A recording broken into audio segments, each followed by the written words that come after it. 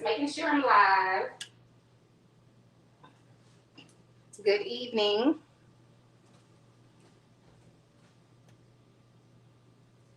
Okay, it's showing up. Good evening, everybody. Oh, I hope this is big enough because that butter is still melting. Let me see. I may need to put that in the pot.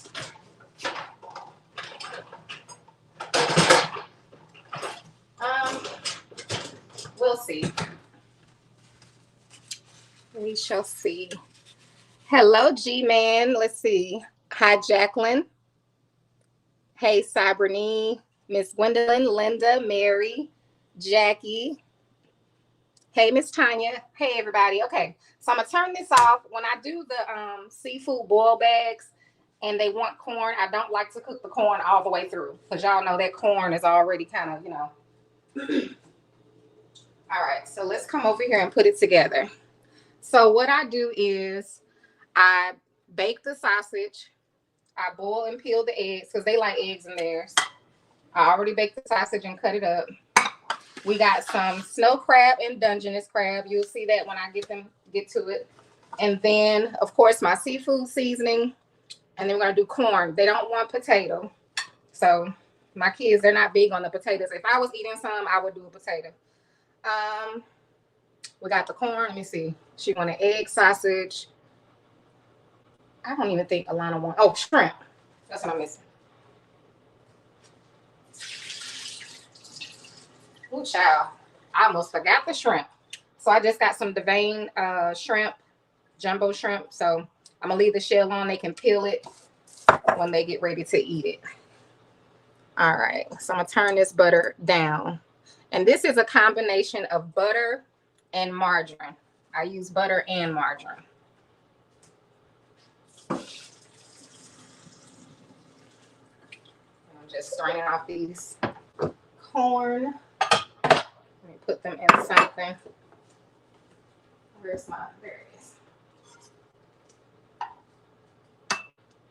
So what did you all make for dinner, or what are you making for dinner? I don't know why my clock says 9 o'clock. It's definitely not 9 o'clock. All right. We'll set that right there. Let me see your comments. Hey, Miss Angela. Hey, Darlene. Hey, Nicole. Hi, Miss Sharon. All right. So we're going to get a pan. Don't judge my pan. I know it's kind of rusty and dusty, but we're going to set the bags on this pan, okay? So I like to use the oven bags. Now you can use the, what is it, you all? What's those other bags? The slow cooker liners. You can use those as well, but they open up differently. So the liners, they open, y'all know, like this at the top. So they're wider down here, but I like the ones that open the long way at the top. So the oven bags, you see how they're longer? Wait, is this an oven bag? Yeah, they open at the top. So that we can put our stuff down there. Let me see. I hope I have enough. I like to double them. 1, 2, 3. Well, I guess one of them not going to be doubled. So, because I only have 3 left. And I don't want to use a liner. So what I do, I just double them up.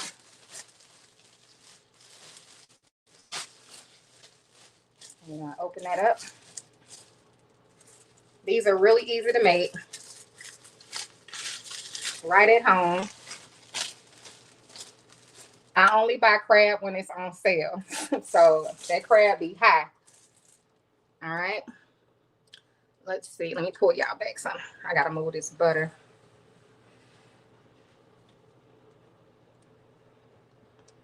There we go. Hey, Miss Kathy. Do you ever cut yourself corn? I have cut them into smaller pieces before. But like I said, today I'm not going to have any.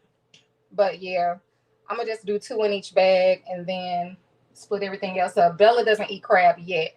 She's not at that age. So my seafood seasoning, And before I forget, you can go on my website, selectblends.com, and you can still use the code thank you before midnight. Okay. And get you some seasoning. So I'm gonna use some of my seafood seasoning and put it in the butter. Go ahead and stir some of that in there. And you don't need a whole lot. A little bit goes a long way, and you'll see what I mean when we put some in with the crab. So I put a couple of dashes in the butter. Just stirring that in. And you all will see that in just a minute. Oh, that's a lot. But it'll work. It's kind of filled to the top.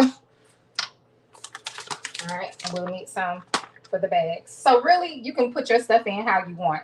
So I'm gonna go ahead and put 1 corn, and then we got snow crab. Now you can do chicken, you can do just shrimp, you can do it how you want to do it. And y'all see the Dungeness crabs. I don't even know if she's gonna eat that Dungeness crab. Let's see. Hey Gary. Hi Julia. Hi Linda. Hi Miss Anita. I'm well. How you doing? It's good to see you. All right. How many in here? 1, 2. So I can put 2 in each. So they'll have 2 Dungeness, 2 snow crabs. Somebody gonna have some extra. 2 snow crab. Oh, she don't have a Dungeness. I only got, let me see. 1, 2, only about 3. That's interesting. Well, that's okay. It'll work out. The kids, they don't really eat a whole lot. And when you have these bags, I seriously doubt they're going to eat all this because that's a lot of food. Sometimes it don't seem like it's a lot, but it is a lot. And I know they don't really eat like that. All right, so now I'm going to add a couple of eggs to each bag. And like I said, you just do yours how you like and add what you like and leave out what you don't. And there's 3 more left. I'm going to let Bella have some eggs. Because like I said, she's not going to eat this. And then we're going to add in the sausage. And there is no particular order. You just put everything in the bag. All right. Get all of that. I don't know. Bella may want. Let me take a few of those back out just in case. Because she may actually want some sausage. And then we're going to add the shrimp. And you add your shrimp in raw because we're going to put this in the oven. So my oven is set to preheat it to 400. Hold on. I'm trying to count. 2, 3, 4, 5. Just trying to make it even. 3, 4, 5, 6. Somebody have an extra.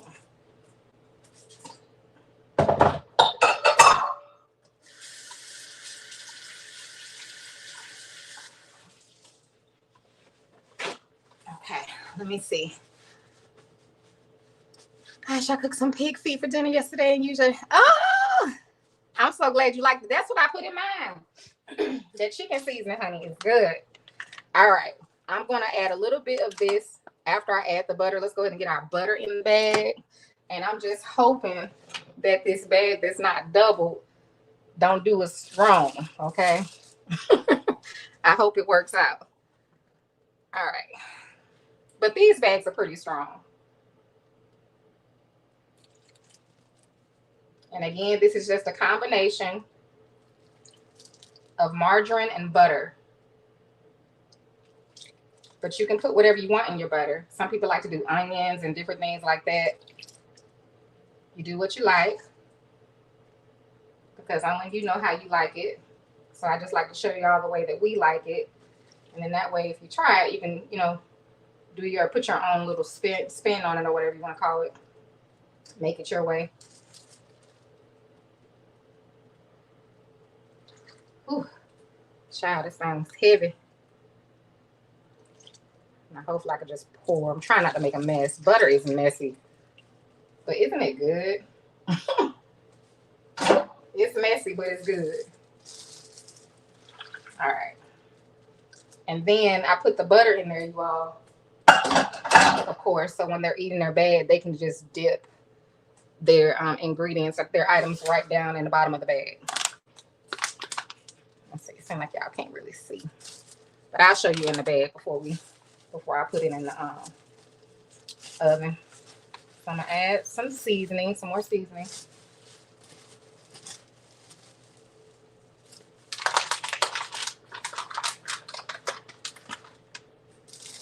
I'm gonna work with this one first because I'm hoping this is the one that will hold it together for me. So I normally double them, but I only had one more, or 3 left rather. And I just like to toss it around real good. Okay.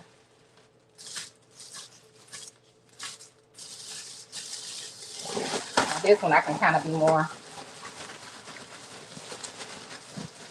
That crab even punctured that bag too. You gotta be careful. But it's nice and juicy, honey. So let's look inside before we put it in the oven.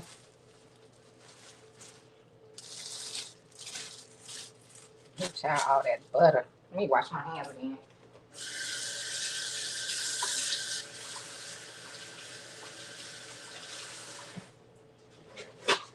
Okay. Hey, Miss Deborah. Okay, hold on. Let me try to fix this thing right. There we go. Okay, so now you can kind of see. If I let this go, it's gonna fall. Hold on. I gotta tighten it back up. There we go. So y'all can see into the bags. So again, you just make it how you like it. It is nice and coated with that butter and everything. And now I'm just gonna put it in the oven. So I bake them for about, if you give it about 15 minutes, you all, 15, 20 minutes, it'll be perfect, okay? So if you don't need to go any longer than that. And I just tie the bag up. And what will happen is your bag will get puffy, but it won't break. It won't explode. I'll try to do it this way. So you don't have to worry about that. So it will fill with air as it's cooking, but you'll be fine. So don't be alarmed by that. And then once they are done, I'll come back and show you all the finished product. Or we can just chat a minute while they cook. I can't be on camera though, y'all. My hair is, well, I'm working, so I'm not dressed fully. Ugh. And my hair is, it's just like in a little fro. Let me wipe that off, y'all. But if you need to go, I'm just saying, just come back in about 15 or 20 minutes. And you'll be able to see it.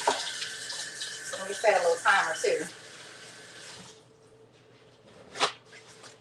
Let me see. Why is this clock saying 9:30? What time is it? That one does too. My power must have went out at some point. Let me see what time it is. It's 6:51. So I like to set my clocks fast. So let's go to 7. Let's do 10 minutes, 7:01. Okay, now let's set a timer.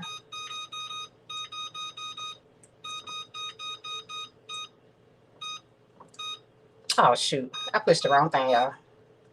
I never use this timer on my stove. It's rare. Let's see, there we go. Okay. So make sure you grab your spices. I don't know what's left, you all, what's available. I know we sold out of a lot of stuff. So let me see.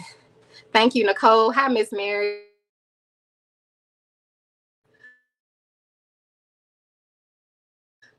So yeah, they didn't want them. So what I did was they have corn, sausage. They want eggs. They always want eggs. Corn, sausage, eggs, and of course, and shrimp to go with the crab. Yes, you're 1 hour ahead. You on Eastern time. Hey, Miss Wanda. So what y'all want to talk about while we wait?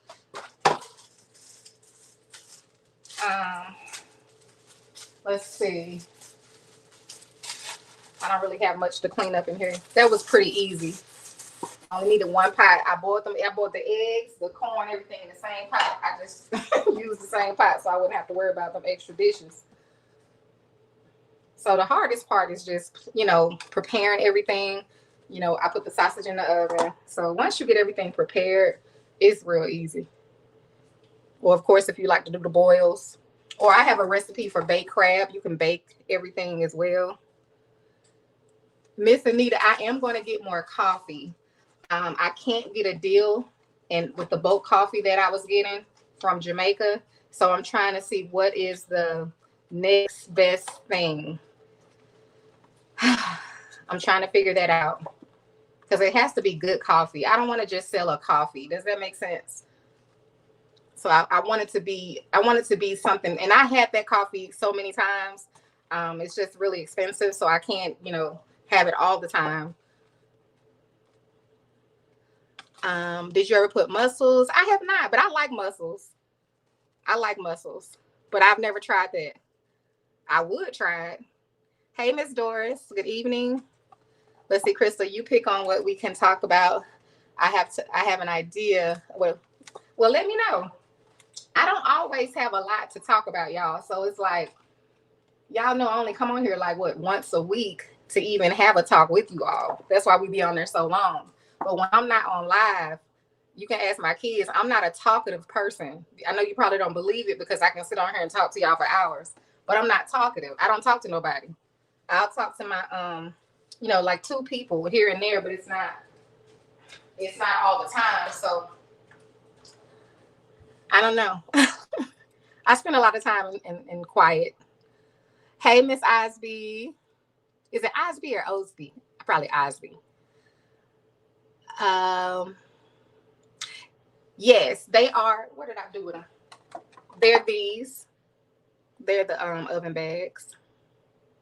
I like the oven ones versus the liners, that go in your crock pot, the slow cooker liners, because these they're tall. They open at the top versus the other ones are they're long. And I think I just had one to show you. Because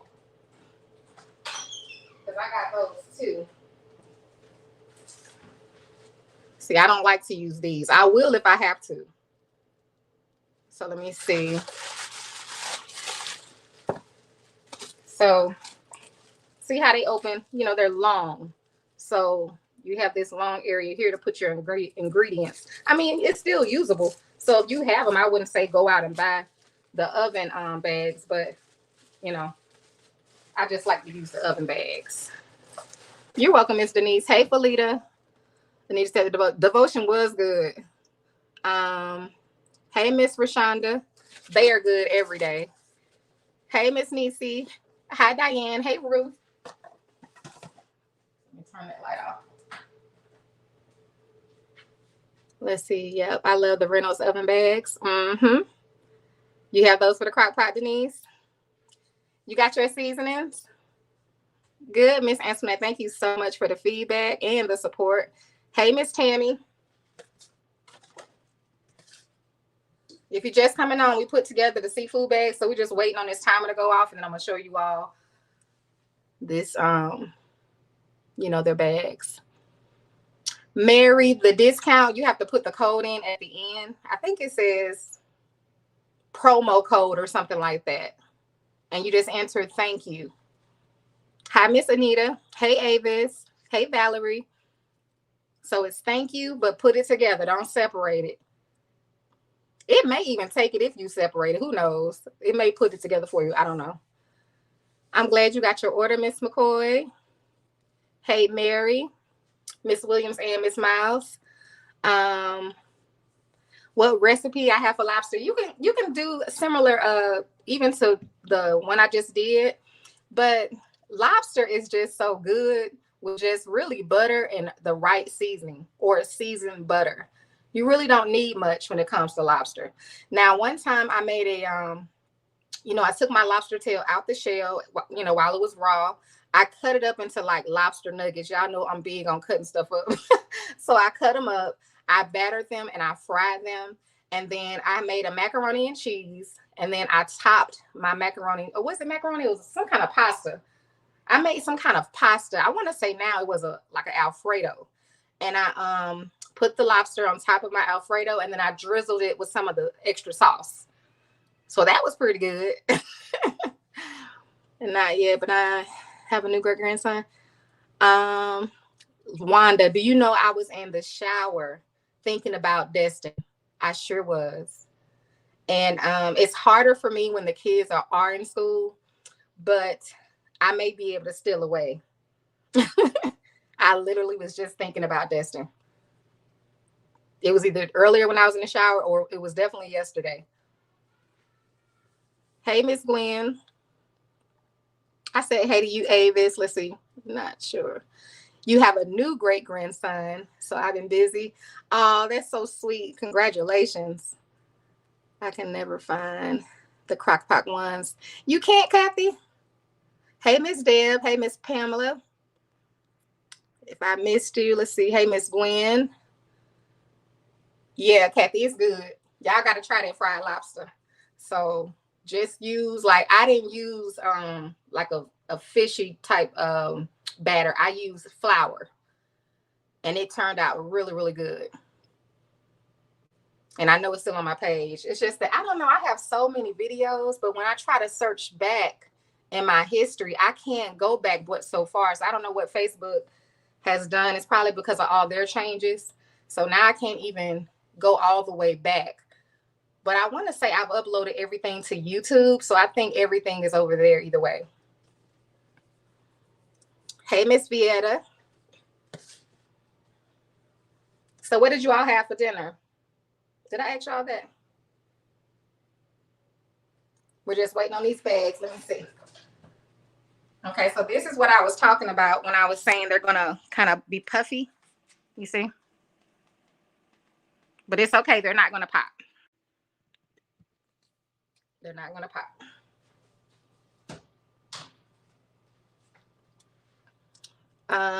Yeah, well, seasonings. I just added a little seasoning in the flour. And that's it. I probably tossed them in mustard first and then, tossed them with the flour. Fish, cabbage, and garlic pasta, fried chicken, Miss Crystal. Hey, Cassandra. Hi, Juliet. Let me get my water.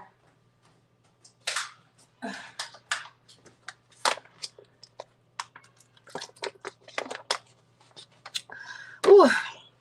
What day are we on in the weight loss challenge, you all? I know we end on Sunday. We are on day 12. I think this is day 12. But I'm going to have to keep going. I'm giving myself to my birthday to get the weight off that I desire. So that's going to be my birthday gift to myself this year. Hi, Miss Yolanda. Annie said I had steak, cheese, broccoli, and garlic bread. That sounds good. Sounds really good. I love steak, but it's like I can't eat it like that.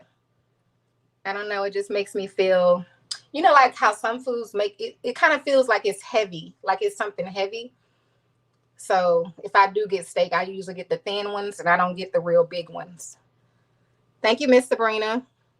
It's almost ready, y'all. We're halfway there. Hi, Miss Belinda. Hi, Regina. Yep. I like doing it this way too because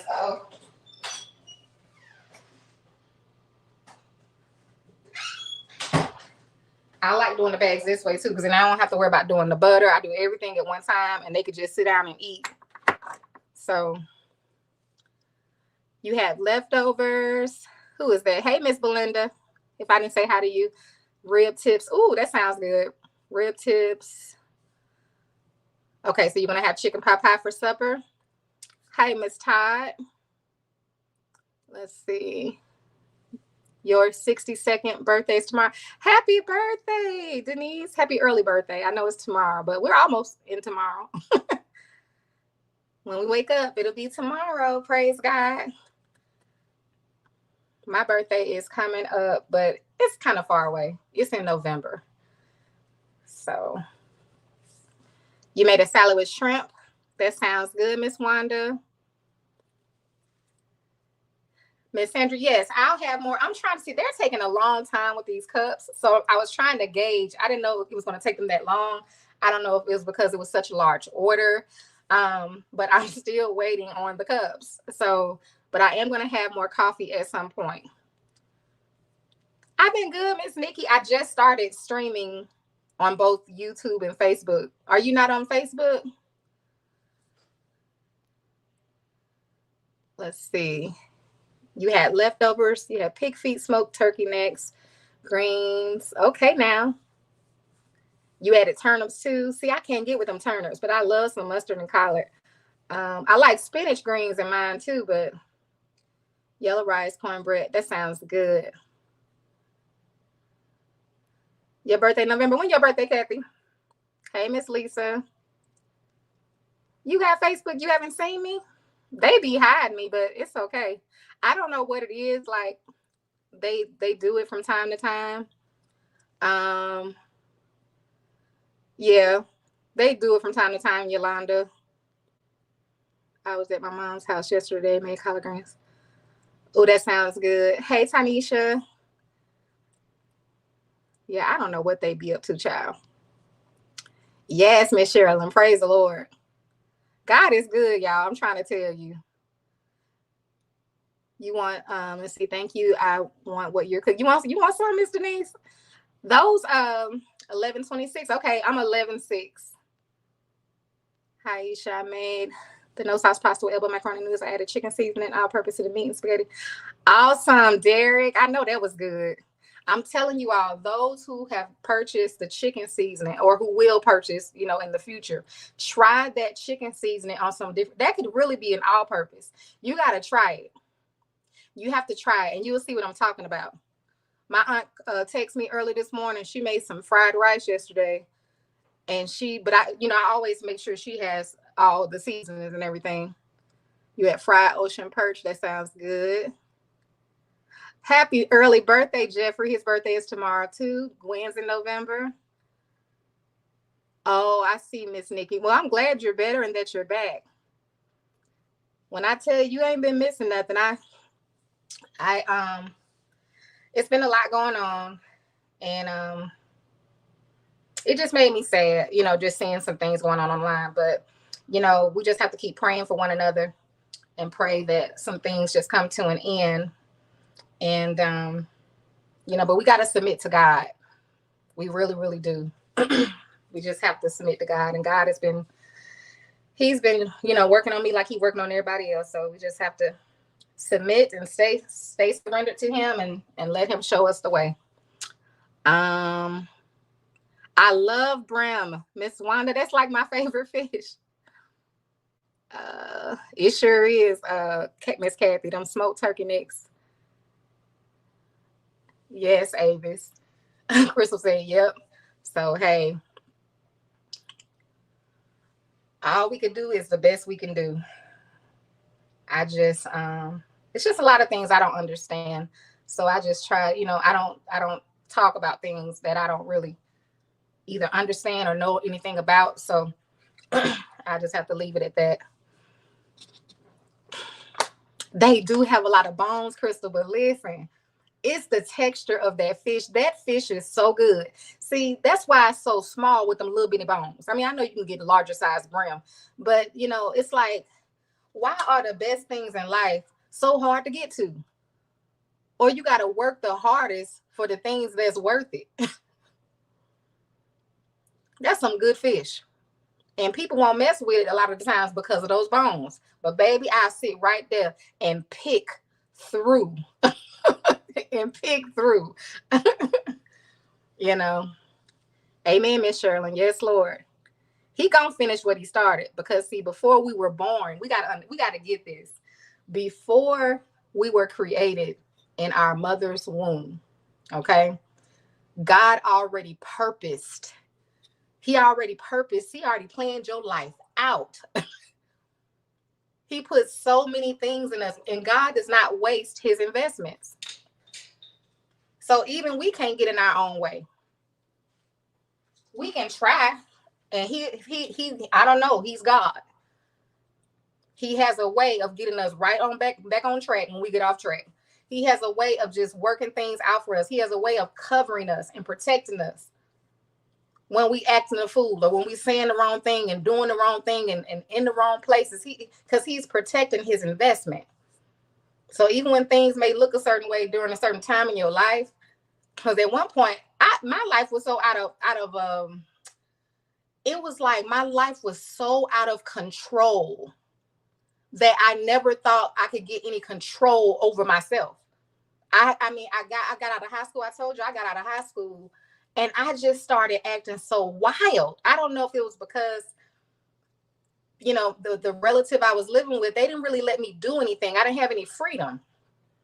I didn't have any freedom, you know, and so sometimes it's not good to not give your children some freedom. I'm not saying kids should just be doing whatever they want to do, but I didn't really have any freedom. So when I went off to college, I just acted like I ain't had no home training, everything.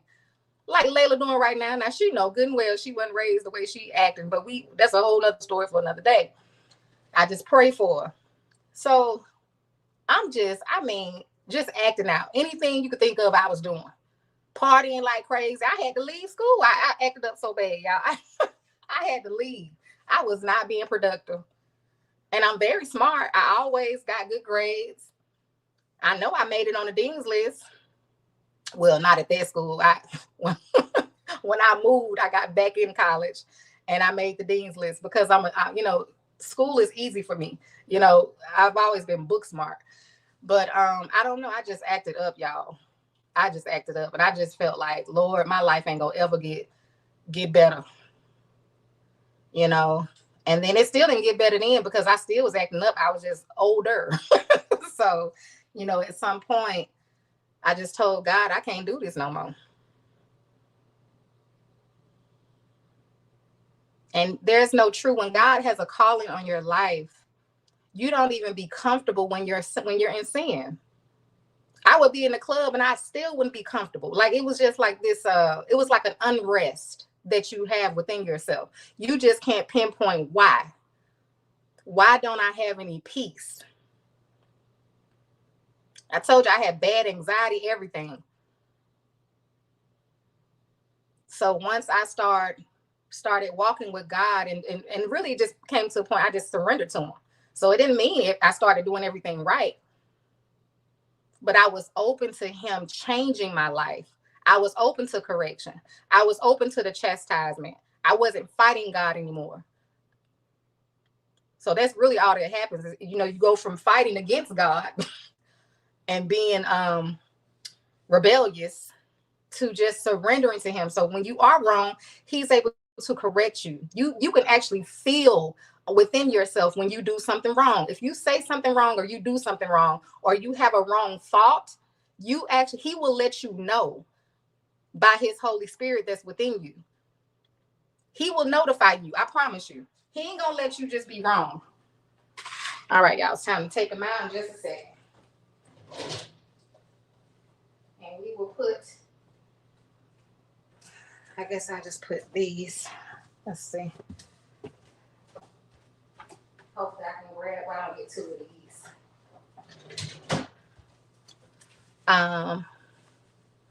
Yeah, he let us know. He does. Because he's a good father and he wants us to be the best, you know, versions of ourselves. He wants us to look like him. So he's going to help us. He's going to help us. If we want to be helped, that is. If we want to be helped. Because everybody don't want to be helped. All right, let me see. All right. All right. Let's take it out. Ooh, this thing is hot. These little mittens, child. These little mittens ain't doing nothing for my hands.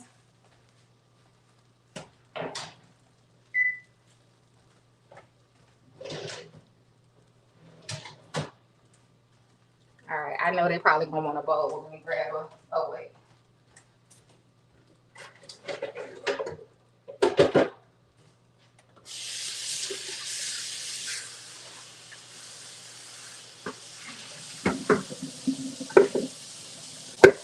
Too much water.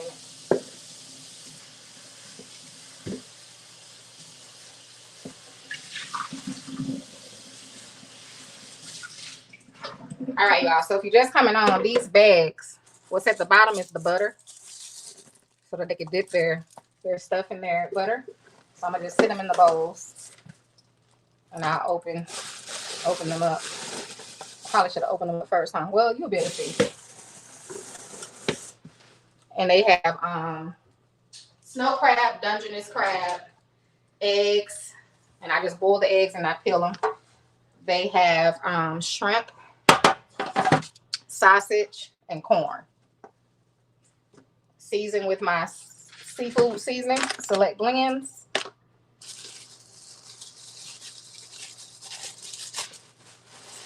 Ooh. Ooh. Hot.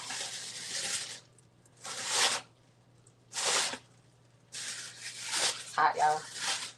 So if you want, you could just kind of fold them bags back. Let me cut that. So it's ready. Cut it so it can be open.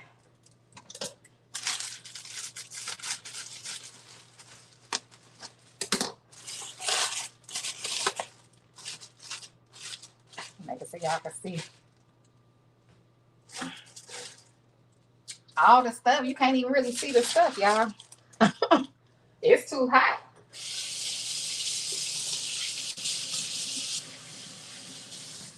Y'all can't see the sausage and stuff. Let me show you. You can see, but see, there's the egg and the corn. That sausage down there somewhere, the shrimp. I can see it, but y'all probably can't. Off in the corner, but the shrimp are done. I'll grab one and show you.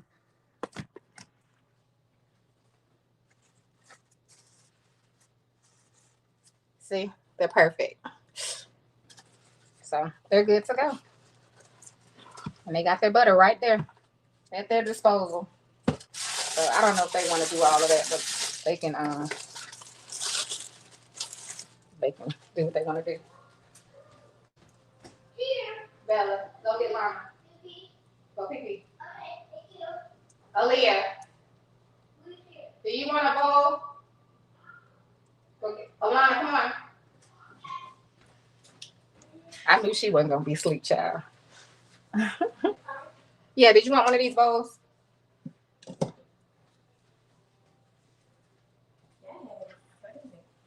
I don't know. I try to make them even, but that one has a little more crab than that one. So, you know, yeah. I was showing them. Oh. They can't see. Oh, what you trying to do? I can taste it. Take the shrimp because it's probably gonna be easier. The butter's at, down in the bottom. Yeah. But that's not peeled. I know. That's your seasoning too? Okay, yeah, she dipping hers in her butter. Her shrimp. It tastes better every time. She's so silly. Oh my God. The more you do something, practice makes better. We'll never be perfect. But practice makes better. Good. Okay, here's your bowl. I'm gonna take it over to the. Well, it's hot. I'm gonna take it away. Mom, give me. Mom, give me. That's hers. You want some egg? Mom? Egg? Oh. Well,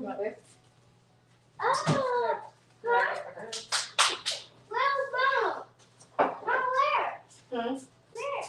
Get up there. Mom, where? Well, yeah, get up there. Here.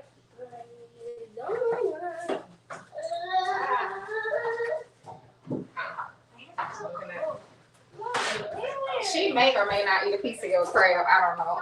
Like if you want to let her try it. Okay, so everybody has their food.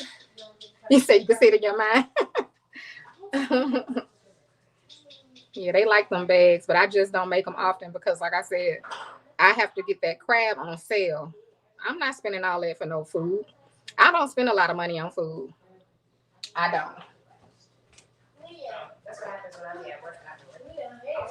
And it's not that I can't. I don't see that as a good investment because food, it's temporary. It ain't something I can hang up and use again or something. So I just look at it that way. Where I live, they're usually around I think it's 15 to 20 a pound or something like that. But so when they go on sale for like under $10, that's when I get them. So they'll have a sale like $8.99 a pound, something like that. That's when I got those. And what I do is I buy extra, and then I'll put the put the rest in the freezer because I don't care for snow crab. That's why I said I got the Dungeness for me. I love blue crab. That's my favorite crab, the blue crab. But we don't have a place locally that sells them. So I have to, drive all the way to Tallahassee or Panama City to get blue crab. What did you say to use the chicken seasoning on again? No, I was saying it's like an all-purpose. Like use it. Yeah, I know I did put it in the pig feed when I made that. It was really good. But I've used it for other stuff. Like I use it like kind of like an all-purpose. And then my aunt was making fried rice. She made some fried rice yesterday, and she was wondering what she should use, but I didn't get back to her in time. So, but I told her next time use the chicken seasoning. Rachel said I may have to come to Maryland. I know I'm gonna be moving. I can't move all the way to Maryland yet though. When I have an empty nest, that'll be different. Then I'll be free to move wherever. But I was serious yesterday. I really am thinking about leaving this country.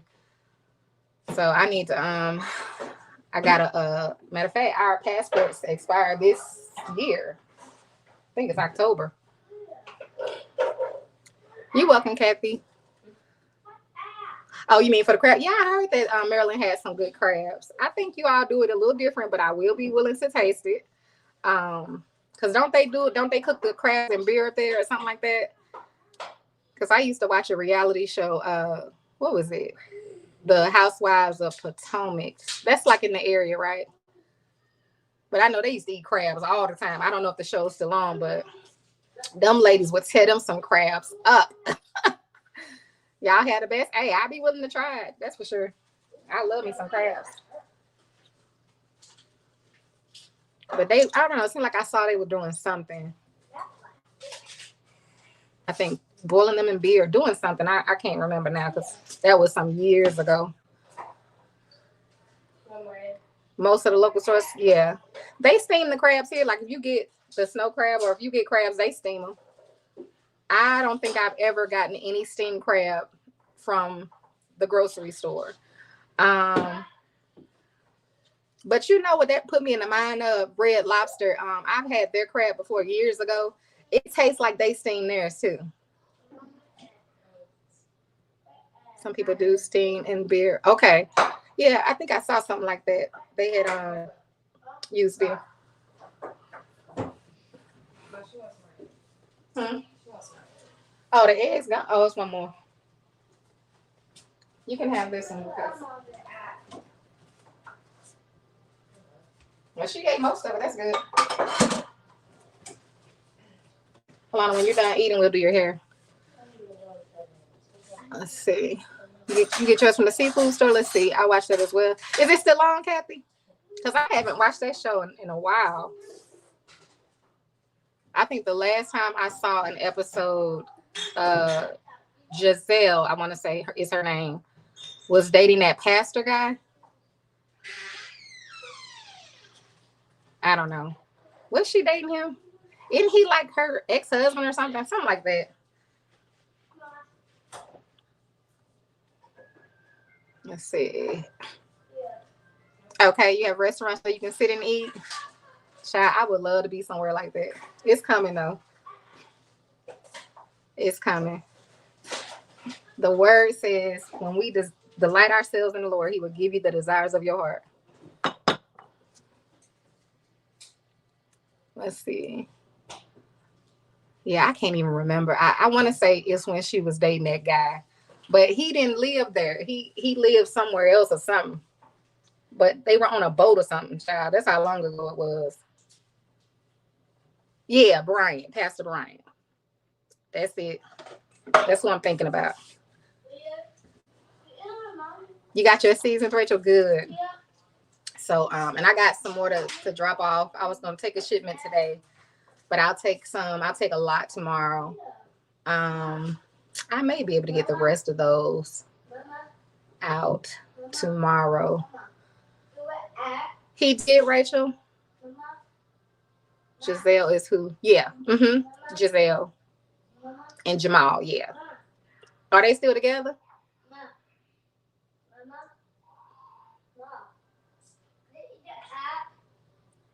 You know, I was thinking about how it has to be difficult for a pastor, whether you're a man or a woman, because women can be pastors too. But anybody in that position to be faithful, because you got to think, especially as a man, you got to think about it. Women are going to try to throw themselves at you just because they don't even want you. They just they just want a taste of your power, you know. And it's just so much I can go into with that, but I'm not going to go deep, you know. And some men are not able to see, you know, through the enemy's through what the enemy is doing is what I'm saying. You like the Dungeness? Okay. I actually had got those for me, but I decided to let you and Olivia have them. Oh, he remarried somebody else. Oh, well, sometimes it just don't work out. But you know, the blessing in it, breakups can be difficult, you all, and you may not want to separate from a person, and you may feel like, you know, you can't see your life with nobody else. But God has a way that all the eggs are gone, baby. They gone. They all gone. Are you done? No. Okay, well, take your bowl back. Don't drop it, because I don't want another broken bowl. Take it back up there. I should even gave you that bowl. Put your thing back up there, Bella. Please don't drop that. But what I was saying is God will bring somebody in your life and you'll be then forgot, you know, that person that you thought you couldn't live without, you know, and you'll be thankful, you know, that you didn't get with that person. What? What? Okay, go sit down.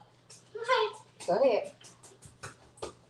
So when it's the right person, you know, you'll know.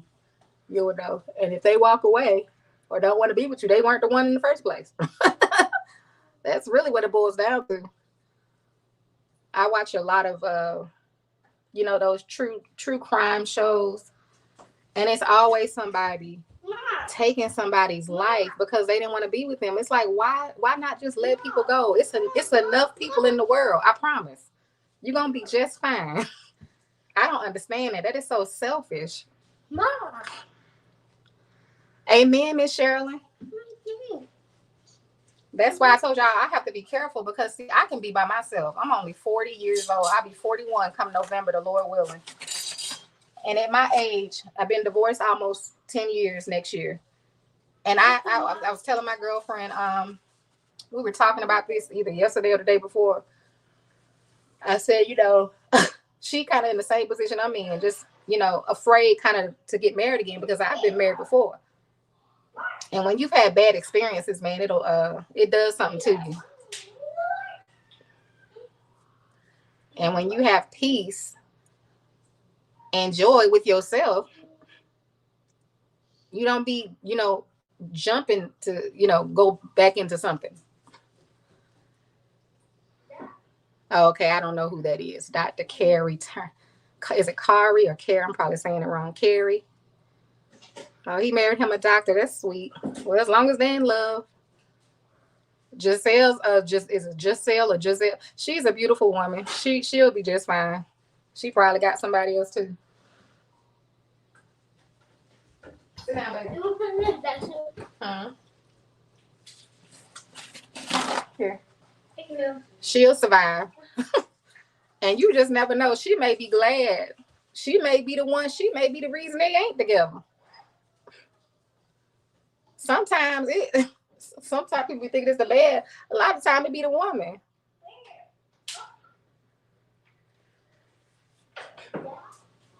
Some women know what marriage is about. Or they know things about men that other women don't know. So, you know, a woman ain't, look, there's some stuff, man, you just be like, I don't care if they with somebody else. I don't care. I'm glad they moved on. It's better than them trying to unlife you. Move on. There's always two sides. There is always two sides.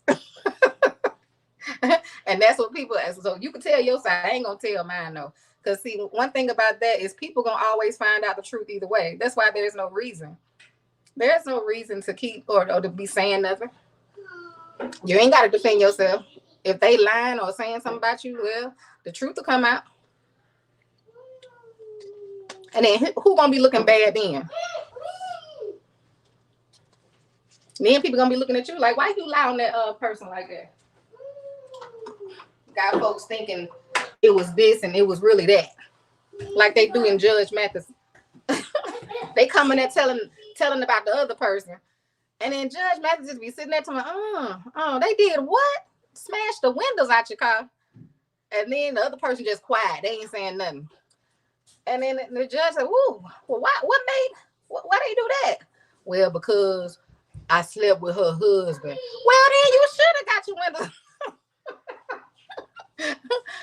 You should have told that part first. You should have led with the truth, you know. But people don't like to lead with the truth. But we're going to eventually get there. We're going to eventually get to it. So you really don't have to say anything. But a lot of people, normal people, stop it. And I hate to say normal, but regular people, you know, when you, girl, hand me that right there. I don't know why Aaliyah did that. Did she put sugar in there? I guess she was planning on making it. Bella, stop it. You can't have this. Go here. Come on. Are you done?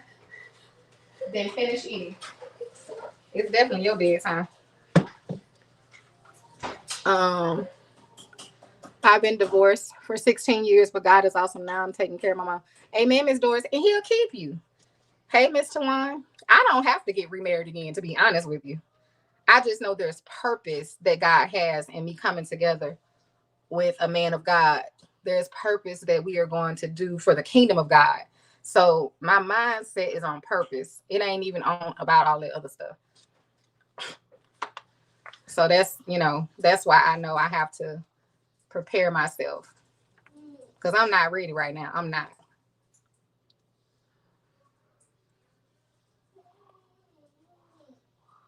And I ain't trying to be ready right now.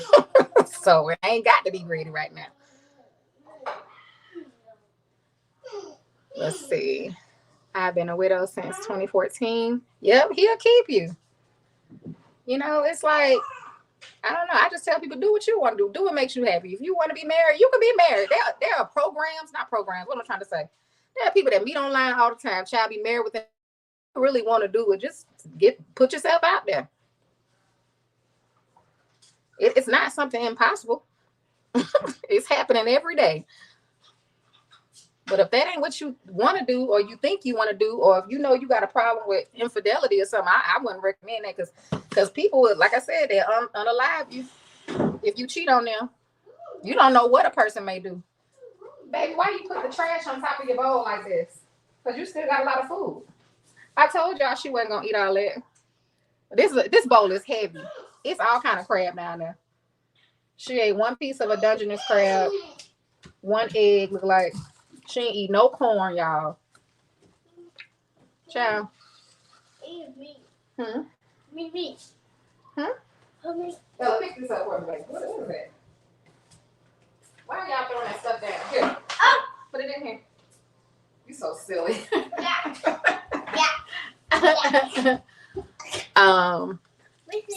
So much going on. I'm not. Yeah. Okay, go in the room. Go ahead. Go ahead. Go wash your hands. Go wash your hands. And you need a juice. It is a lot going on. It's really a lot going on nowadays because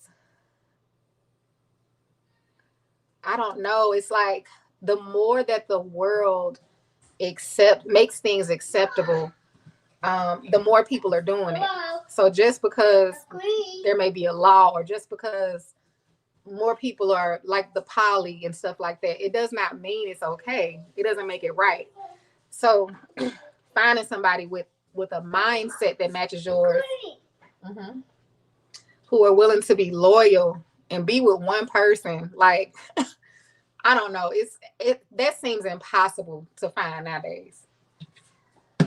So just that alone, you know.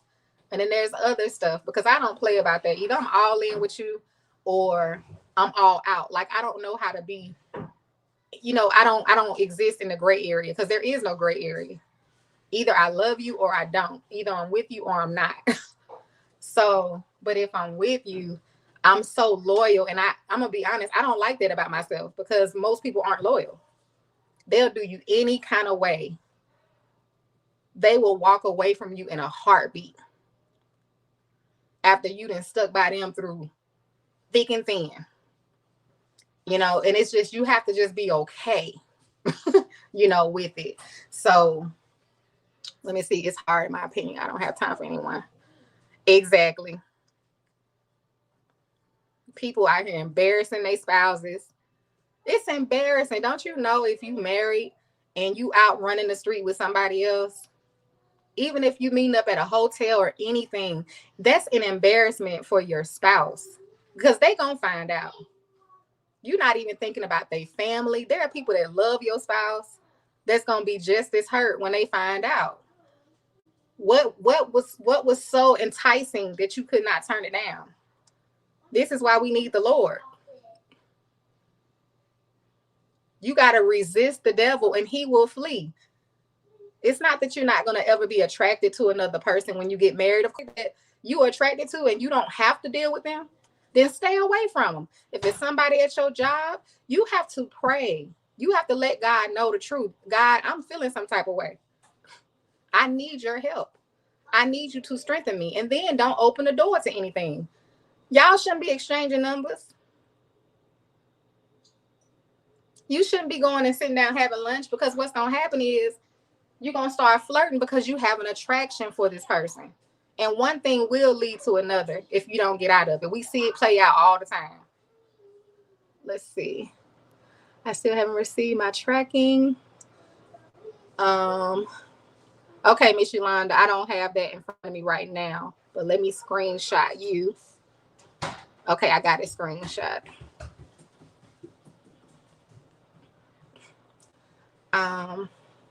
So much of that when I worked in the factory, once you start taking a break. Yep. And see, for people like myself, that doesn't make me want to get married. You got spouses thinking about other people while they sleeping with their spouse. Did y'all go in there now and lay down with go. Do you need a paper towel? Here, dry your hands. Now we've been doing this all day. Go ahead, it's time for you to lay down. What's that movie, y'all? I hated this part on that movie. I already don't like to see people them sex scenes, but sometimes they catch you off guard, child. But y'all remember that movie? Hold on, let me turn this light off. Child be trying to turn my lights off. My light bill will be $500-$600 during the summer. So I just got a 500 something, like probably 600. But anyway, what's that movie, y'all? Good Deeds. So y'all remember when he went home and he had sex with his girlfriend, but he was thinking about that woman. And see, you think your spouse don't know, but they know something up because they know you. Yeah, I sent out a whole lot of tracking numbers, Miss Heidi. They know you. So when you're doing different things, and obviously it's somebody else on your mind. It ain't me. Yeah, Miss Sherilyn. So, but the point is this: married people are to be examples. So I got an order for you, Miss Heidi. I called your name out the other day. I think it was Friday. Single people are looking. Bye. So if they see Mr. Johnson cheating on Miss Johnson or Miss Johnson cheating on Mr. Johnson, as soon as he pull out to go to work, here come this other truck pulling in, and some dude getting out. He don't leave for about another couple of hours. I mean, it's things, people see everything. It's okay, Miss Heidi. It's the one from Friday. It's the one from Friday. So you can verify because I called the names at the beginning.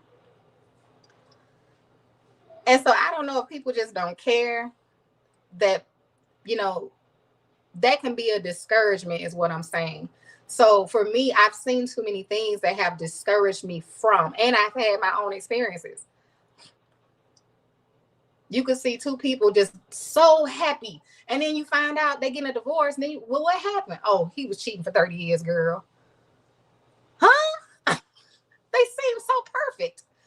So I had to stop looking at the picture that was being painted, because I don't think anybody wants, you know, nobody wants to look bad. That's why we do those things. That's why we smile on all our pictures. And, you know, who's going to not smile if they're not feeling good? No, you taking a selfie, you're going to make sure you smile. You know, you in a relationship, you're going to always show the pictures of us holding hands and smiling like it's just all, which we all know the truth. Because, I mean, everybody has been in a relationship, especially at this point. We know it's not a good day every day. We know there are fights and disagreements, not fights physically, I hope not, but you know what I mean, disagreements and things like that. So, you know, we everybody know that. But you see, that's why we do it. We don't want to be seen in a bad light. But the only bad thing about that is when the breakup does come, everybody's confused in a way, because it's like, I thought y'all was just seem so happy all the time. I mean, all the time. And the more you push things in people's face, that's why they be so like, what happened?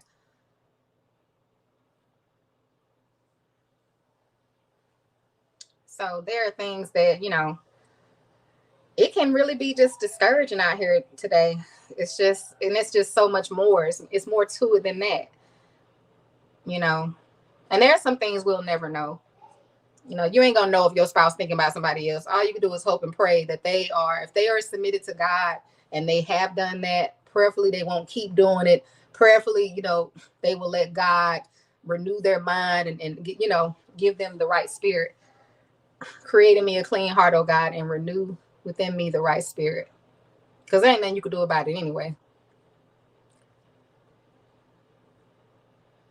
Hey, Miss Queen, let's see. A young lady told me today she stayed in a 15-year. Yep. And that's a hard one. I was my first marriage, there was physical abuse, but it didn't start that way. So and I was just young. That's why I said I'd have made some bad choices, but it is what it is. Because I wasn't in love with either of my spouses, literally.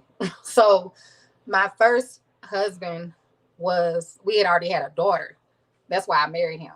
But it was, when I think back on that, which I don't think on it often, but I wonder how I made it the time that I stayed, because we were just like kids. We were so young. So it's just like we would just, I don't know.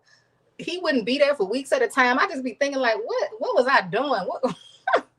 How did I stay in that? But he became abusive after the first year. And because I knew he was running around on me, you know, and I'm very y'all don't even understand. I'm so adamant. I don't want no STDs. That's not fair. That's another reason why married people shouldn't cheat, because you can get HIV or anything and bring it back to your spouse. There's like no concern or consideration. You can impregnate somebody else. I mean, it's just all kind of stuff. You can get pregnant by somebody else. But sin does not make you think. When you're in sin, all you see is you want to fulfill this pleasure. You're not even thinking about the consequences that will come behind it. And I understand, because when you're younger, and I'm not saying all young people, but when I was younger, there are things I just didn't really think about. I just did it, you know, and it's just God that covered me. That's why I say, man, if it had not been for the Lord, that's why I never leave Jesus, because he never left me. He kept me through all of my stupidity. But when I was married, I did not want to sleep with my husband, because I knew he was out doing other things with other women. I was aware of this, but I didn't care because, like I said, I was not emotionally invested. So it's different when a woman is not emotionally invested. She really don't care what you do. I'm just letting you know that right now. That's how you know you ain't got her. Because if she ain't fussing and fighting and child, I ain't care what he did. I would be glad when he would leave, to be honest with you. I had my kids to take care of. So I wasn't bothered by him not being there. But what I wasn't going to do is just be tied to a person legally if we're not going to try to do something, you know, at least be decent with one another. And so he became abusive after the first year. And I'm not that person that can stand by and wait on the inevitable, because the inevitable was going to be that I was going to take him out. Even now to this day, I tell people, don't raise your hand at me. Don't act like you're going to hit me. I don't play fight because I done been through it. So don't, ain't no play fighting over here. Don't even look like you finna hit me. Job be done grab my 9. My 9mm. I ain't even playing with you because I don't know what you was going through, what you was about to do. So you shouldn't play like that. But anyway, I thought I shared about this. Maybe I didn't. But one night he almost took my life. He had went running out with some women. And when he came back, I was concerned because one minute he was sitting outside, the next minute my car was gone because he would take my car and pick up women. Okay, fine. He comes back. So now I see the car there, but I didn't see him. And so when I went outside, he was sitting in the truck, but he was asleep or something. I guess I don't know why he was asleep in the truck. And so I'm banging on the window, and he just got mad, I guess, because I woke him up. I don't know what he was mad about. Let's see, Aisha, you are strong 10 and you are strong 9. Oh, strong 10. Thank you, Andrea. And so he got out that truck, child, and I was not. This is the first time he had ever jumped on me, so I wasn't expecting a beating. You know, you just. That's child. If I knew he was gonna do that, I wouldn't have went and knocked on the window. I'm not gonna put myself in harm's way. That's stupid, you know. And mind you, nothing had ever happened before. So okay, I'm glad you liked it. I'm not gonna do nothing with it. Go. I told you to go lay down. Bella. Aaliyah, is that light on in that bathroom? Stay out of that bathroom washing your hands. You can wash your hands like 4 times. Go lay down. Where was I, y'all? Let me see. Thank you. Oh, yeah. I think I would have got away with it because, I mean, not like that. I'm not trying to get away with it, but it's like it really would have been a self-defense type of thing. So I was shocked. I don't know if y'all seen the cartoons where the person sees stars, like when they get hit with something, or that's real. Do you know? You know, I'm walking back in the house.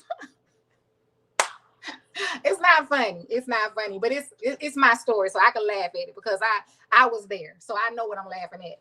And so I go back in the house, and I remember I went to go sit down.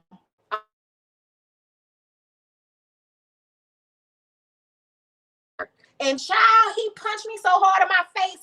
Pop! Child, I promise you I saw stars. I promise you. God is my witness. It was like Tweety Bird. I said, oh, Lord.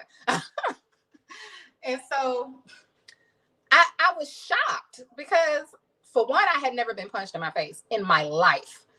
For two, I wasn't like it just was unexpected. And mind you, I'm like 7 months pregnant. I'm 7 months pregnant. He grabs my feet and pulls me off the couch chair. It was like it wasn't a love seat. It was smaller than a love seat. Pulls my ankles and pulls me so I hit the floor, just my bottom, you know, because he had my legs. Excuse me. 7 months pregnant. He drags me all the way to the bedroom. Now, our house, we had like I was living in Tallahassee. Off High Road. I never forget that apartment.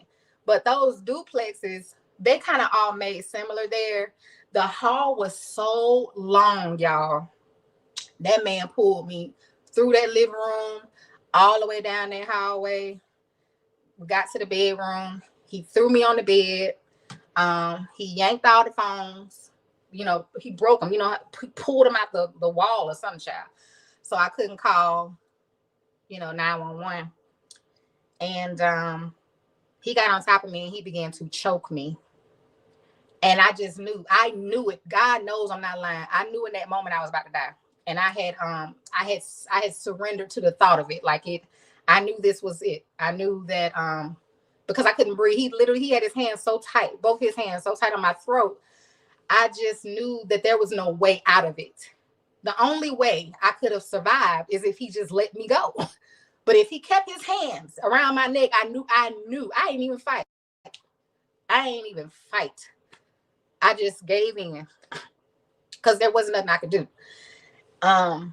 So his eyes were different.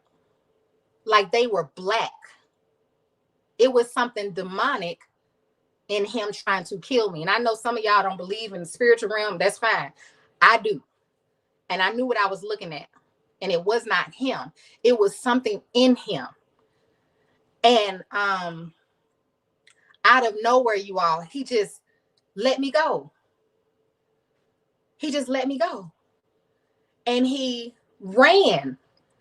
But before he ran, I kind of sat up and I said, in the name of Jesus, get out of here.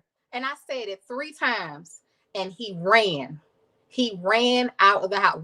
Child ran so fast, he forgot his cell phone. So that's how I was able to make a call to his parents for them to come get the children. Because I didn't know if he was coming back. And when I tell y'all, I was not going to be in that position again, I tell you that. And so by this time, the kids had woken up. And I guess from the commotion, I don't know. And maybe they didn't. Some kind of way, maybe I wouldn't got them out the bed because this all happened so fast. And it wasn't a fight. It was like I was really defeated. So, like I said, I was really thrown off. And so I'm sitting in we didn't really have a dining room, but it's like a little area for the table, back kind of in the living room area. So I'm sitting down waiting for his parents to come. And I knew they had to drive about 20, 30 minutes because they lived in Quincy. So if you're in Tallahassee, y'all know what I'm talking about. Quincy, about 20 miles up the road. Okay. So out of nowhere, he busts back through the door, y'all. I'm like, oh, Lord. I'm holding one baby on my lap, and the other one is standing right by me. And they were fine. They were just, standing there. And I'm pretty sure I had got them ready for, like I said, to go. And he walks up to me, and he goes, you know how I can't do it right now, but you hog up a spit. He went deep for that. And he spit right in my face. Big old glob of spit, just right in my face. He grabbed his phone and he walked back out the door. And I cleaned my face and, just let the kids go with the parents. Because again, I didn't know if he was going to come back. So that's just one time. He only got maybe 3 times in there total before I left. I told you I can't, that situation was not going to end well for him. It wasn't, because see, he had that one time to take me out on that bed. You pee? Okay, we'll go lay down. No, you're not going in there to play in that water. No, ma'am. Go. So I think for me, when it comes to women who do stay, I think it's because they are emotionally invested. I think it has to do with, because you got to think about it. If a person who you love and they love you, or at least they say they do, and even with history, because sometimes these people who are in abusive situations, it doesn't usually start that way. See, they'll reel you in first. They'll make you think you the world and you they world, and and so by the time you in love, for one, you blind to stuff and you trust them. Love will make you blind to things. That's why you get out of relationships and you look back and say, why did I put up with that? What was I thinking? Because you couldn't see it while you were in it. So that's the only thing for me that would make sense, is it has to do with well, part of it could be fear. Because I mean, if they're putting their hands on you, ain't no telling what they'll do if you try to leave. And it could be a thing where they're emotionally invested in that person. Then you don't know what kind of brainwashing people be doing or any of that. No, Naomi, I didn't call the police that time. I mean, I didn't press charges that time. No. Now, I was going to handle that situation. And like I said, that was the first time that had happened. And I'm not a big police caller, because the police have been and took you out. You didn't call them to help you. I'm telling you, I'm not a big police calling person. I never have been. So if I call the police, it's very, very, very to the point where, but I was going to handle that situation a little differently with him.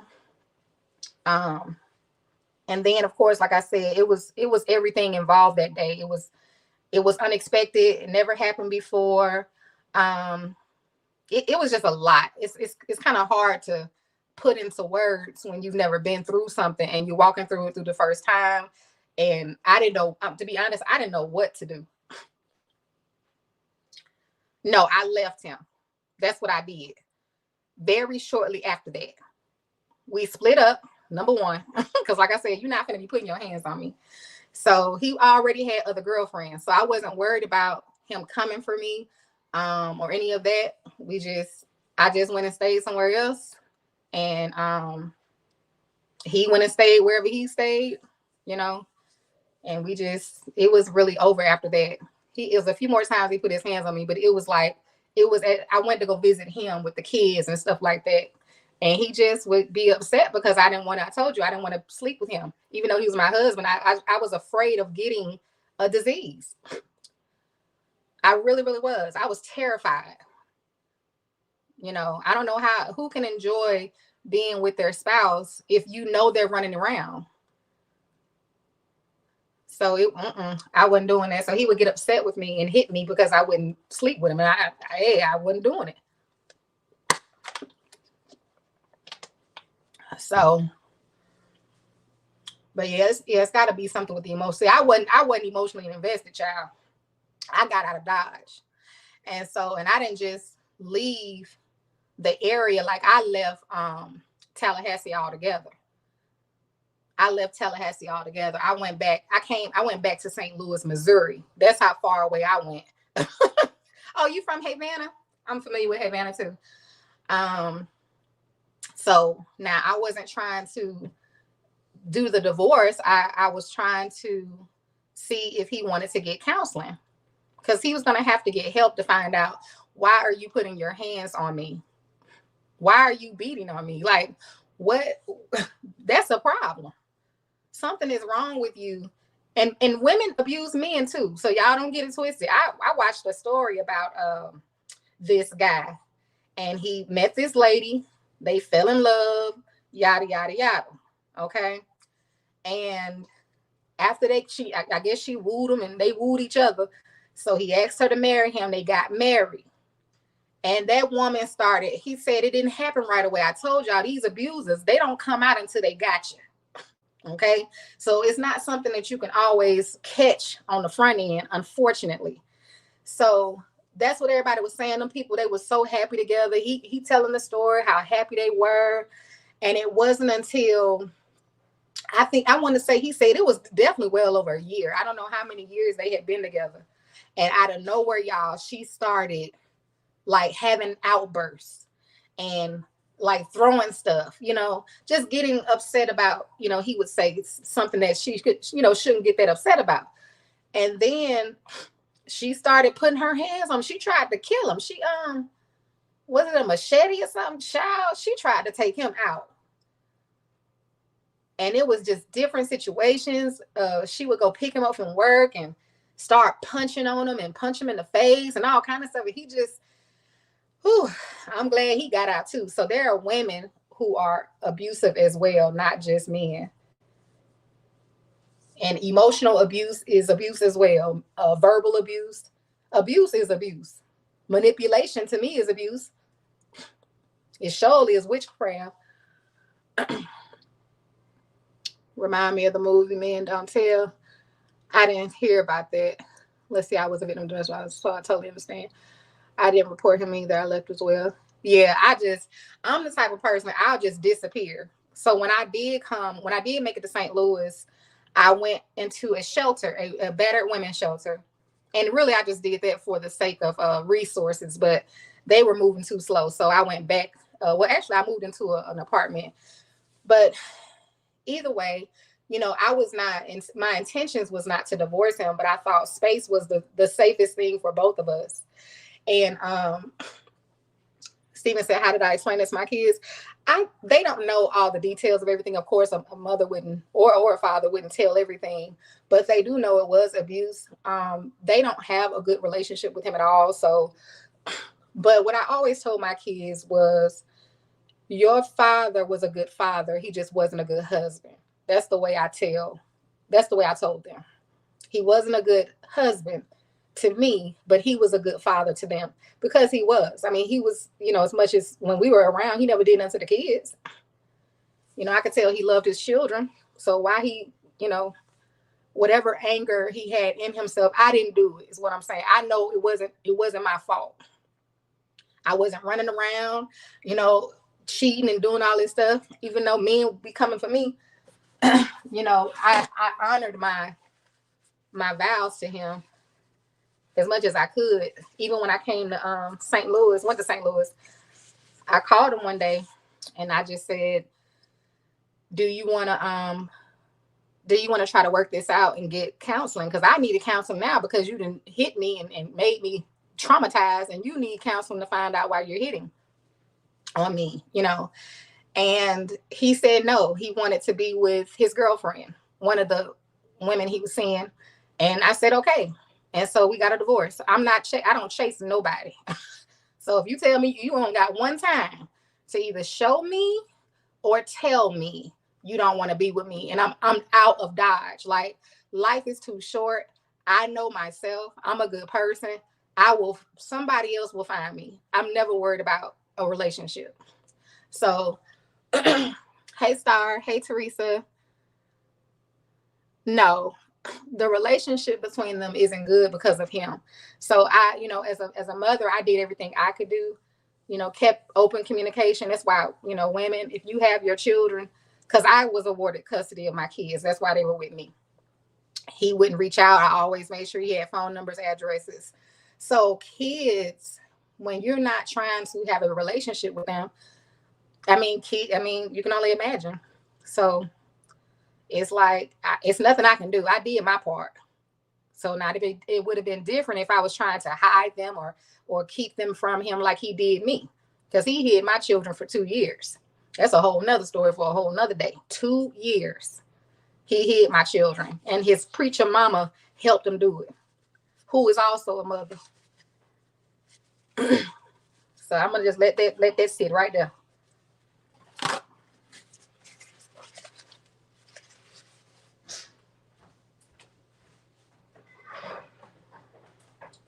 That's why when I tell y'all, when I write my book, or finish it rather, y'all gonna be like, what in the world? We're gonna need a whole Lifetime movie. Oh, I don't know, Stephen.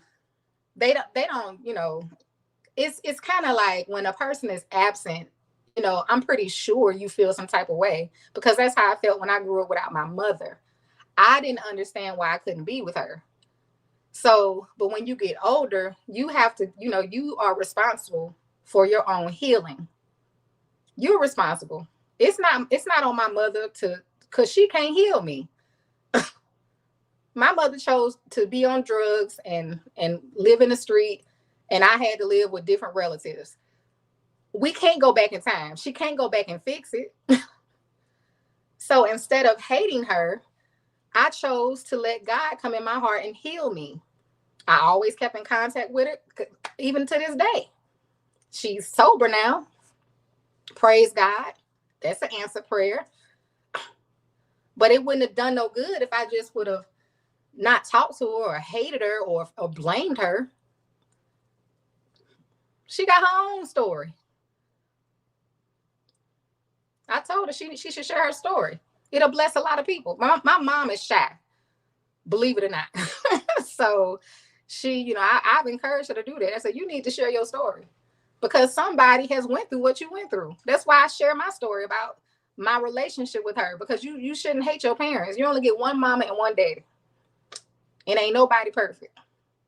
So just because, yes, I went through a lot growing up that I likely wouldn't have went through if I was with her. But the point is, it's the way God allowed my life to go. And to be honest, it has been a blessing because me being around with different aunts and stuff has allowed me to be versatile in a lot of areas. I picked up different things from each one. And not to mention my grandmother on the picture. So, Stephen, that's what it was. I knew that was God. I knew that was God that night because when I tell y'all, I knew it was over. Like in my mind, I knew my life was about to end that night. But your next husband, as if he's your, that's when. No, it won't be Miss Gail because first of all of our kids are grown. So with the exception of David, and David has not been with me in a long time. So we don't have there's nothing, there's no reason for him to be around. He don't even live here. He lives in Florida somewhere. I don't even know exactly where he lives, but I have not seen him or had any type of communication with him in a long time. So I've never been in the same area with him when I was married. We've always lived a long way apart. So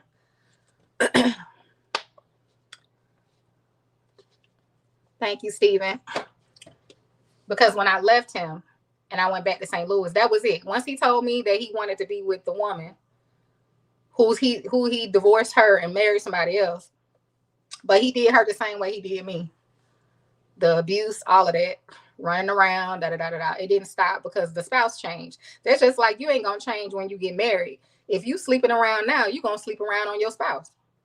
You got to have self-control before you go into a marriage or you ain't gonna have no self-control afterwards. Because if anything, that's when the devil really gonna bring the temptation.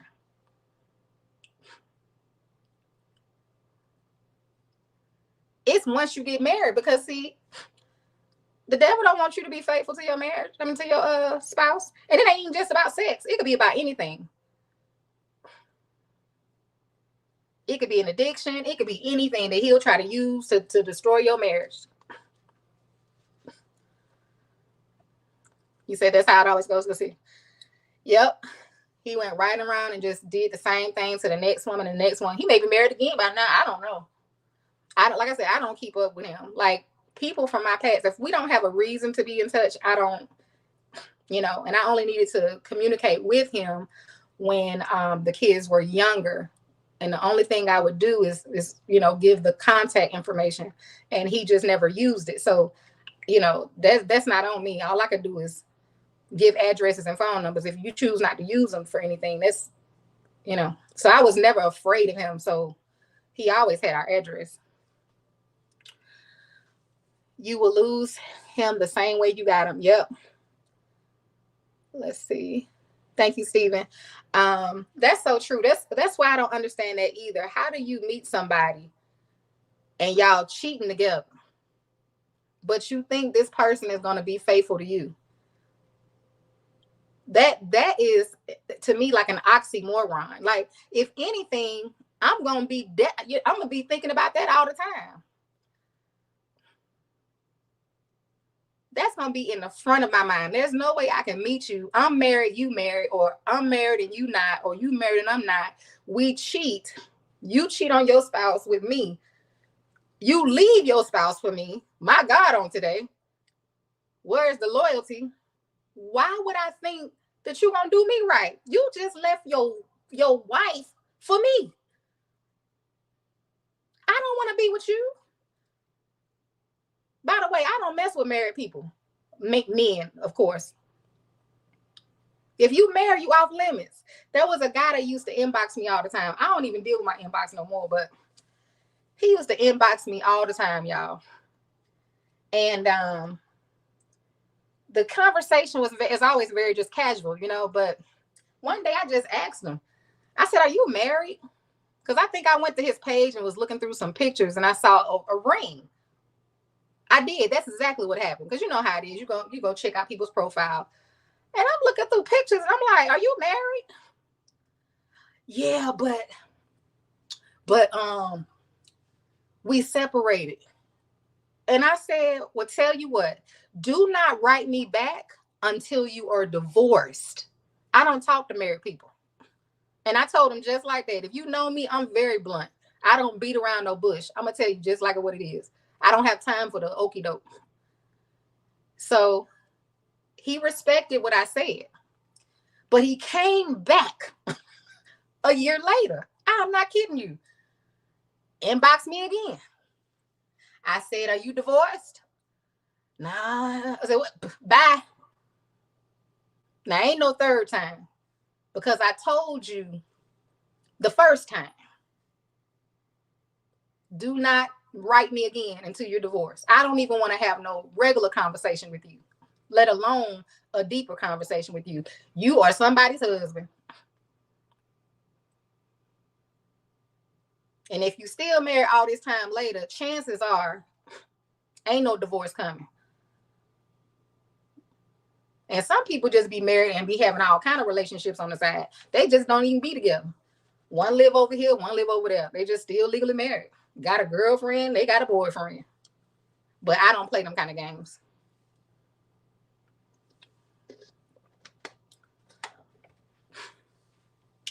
Exactly. Miss Crystal. It does sound delusional, doesn't it?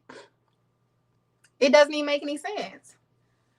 And I just wonder, how do these people sleep at night? Ain't no way I could cheat with you when I met you, knowing you married, but then be with you and not think that you're not going to do the same thing to me. I can't remember. He was okay. You know, he was average. He wasn't bad looking, but I mean, I don't care how good you look. That ain't gonna change my mind. Looks change. Looks change. Let's see. I never dealt with physical abuse, but went through 5 years dealing with a man that cheated. Due to love I have for him, I continue to take it though I knew I deserved better than that. Eventually, I started seeing my worth and moved on. That's a good thing. And like I said, some people don't mind. Some people know their spouses are out there. And, you know, for some people, it doesn't bother them. For me, it's more than just you being with somebody else sexually. Like we were talking about before, you are picking up these people's spirits and bringing it back to my house and bringing it to me. You don't know who that person's sleeping with. So now you got me, the innocent person, sleeping with her, whoever she's sleeping with, because you gotta be crazy if you think you the only one she's sleeping with. If you got a creep over her house, you think you the only one? It's Can, you late. You are late, honey. We done already cooked and chatted up kids and ate. But do you really think that if somebody is creeping together, that you the only person that they doing that with? They just waiting on you to call them. They just waiting around. I'm not gonna let nobody else touch me until I hear from you. No, that's not happening. And here's the thing: you don't know how many partners that person has. You have no way of knowing. You have no way of knowing, and you really ain't got a right to ask. So for me, I think about, yes, it's, you know, the sex is bad that way, but it's more to it. It's the spirits, and then it is the diseases. And sometimes your wife is smelling off because you are sleeping around. Then you want to turn around and blame her or not want to sleep with her because her pH is off. Well, it wouldn't be off if you weren't creeping. You probably didn't gave her something. And wiping it off don't make it go away. That's how you get diseases. If that was the case, you could just wipe off a disease. You can't wipe that off. If you're inside of a person, there's still some of that on you. Go ahead, take a shower, do all you want to do. You ain't gonna get it all away. Yep, you end up with a house full of. I'm trying to tell you, and then you wonder why, what's wrong. And these are things that we don't think about. We're just doing the action because they look good. Or good to you, rather. God's angel was with you that scary night when you called out the spiritual demon, speak in Jesus' name. They lose control. Yep. When I tell you he ran out their house, child. But that's all I knew to say. I just said, in the name of Jesus, get out of here. And I know I said it 3 times. And he took off. I mean, but his eyes, y'all, you just would have had to seen it. They weren't normal. They were like dark, like almost black. And some will lie and said that women gave it to him. Yep.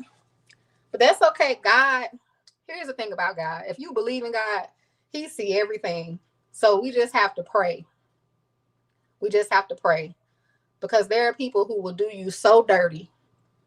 And it'd be the people closest to you that do you the worst.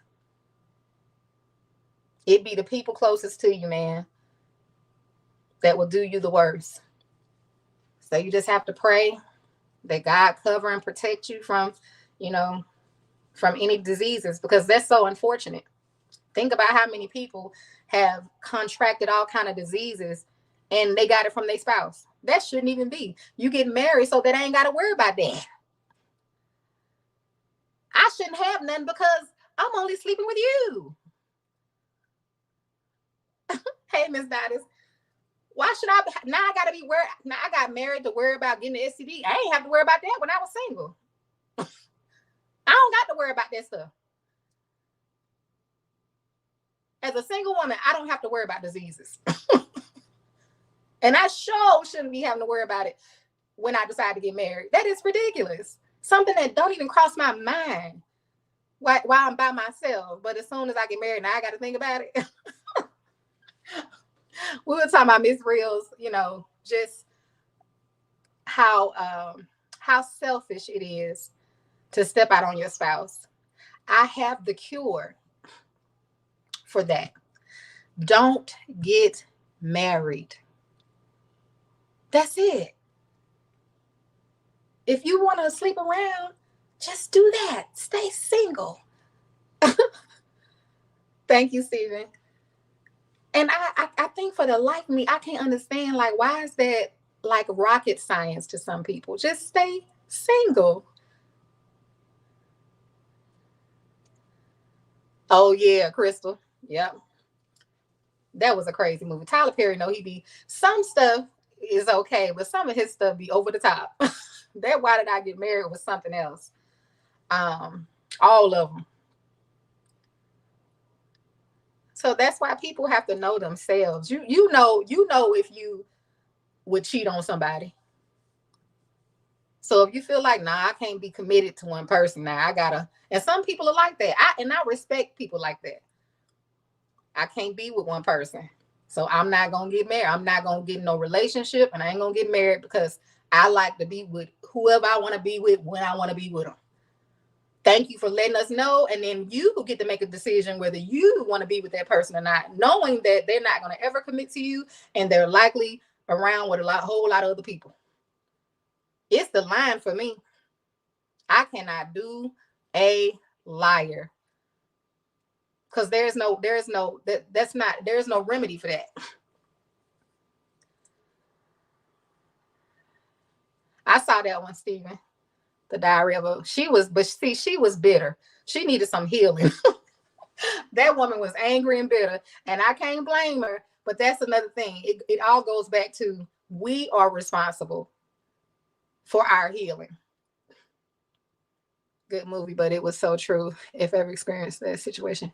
Oh wow, Charlotte. Hey, Monica. So I've been through a lot of situations where I have been done wrong, but I didn't let that situation turn me into a bitter person. You know what they say? The lie, the cheat, and steal too. Yep. How a liar wants to convince you. Yeah, Bridget. Child, I ain't got time for it. I can't deal with no liar because see, once you lie to me one time, I can't believe nothing else you say because how do I know when you're telling the truth? And I'm not gonna go through that. That's too much work. Relationships already are a lot of work. You got to think about this. We already got to work at the relationship. Okay. We already have the basic work that we got to do. So I'll be doggone if I'm going to have extra work that I ain't even got to have. I ain't got to deal with no liar. Goodbye. I don't care if I'm married to you and you a liar. I'm going to leave you. I'm letting you know right now. That's a disclaimer. I'm not staying in nothing I don't want to be in. And I can't do any, we can't, there is no hope for a liar but Jesus. And I'm not Jesus. So the only thing you could do is take it to him and ask him to deliver you from that lying demon. Oh yeah, that's a boundary for me. Lying is, like I said, I could deal with a whole lot of stuff. I can't deal with lying because, like I said, I can't trust you. If I can't trust you, I can't be with you. My husband cheated on me with his children's mother and put her in 2 places to stay, but didn't want to give me a divorce. But I told him that I promised him happy, and she made him happy. But he didn't want no divorce. Yeah, some people, they want their cake and eat it too. And see, I'm the type of person I leave in a way I ain't leaving yelling and doing all that. You could have because once I don't say nothing to you, I'm done. Like that's my done. I'm not saying nothing because I will be done. I ain't making no scene. I ain't tearing up nothing. I don't want to touch your stuff. I don't do all that slashing tires. Y'all can have all that. I'm gonna get my stuff and I'm gonna leave peacefully. Yep, that's what I'm gonna do. It sure does. And so even with kids don't understand. I was trying to tell my daughter, see, when a parent stops talking, they're fed up. It's the same thing. And I'm talking about at least a woman. I'm a woman. I can't speak for a man. When you in that relationship and that person stops fussing with you, they done. Kids keep acting up and you get to that point, or they keep doing the same stuff over and over again, and you get to that point, you stop talking, your parent is done. Like, I'm not gonna keep. Oh yeah, Miss Pamela, because it ain't worth it. Let's see, Jerry said with all that smoke. Oh my goodness, Jerry, I didn't see that. And why are you putting that curse word up there? I'm gonna get you. You know I don't use profanity. Learn on your own. Yep. And kids, they'll remember, when they get older, things. That's why our teachings and things we do with our kids, it's not in vain. Of course, they're learning more about what they see than by what we're saying, but they'll remember when they get older. No disease, but I thank God that I knew it wasn't going to work. I walked away. I allowed God to blow his mind by telling him, I'm going to still be your friend because you're going to need me one day. I'm going to be there too. Just because you did it to me, it's being to you. And then another thing, people don't think about their consequences to everything. Like, do you think you could just do something and get away with it? Hold on, y'all. Let me get my chart.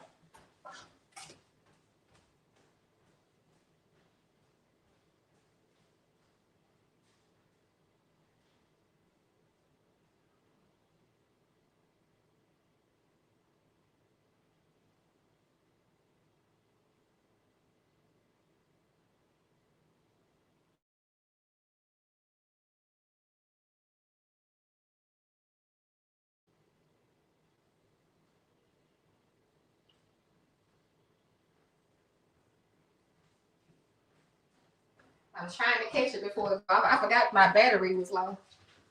Let me see if I can plug this up.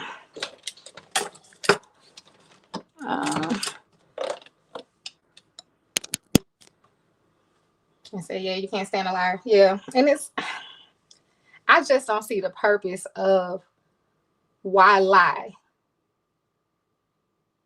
There can be healing. There can be restoration. There can be reconciliation when you tell the truth. But to lie, there's no hope. Like I don't know what to do with you once you lie to me. And now I don't feel safe. You have literally damaged the foundation of what we could have had because now, like I said, I can't trust you. Oh yeah, Stephen, I lived with her. So when I was between 2 and 3 when I went and stayed with my grandmother. My dad and my mom broke up when I was 2, and we were in Tallahassee, and my mom didn't want to keep me. Now, of course, I'm too young at the time to remember anything. So my first memories of, I was with her, and I stayed with her 3, 4, 5. Had it in about 3 years or so, maybe a little longer. And then my mom, I'm sure she was talking to my dad from time to time, but the first time I ever remember meeting her, I was like 6 or 7. I want to say I was 6, maybe 7. And she talked my dad into letting her come up to St. Louis so they could try to work out their relationship, work on it or whatever, or give it another try or something like that. Yeah, because it had been years. And they couldn't get it together. So, but yeah, I did. And then I went back. So then my mom took me back to Tallahassee. They couldn't work the relationship out. And then I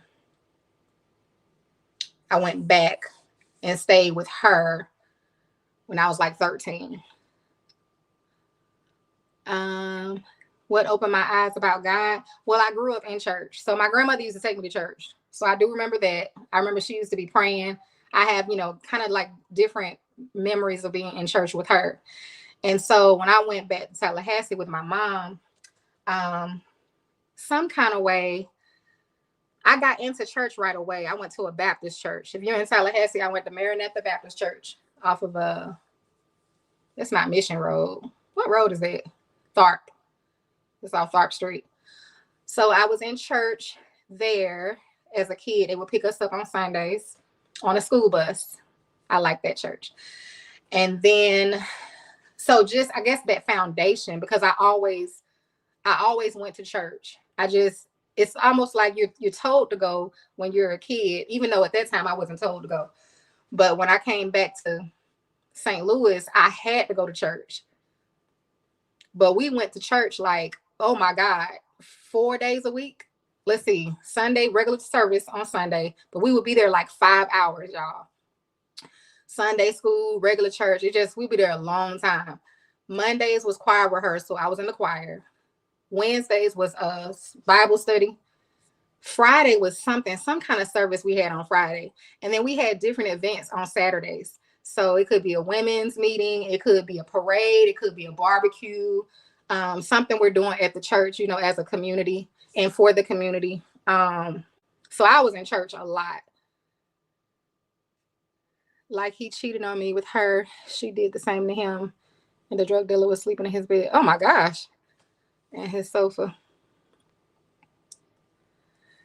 So being in church, it went from me having a different, like at first my mind was like, my thinking was not good.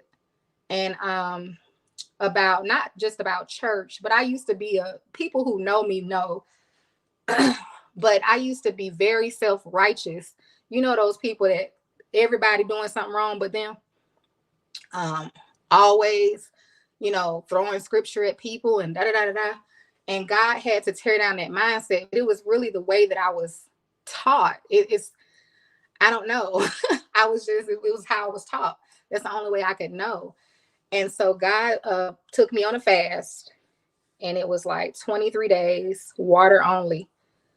And he just did something. I don't know what he did to me, y'all. Like he did like a spiritual surgery or something. I just know my mind was changed, and God allowed me to start seeing things the way I needed to see them, the way he wanted me to see them. From people to, I don't know. It's just a lot. it's too much to even to be able to tell, because I don't even know myself all of it, like what actually happened. But there was such a difference, a change that happened in me, and I know it was God.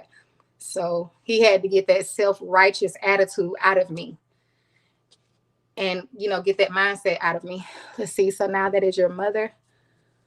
Wait, so now that your mother is grandmother, has she tried to reach to you to reestablish her? Me and my mother never lost contact. So even though my mom was, out in the street on drugs, because she, like, if you from Tallahassee, some people know who my mom is that watch my page. But I would always go find her. I didn't live in Tallahassee a lot of the time that she was. Huh? Go pee pee, girl. Okay. Because I lived in St. Louis a lot of, most of the time. So when I would visit, I would always go find her. And then when I lived there, I would always go look for my mom. So no, I always would go find her and, get her something to eat and hug on her and stuff like that, sit with her. And then, so we never lost contact is basically the point. Like I was on live, a couple of weeks ago and I called her. So we talk regularly.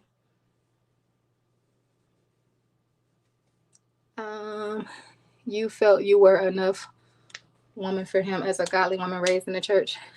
Who? You felt you were enough woman for him as a godly woman raised in church. I don't know what you mean, Miss Childs. Nowadays, you can't be enough woman for nobody, because some of these folks, child, one woman or one man ain't enough. I don't know what's going on. It's something going on in the spiritual realm, because it ain't that the people be so, fine and stuff. So it's got to be something spiritual. It's got to be a spiritual thing.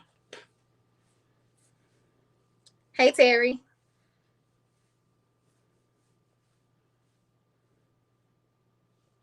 Times have really changed. They are not like they used to be. I don't care what nobody say. I was born in 1982, and I have seen such a drastic change with everything. Look, Stephen, he just interviewing me, child. You must be new, Stephen. So I was married. I told you all I was married twice. So Tyler, my son that comes with me in the summer, I was married to his dad. We've been divorced now. He's the one, I'll be divorced almost 11 years. I mean, almost 10 years next year. But he worked at that time for a company that wanted to relocate him.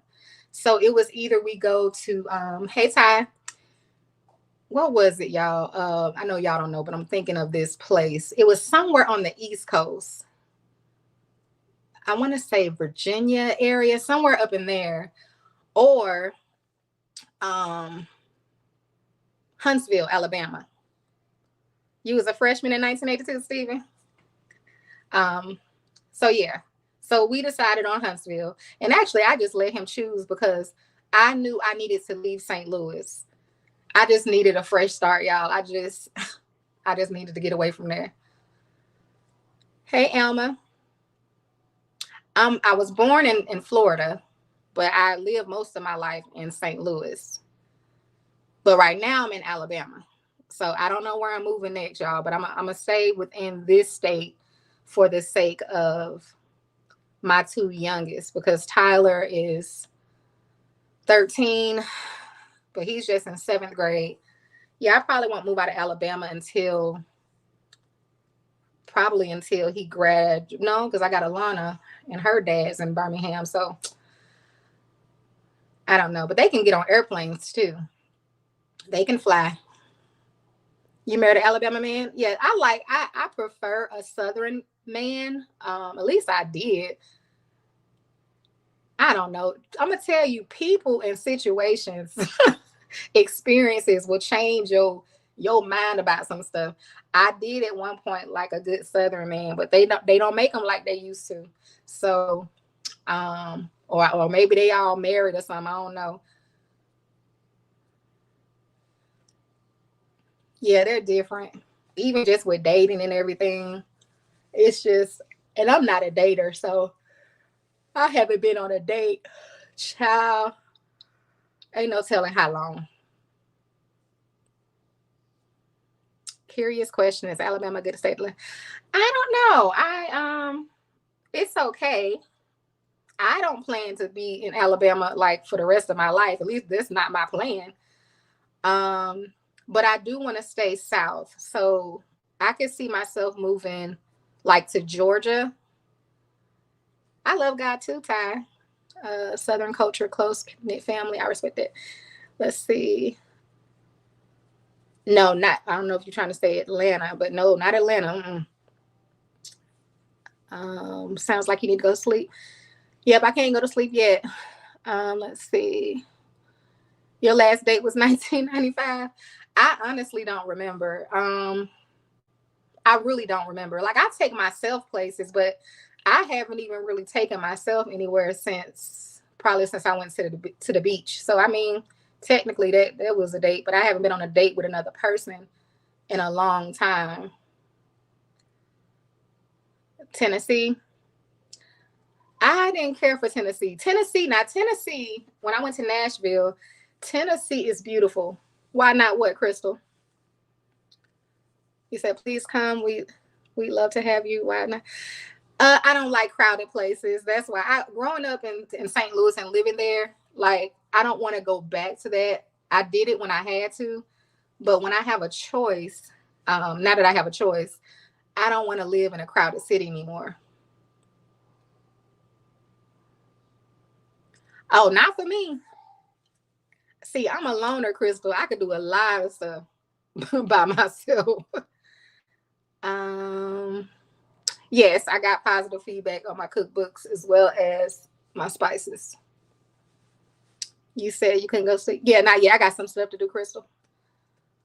Hey, Felita. Oh, why no dating? Good question. So initially, when I got divorced, even though emotionally, and this is nothing against my ex-husband, y'all know I ain't never said nothing bad about him. I'll tell you the truth about some stuff that happened, like the abuse with the first guy. But with my ex, Tyler's dad, he really was good to me. So I didn't really have any issues like that. I just could not get involved emotionally with him. So when I got out of that situation, I wanted to take some time to work on myself. If that makes sense. And also marriage is work. Okay, especially for a woman. So men, in my opinion, have it easier in a marriage. But for me, I wasn't just a wife. I was a mother and I had multiple kids. So it was a combination of reasons why I just took some time. And it really wasn't even right after that because I ended up getting with Alana's dad, and he was such an amazing guy. I actually thought I was going to marry him, but he said he didn't want to be. Well, let me not. It's spiritual differences. I put it like that. So I knew that I couldn't go any further. Like I had to break things off because being saved is important to me. My husband has to be saved because we're going to be up against too many things that if we don't have Jesus in our house, in our heart, in our lives as our foundation, it's a lot of stuff that we won't make it through. Like Jesus makes all the difference. And I mean, people just got to get that. Praying with your spouse, praying about things together. It's just certain things I can't be sick and you can't pray for me. I have to have that. I have to have that in my husband. So once that actually happened, that's when I surrendered to God. I was so heartbroken, not by him, but I was heartbroken that I had put myself in that position because I knew I wasn't going to be able to move forward in that relationship. And it really broke my heart. It really broke my heart, like for real. And, so it took some time to heal. So that took me a while to heal from that situation.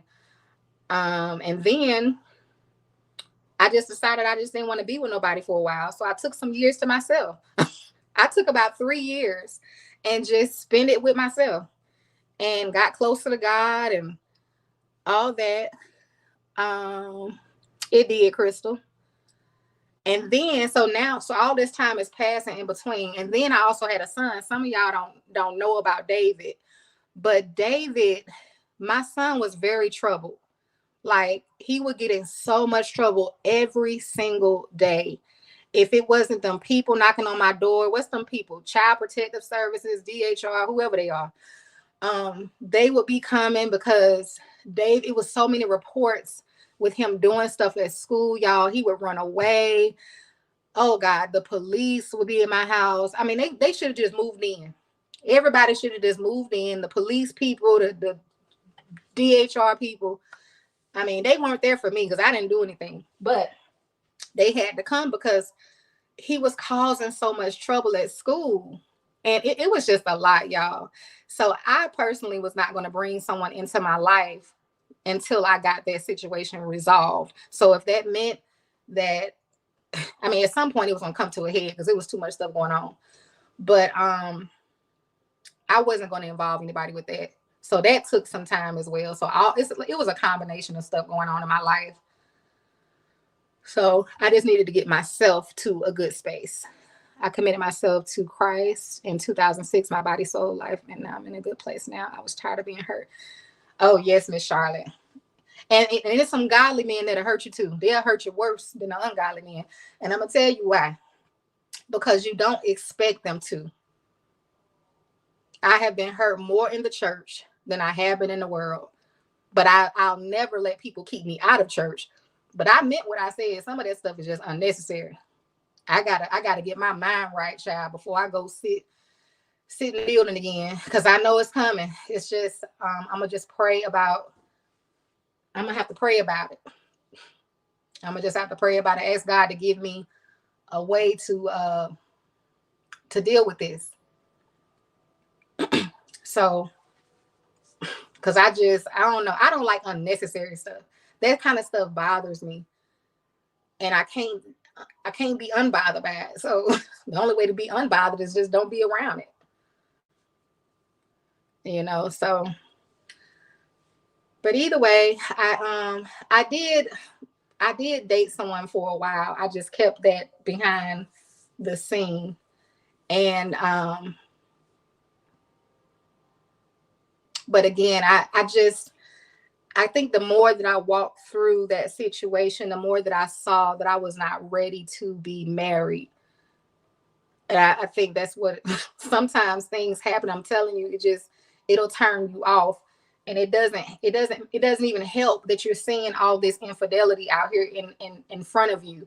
So it's like, I'm not getting married to be fighting and going through, and you can't, you being unfaithful and lying. I ain't got time for all that. And I'm not saying everybody's like that, but it's a risk. It's a risk because, like I said, people will pretend to be one way until they get you. And then once they get you, and you may be a year or 2 or 3 in your marriage. And now who are you? I don't even know who you are. That's got to be a scary thing to wake up one day married to somebody and you can't even recognize the person who's talking to you. That's right, Charlotte. And I'm not trying to rush myself. Rush for what? What's the time? What's the time limit? Because I don't got no time limit. Whenever I die, I'm gonna die. So I can't do nothing about that.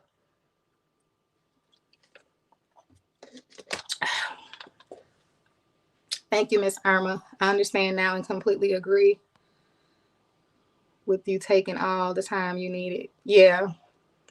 David. So David,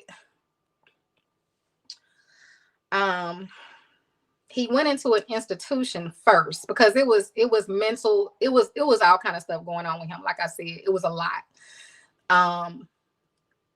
We were in and out of the hospitals and things like that with him. And he eventually went into the institution. And from there, his dad picked him up. So thank you, Ty. I appreciate all the prayers. That's right. God controls the time. Myrtle Beach 2025. We're going to be there. Monica said so true.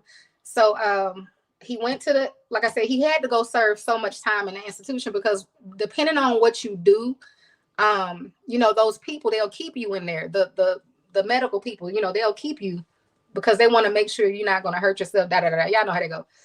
And so the DHR people, they were like, well, he's definitely a threat to you and your children. So would you like him to, can we call his dad? I said, yeah, shoot, call him. So I gave him his number and he came and picked him up. So from there, I stopped following the thing because it was just a lot, y'all. He was completely out of control. So hopefully he's better. My girls, they talk to David regularly. So he seems to be doing okay.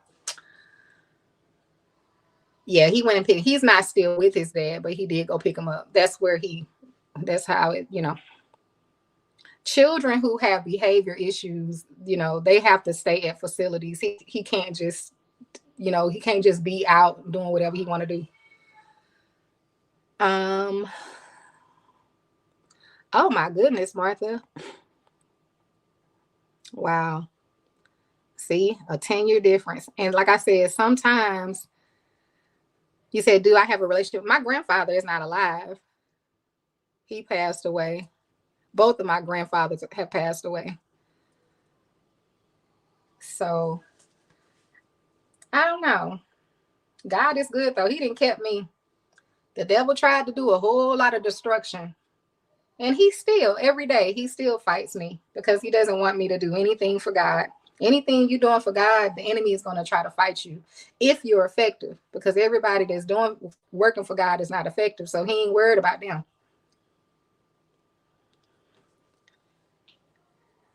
Let's see.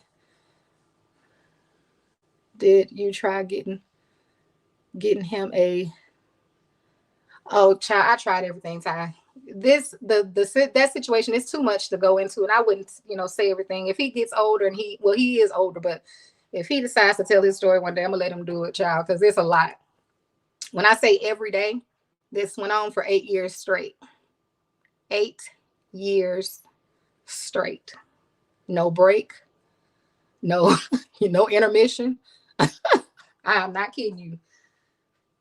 It's gonna take a long time when God play my life back, y'all. It's a lot. So 8 years, because it was from when I got my kids back. I told you their father hid them for 2 years. I was not kidding. Him and his mama. And when I got them back, David was 1. David was 2. He was 2. He started that young. My grandparents were passed away a while ago from their different kind of sicknesses, illness, and keeping me. I'm sorry to hear that, Brittany. I have seen love videos from you before, and your girls look so much like you. You have many needs. Yes, thank you, Steven. They do look like me. But yeah, I tried all kind of stuff, Ty, with him. I tried everything. I knew. I was practically begging people to help me. I didn't know what to do. From the church to the outside the church. And do you know, nobody was able to help. I'm not saying nobody tried to help. The few people that tried to help assist me with that situation, they couldn't take it. So if I'm dealing with it for 8 years, the people that tried to help couldn't deal with it for 5 minutes. This one couple from the church came and picked my son up, child, one day. And before I could sit down, seemed like they had came and brought him back. I said, woo. I'm not kidding. It's the truth. Just even, I don't know. I was just feeling lonely as I have been single for so many years. But the lonely feelings come and go. I know God is good, but the human side comes in. That's right. I'm glad, Miss Trisha. And like I said, I'm single because I want to be. Like, I don't know. I'm just not in a space right now where I want to open up myself to somebody. So, or share my life with someone else. That's just where I'm at, and I'm okay. So But if it's something that you want, you know, like I was telling them earlier, it's available, you know. But I do know what you're saying about sometimes you feel like you just want somebody there. But those feelings go away. They don't stay, they go away. I don't know, Deborah. David, from some things that my girls tell me, um, it's like yes and no. But you wouldn't know. I would have to tell y'all stuff he didn't did, and I'm not gonna do that. So, but it's like a progressive thing. Like it, you know, the behavior kind of changes. You know, you kind of change things that you do. So that's why I said yes and no. I wouldn't say it's better, but it's just different things that are occurring. I'll just put it like that. I wish the mom in my family had the sense you have, recognized that children need professional help. Yep. I wish somebody would have got me some help. Because nobody, you know, no one set me down when I was growing up and said, how do you feel about your mom? How do you feel about all the moving around? How do you, no one cared. Why? Because it wasn't them or their child. You could at least took me to somebody who act like they cared. Yes, girl, single because I want to be. But you have to know yourself. Be happy. Yep. And see, I know me. Love you too, Maggie.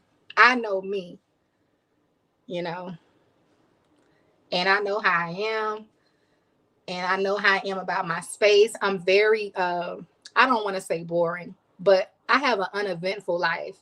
So you got to think about a lot of things. You have to be compatible with the person that you're going to be with. I can sit and do nothing and be at perfect peace. Somebody else may want to run the street. So it's like, I'm not one of them people that want to be out and, I'd rather be home, so it's things that you have to, think about. And I don't mind having a husband that, want to go places. Just don't try to make me go all the time. You wish you could help me with what, Compton? Ty? With what? Hey, Ron.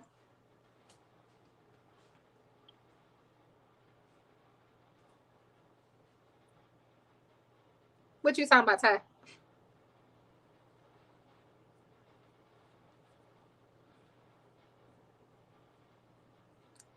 So what were we talking about?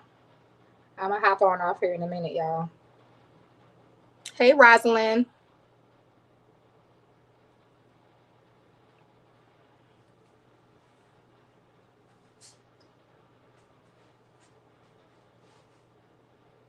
Oh, help my son. Yeah, it was a lot.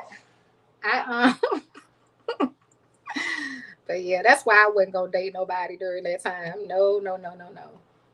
And I did. Alana's dad. We were together very brief, but he witnessed it. He witnessed, but he's military, ex-military. So I think that was helpful. But I also know that there was something spiritual going on with my son. And go back in there. Okay. Go lay down. Uh-huh. Go lay down. Are they wet? Were you in that bathroom? Why are you pointing at your hand? Did you wash your hands? What is it?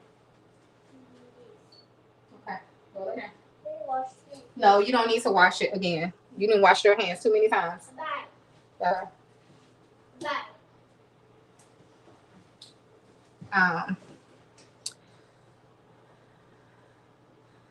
let's see. Let me go back up. How many children? I have 5 altogether. Hey, Miss Barbara. Layla, y'all know Layla. She's the oldest. Layla's about to be 21. Aaliyah's 18. She's the one that just graduated in May. Tyler's 13, but he lives with his dad. He comes here in the summer. David is 17. And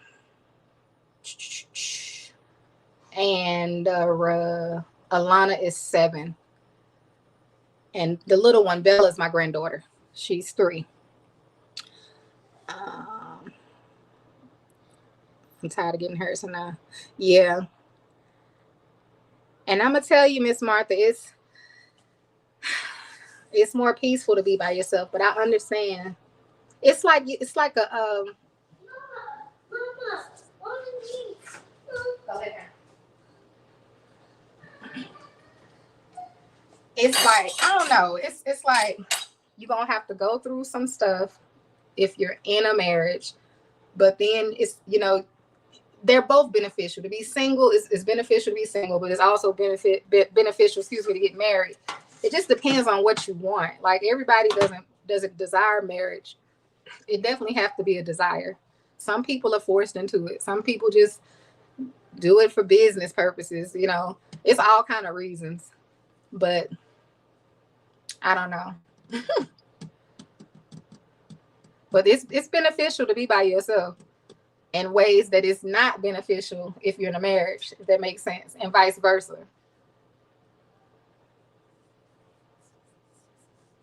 So I just have to get to that point where I'm just ready to make that decision.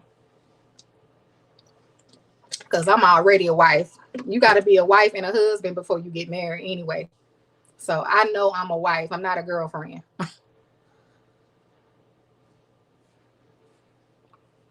I ain't nobody's girlfriend.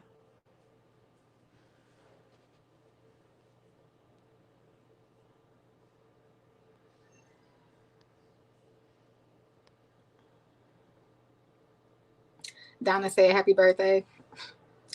Who is JoJo?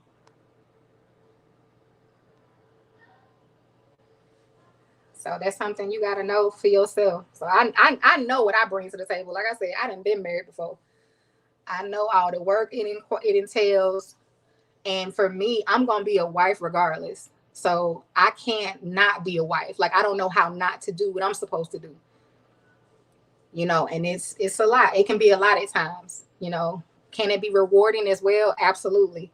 But I have enough on my plate. So to add that would be a lot for me right now. Y'all know I'm raising my grandbaby. It's a lot. Like I got enough to keep me busy. I don't need no man keeping me busy too. I'd be exhausted. Cause the man gonna keep you busy now. If you doing what you supposed to do, he gonna keep you busy, child.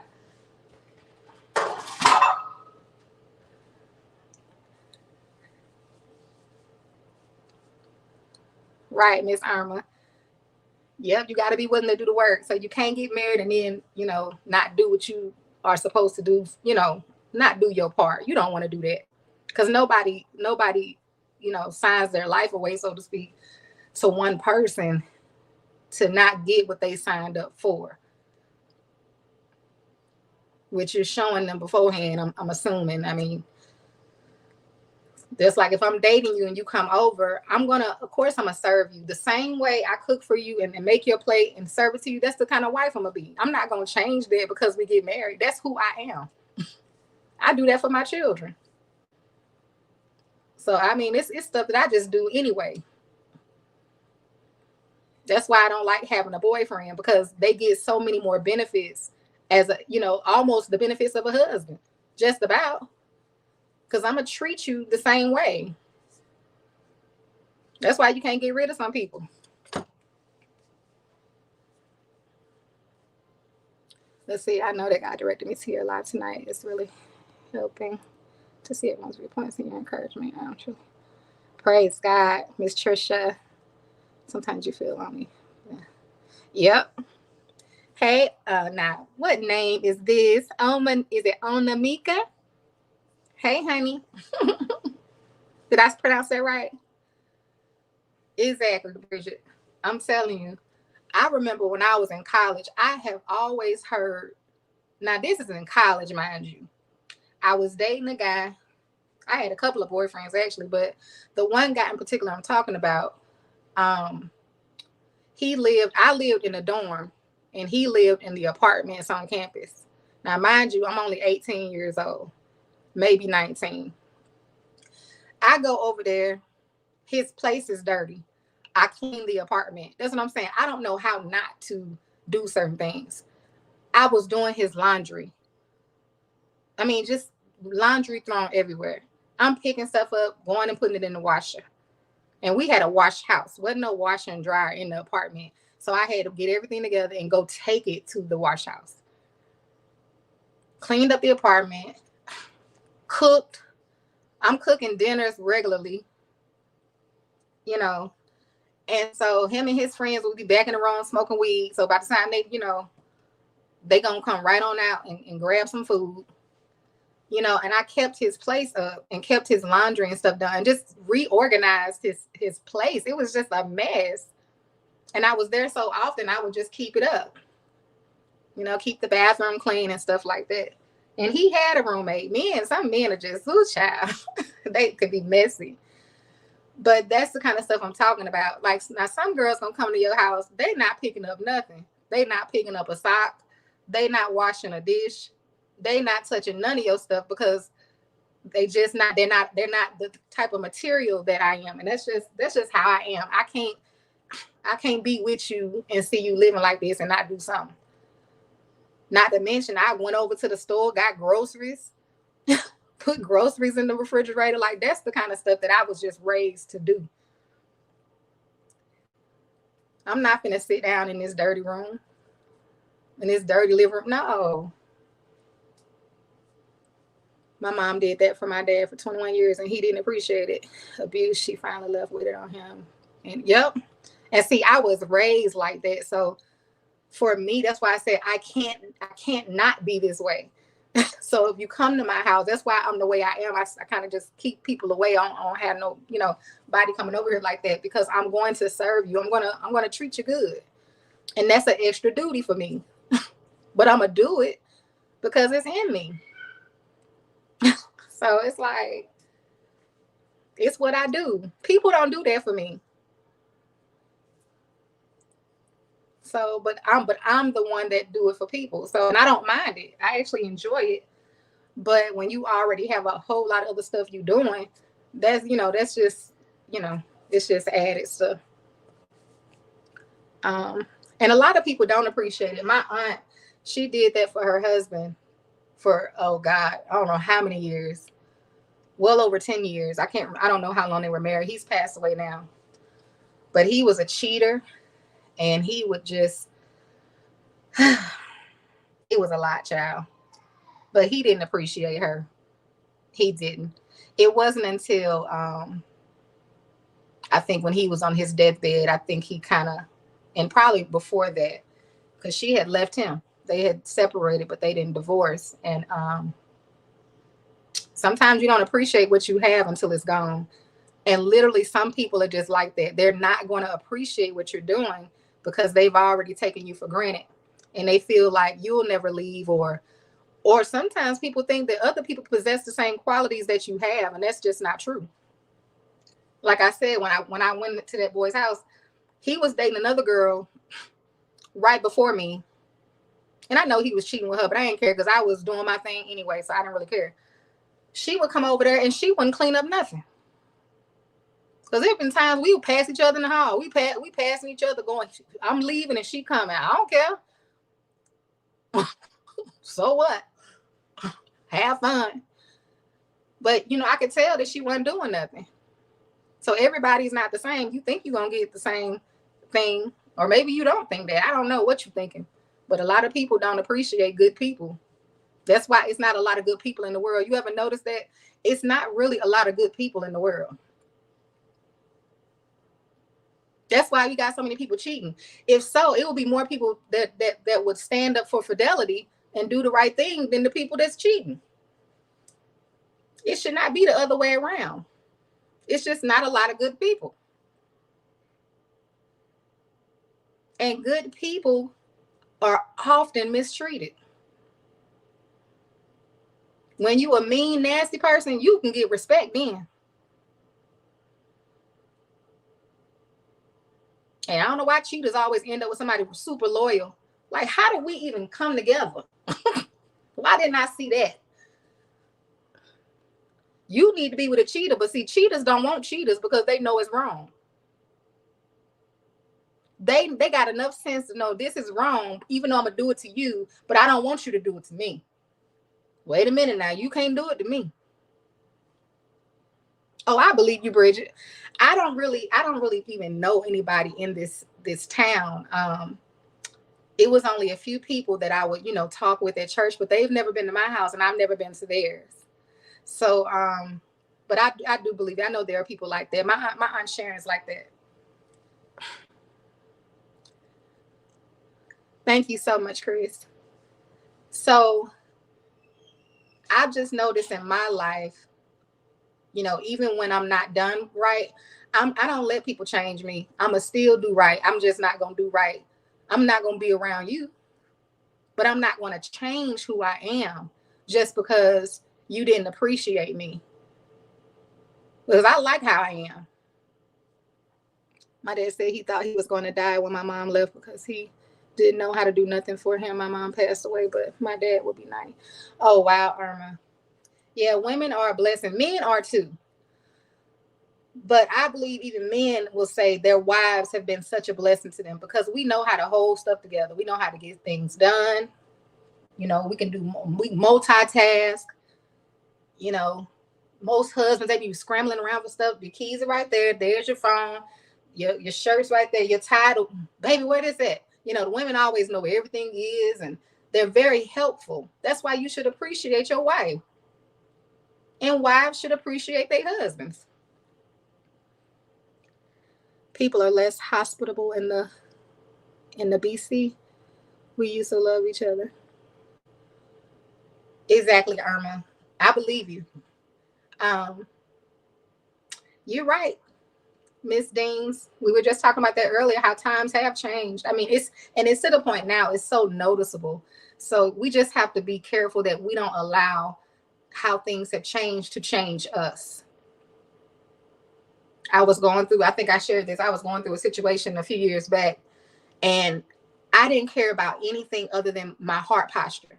And I would pray and cry, Lord, please just, keep my heart pure, because I didn't want it to change me for the worse. There are things that can happen in our lives that can have a very negative impact.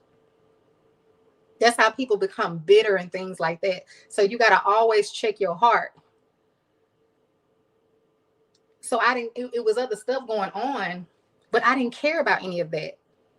That's the stuff comes, stuff go, things pass, time, everything will be, done within time. But if your heart is changed in a negative way or impacted in a negative way, that's a problem.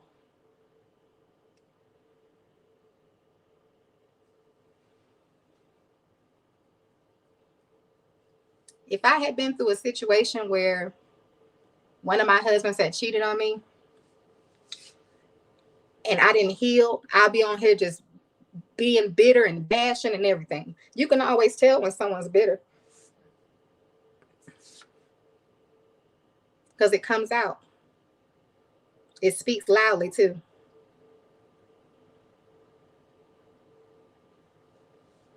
But I wouldn't have cared about that cheating.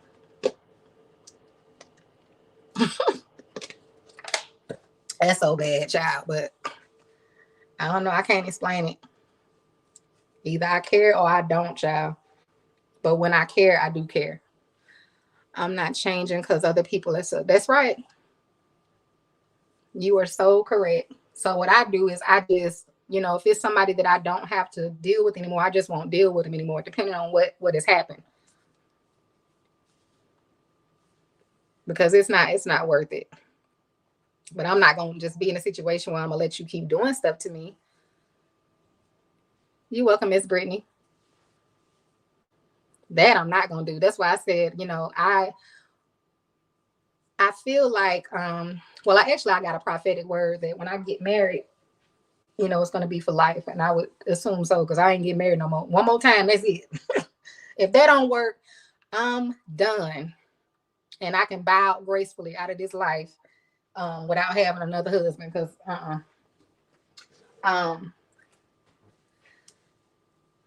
was going to say something behind that. Oh yeah, I was saying how, child, I'll leave though. I'm not gonna. I meant what I said about the lying And I'm definitely not gonna stay with no cheater because, like I said, you putting everybody at risk. And do you know some people so crazy? You being hooked up with somebody, whether they know you married or not, because that's gonna depend on if you told them or not. Because some people are walking around here ain't telling people they married just to get them in the bed. Some people, they will come and take out your whole family if you try to break up with them.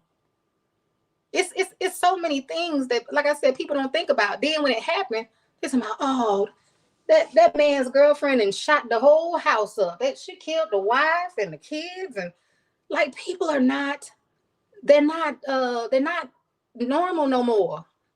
Evil is really taking over.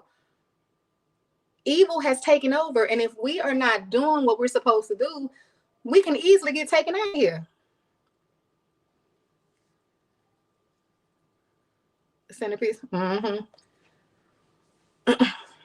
I hear you on that, Miss Deans. So it's just like, that's why I said it's a selfish thing to do all the way around. And it's so many more scenarios. But these are things that have happened in real life.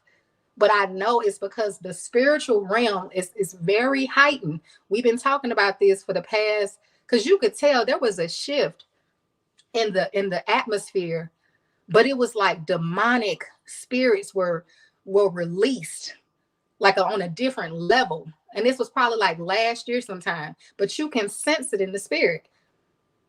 You can sense it. It's so much going on that don't even make sense. Not to mention all the deaths. It's so many people dying left and right, literally left and right. When we used to say that, it wouldn't be so quick. We went from one person dying a week to about 20 people dying a day.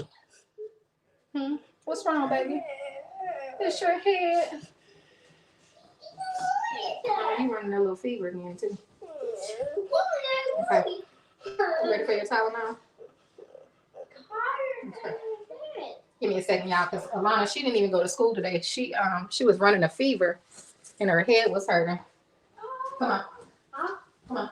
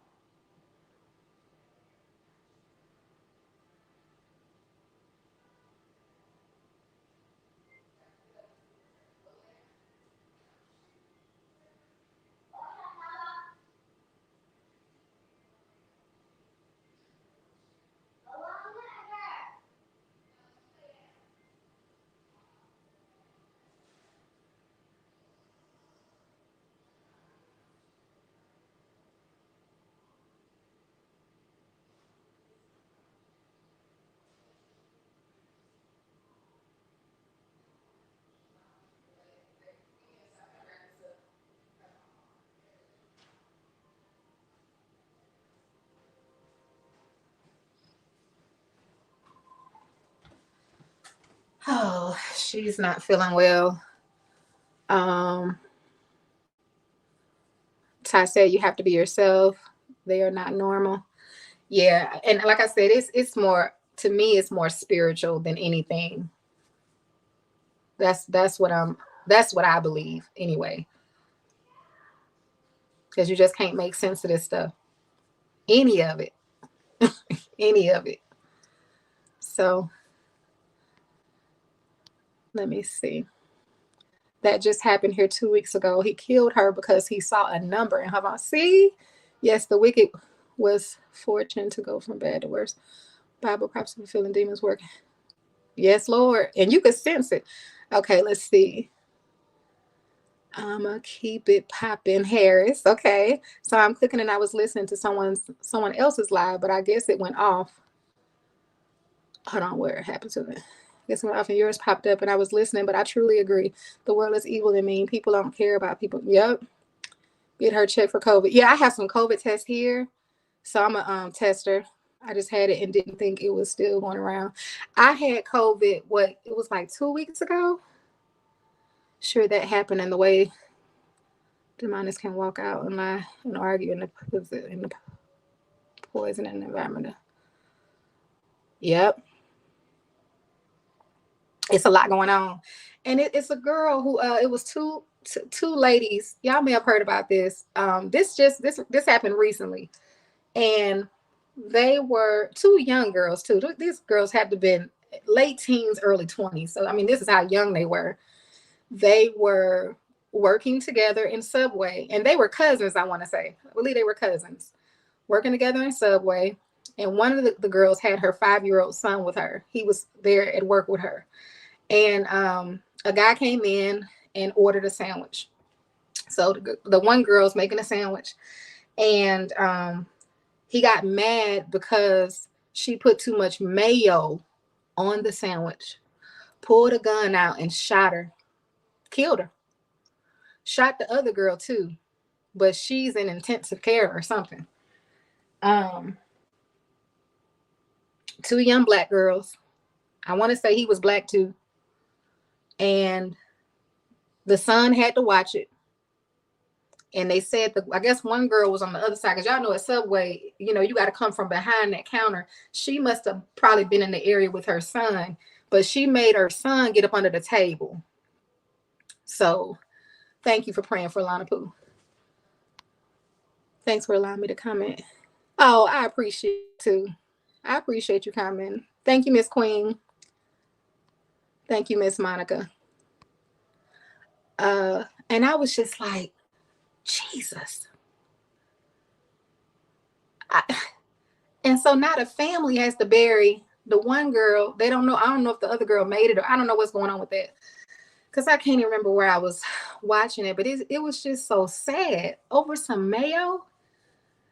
Like, that's really where we are. You just be in disbelief now, because you don't even know what to. No, ma'am. You don't even know what to think. And that's why I keep saying it's a spiritual thing. These are demonic spirits. Yeah, they caught him because he went down the street, child. He didn't even go far. He went down the street somewhere.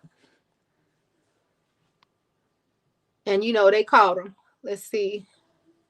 I followed the radical sister. She been tracking early rare poison symptoms, including dementia. Wow. That is crazy. He was mad about something else, not that she put too much mayo on. Exactly, Bridget. Exactly. Prayers. Thank you, Miss Avieta. And it's like, where is the self-control though? And these taking someone's life, death is permanent. And he was okay with taking 2 lives, because he don't even know the other girl made it. Or that she was and like I said, I don't know if she's passed or not, but this family now has to deal with this tragedy from 2 of their relatives being shot at the same time while they're at work. Of all places, you're at work. You're trying to make a living. Some people, it'd be different if you was out trying to steal something and you got shot, but you're actually at work making an honest living, thinking you going home, and one didn't go back home at all, and the other one had to go in the hospital and be separated from her son. Those chemtrails, my goodness. I know, Miss Harrison, that's just one thing. I told you I watch these little things, and really I be on YouTube because they have them, and it's just like a news thing. They set it up like that, like a little documentary or whatever it is. And I saw that one yesterday, and that just really bothered me. That just really bothered me, because it was senseless, as they say. Yep, that was sad. And now I'm following this other story. It's a girl that went missing in January. She was 13. She got off her school bus, and as she was walking, she was picked up by a family friend or something like that. Y'all may have heard of it. But we believe they found her. So we're waiting for the family to update on that, which they kind of figured she was no longer alive because she had been missing since January. And here we are in August. So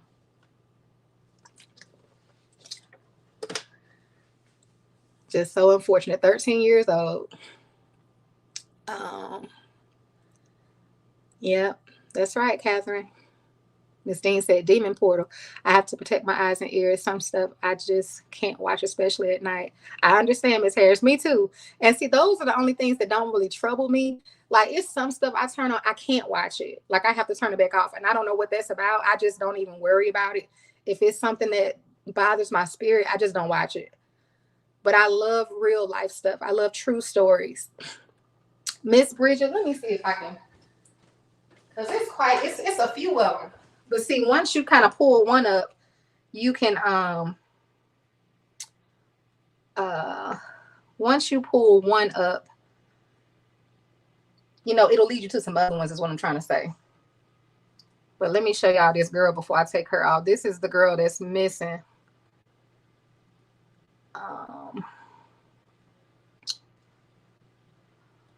Okay.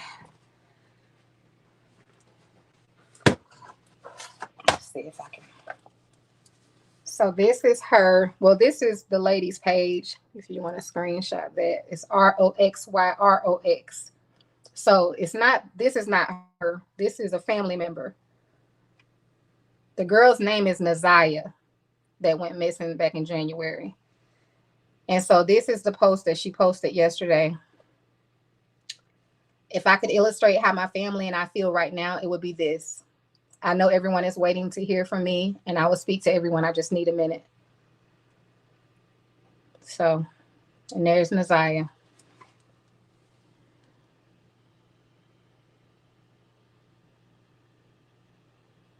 So, and now let me see as far as these shows, because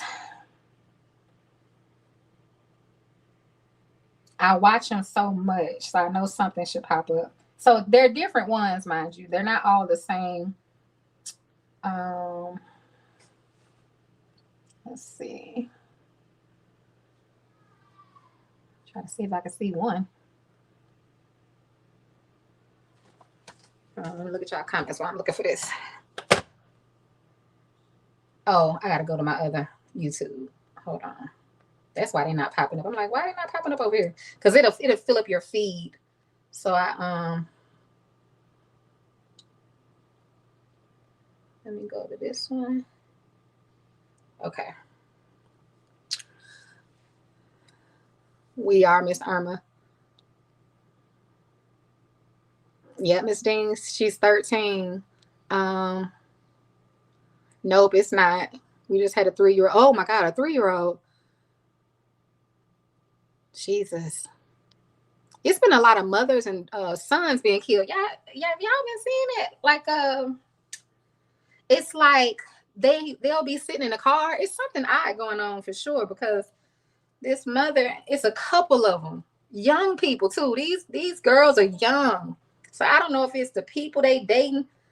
Just too scared to date people now. They may go crazy on you. Ain't no telling what they may do. All right. Now, to all them things I be watching, now I don't see none. And this is the page I be on. Is it? Oh, wait. It didn't switch for me, y'all. Hold on. Switch.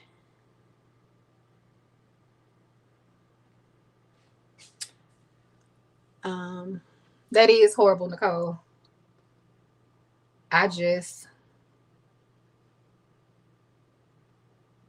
Okay. Let's see, home. There we go. I'm on the right thing now. All right. It's so many. Let's see.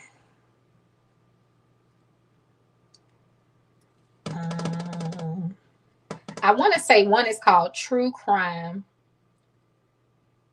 So if you type that in on YouTube,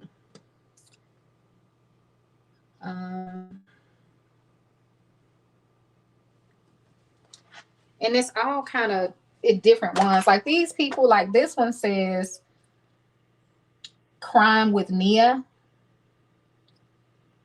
This says dismembered by a car. So it's like, I'm not gonna play it out loud, but you'll be able to see kind of how it goes. This is what I'll be watching, these little. So it'll start off with like maybe the little news thing. Then you'll hear somebody like kind of narrating, and they walk through. It's short. So she was killed. They're about 20, 30 minutes long. She was pretty. She was hit on Interstate 20 in Atlanta. Okay, so I don't know, somebody hit her, but it's just different ones like that. So that one is Crime with Nia, N-I-A, Crime with Nia. And then, like I said, other stuff will start popping up. That's the Crime Atlas. Then you got Gritty. I know True Crime is one. That's another Crime with Nia, Crime with Nia. Crime with Nia is a good one. But they all kind of had the same stuff. Hey, Wendy. Yes, because a lot of these mothers, they'll be sitting in the car, and it just so happen they'll have a son, and the men are killing the mother and the son. So I don't know. Well, I don't know if it's a man or who's doing it. I don't know if it's a drive-by or, people shooting. I don't know. But that's been happening a lot. So, but yeah, those are the kind of little shows I be watching, because I like to know what happened. I don't really watch TV at all. That's why I need to cut my cable off. But shows like The Bachelor, or like right now it's The Bachelorette, like I'll watch stuff like that. But other than that, I don't watch my TV. So it don't be on at all. If we go in there right now, my cameras are on, because I don't watch TV.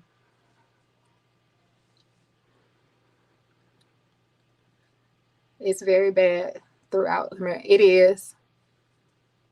Yeah, you're right. And so we can't even be upset, because the more that our country gets away from the things of God, which at this point we're pretty much away from everything of God, then the devil's going to have more room to come in and do so much destruction and damage, because we need God's spirit for our protection. Yeah, I don't watch it. You like Law and Order? Okay. I had an aunt that used to watch that all the time. She loved Law and Order. So that was her show. I tried to watch it one time with her, but I couldn't get into it. I don't know if that's something that you have to watch from the beginning, or you can kind of jump in on any episode. But for me, I felt lost.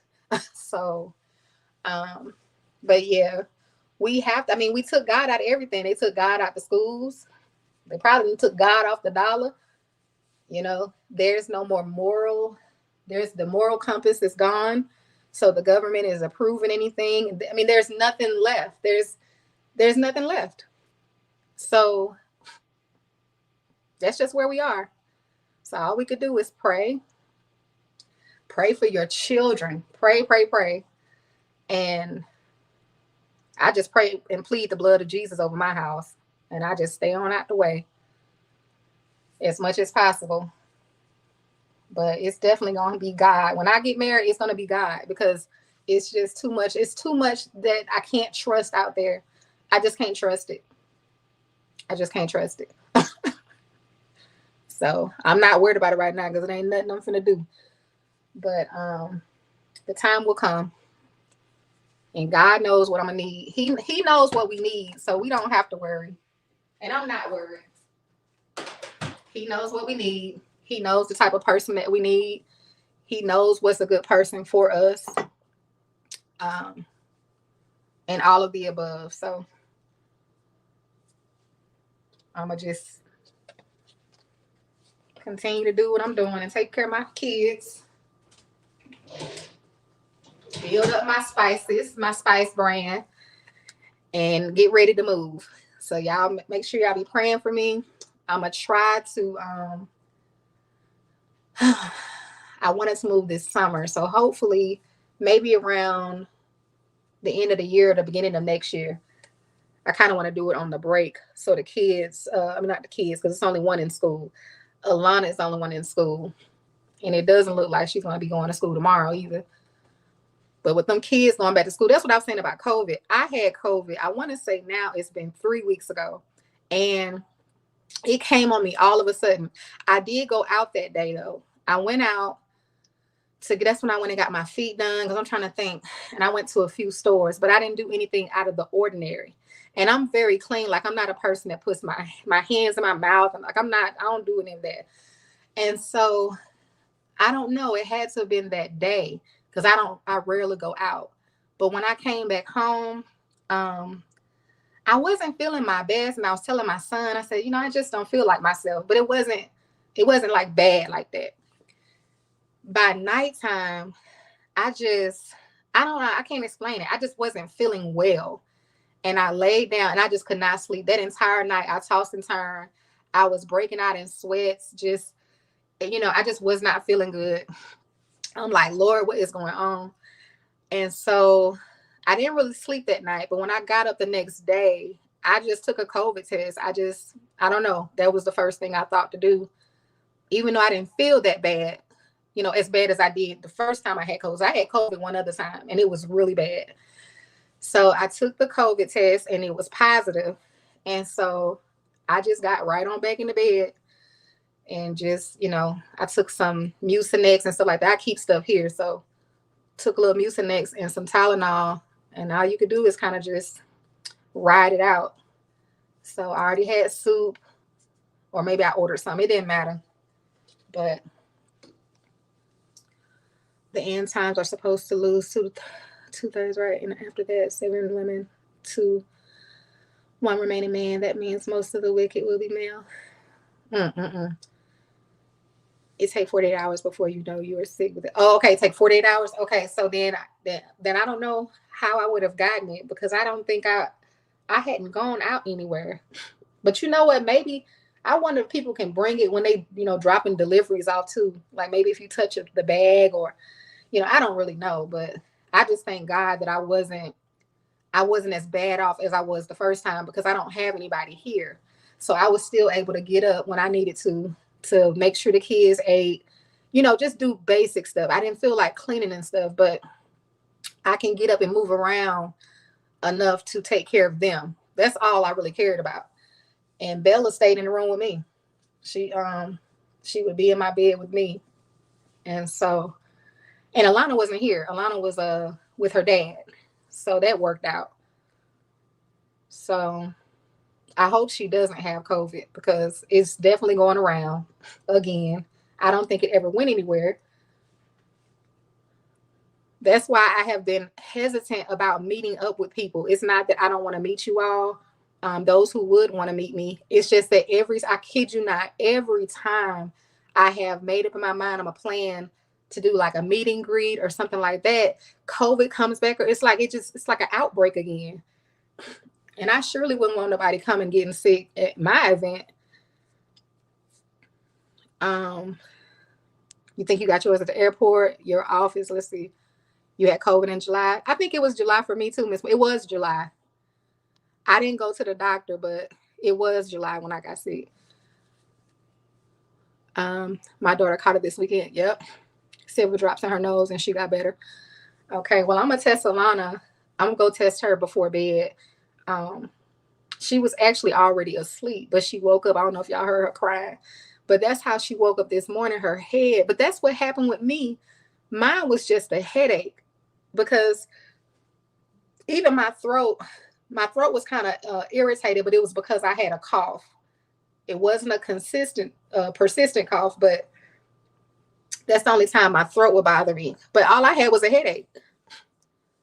I had a slight fever the first day. I didn't have a fever after that. And I had a headache. Then the headache went away. And I just had that cough. So I didn't really have anything. But overall, I just didn't feel all the way myself. But it's definitely going around again. I'm so tired of this COVID stuff. Works at a supermarket, they made him works. Oh my goodness. That's horrible, Miss Deans. The Lord will turn you to fire. What that mean? Let's see. Hey sis, I gotta come back with this live. Yeah, the live will stay up. If anything on YouTube, so it'll stay up. Oh yeah, you're on YouTube. We about to get off, Nikki. I'll see you later. I had sore throat, chills, and achy. Yeah, that was pretty much it for me, except my throat wasn't really sore. That's what I was trying to say, Miss Moore. My body ached. I didn't want to move. So it was, I just wanted to just lay in bed. Like I didn't want to move. My body was hurting, but it not a hurt, like not pain. It was like an ache, like a muscle ache. That's what it felt like. It's scary, girl. When people get in a crowd, somebody gets sick. That's why cruises are dangerous. You're really taking a chance with people a whole week or two. Oh no, I ain't going on no cruise. I don't want to go on a cruise anyway. That has nothing to do with COVID. I'm just not getting on no boat and going out on the water. But as far as you're right, and I be hearing when people come together, somebody always gets sick. And I am leery about that because I don't want nobody to get sick. It's not even that deep, you know. So I'm trying to figure out a way. Now with the conference, well, the retreat next year, what we can do is we can practice having like a distancing. I'm not gonna put people on top of each other. So my plan is to have some tables set up, and then whoever you came with, you can sit together. And then if you came by yourself, there's going to be some space. That's why I said it's not going to be a lot of tickets available because of how the setup will be and everything. I want to have a more intimate setting. So, but you will be able to practice the distancing, because I know some people are just like, I don't want to be, real close to nobody.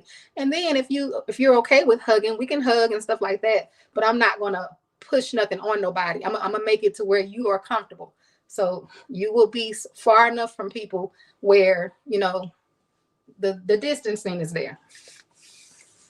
And we'll have tables set up. So it's going to be good. So I've just been planning. I got to get everything squared away with the hotel. Then I'll let you all know how to register. Okay. And then you will have more than enough time to prepare for your tickets, those that are going to be however you're traveling. I was planning on driving, but I think I may do something different. I don't mind that drive. But I'll probably fly if I don't take the kids. But I wanted my mom to come. So I don't know. I got to figure it out, child. You couldn't walk? Ooh, Miss Moore. That's pretty bad. I'm just glad we made it through, y'all, because a lot of people didn't make it through the first round of COVID. A lot of people didn't make it. So we are just blessed to still be here. What? Okay. Go ahead. Go pee. Okay. Don't be playing in that bathroom, Bella. So we were blessed. And I'm telling you, when I had it that first time, I didn't care whether I lived or died. I'm not playing. That's how bad I felt. Like when you feel really bad, you're not thinking about living or dying. You just don't want to be in pain no more. You just don't want to be in the pain. You feel so miserable that you rather not feel it, So at least that's where I was. I just wanted to be out of my misery. I was so miserable. I really, really was. Hey, Miss Frank. Hey, Jean. I'm sorry I didn't see you. So anyway, we talked long enough tonight. I won't be live tomorrow. Tomorrow is Monday, Tuesday. I may cook something tomorrow. I have to work on orders all day, so I'll figure out something for dinner. I need to go take something out the freezer tonight. Do y'all ever just get tired of food? Like when I open my deep freezer.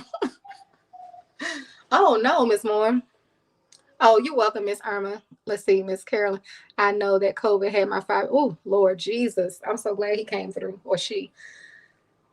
But I don't know, lately I'm tired of food. And when I think of eating, I can't think of anything that I want. Hey, Miss Cora. And I don't know, you go through the meats. Do you want pork chop? No. You want chicken? No. Seafood? No. Ground beef? No. It's like you kind of go through the list of things, then you can't even think of nothing that you want. I don't know what's been going on with me. That's been going on with me lately. I just don't want nothing. I want some new food or something. I don't know what it is. So, Corey, you said you've been feeling the same way. Yeah, I don't know what it's about. So I have to make myself eat something. But when it comes to, I don't want anything. Like I used to want stuff. I used to be like, oh, I want a burger. Oh, I want this. I want that. But now it's like I ask my kids what they want. I make their food. If I eat, I eat. If I don't worry about it. You too, Monica dear. I see you later. Amen, Miss Frank. I'm glad he did. See you later, Nicole dear. I saw you. You helped me with the. Oh, you're welcome, Jean. Are you a single dad? I'm so glad. For me, we don't have a lot of options near me. Oh, Corey, I understand that too.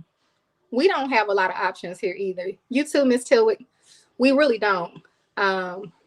Miss Moore, you said you don't like to cook anymore. That's crazy. I feel to say, yeah, it's like nothing sounds good. And then where I live, it's a small town, which I don't mind that, but it's not, and I haven't eaten everywhere, so I can't, but everything is it's just basic stuff like Popeyes or McDonald's or, just stuff or Mexican, it's just redundant. Praise God, Miss Irma. I'm so glad. I know what that's like. I do. That's the reason I want to meet in person too. You say I support the support. Have a good night, Miss Frank. It's a good feeling when you can talk to people that you have things in common with. And that's really why I have always kind of been a loner, because I would listen to other people talk, and it's nothing against what they would be talking about, but my mind, I wouldn't want to talk about those types of things. So there was no, they just be on a different page than I was. So to speak. But every now and then you meet people that, you have things in common for real. And you think alike, and it's enjoyable when you can talk to people like that. That's how me and my aunt is. We're a lot alike, especially in the way we think. And then because we're both saved, that helps as well.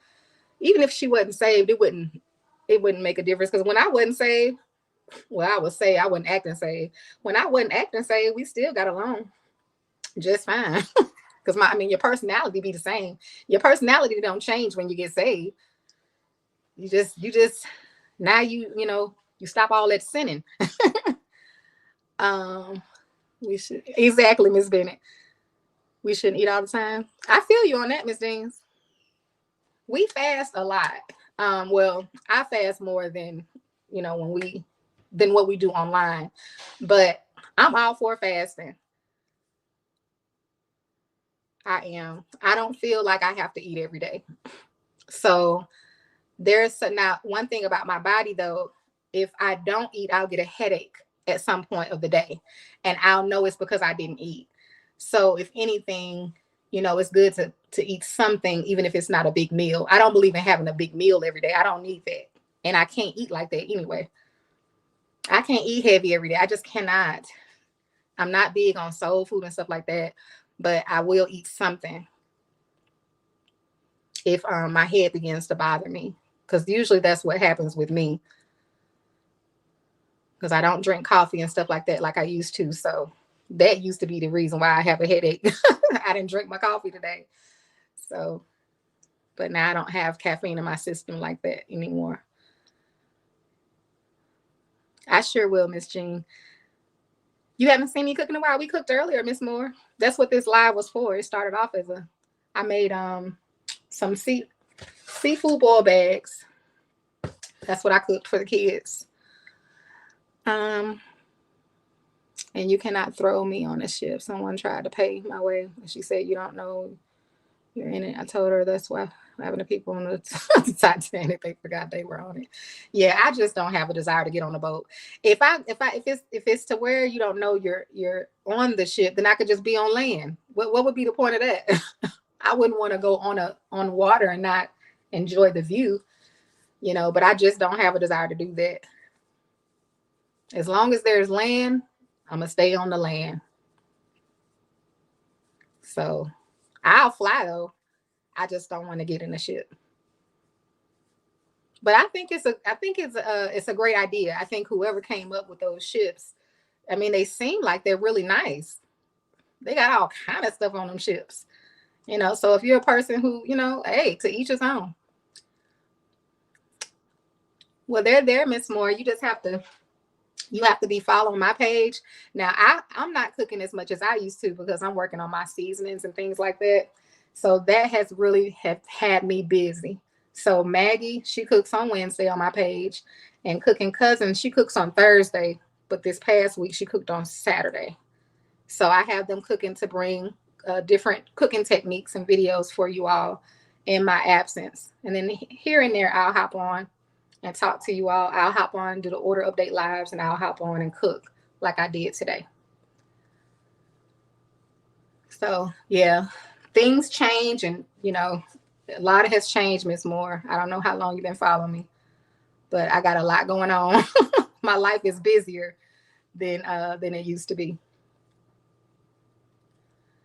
Let's see, I go on cruises with people who go live.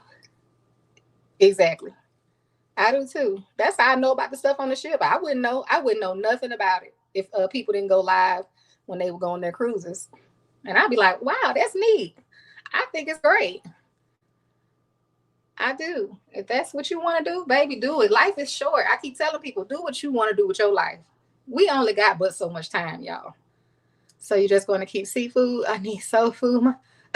So you're just going to keep seafood? No, I cook soul food. I'm just not a big soul food person. I can cook you whatever you want, just about. Yes, I enjoy that you let those ladies cook. Yeah. You know, I'm not gonna say they're starting out now. Cooking Cousins, she was just starting out because I remember when we met and you know, I encouraged her to go ahead and cook live if that's what she wanted to do. So that's what she went ahead and did it. And see, for me, I don't mind sharing my space with other people. So like Miss Moore said, I'm following you. What does that mean? I don't know what that means. What you mean by that, Miss Moore? So if they're cooking and you don't want to watch them, just don't watch. It's just like your TV. When you turn your TV on a channel that you don't want to see, do you keep it on there and complain, or do you turn the channel? You turn the channel. It's really that simple. Some people only want to see me cook. So I tell them, if I'm on here talking, just keep scrolling. I won't be offended, I promise. Because I understand. Oh, you do follow me. Okay, I see what you're saying.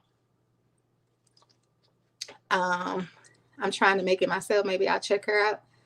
Yeah, I mean, they're cool people, but here's the thing. Everybody's not for everybody. I'm not for everybody, and they won't be for everybody.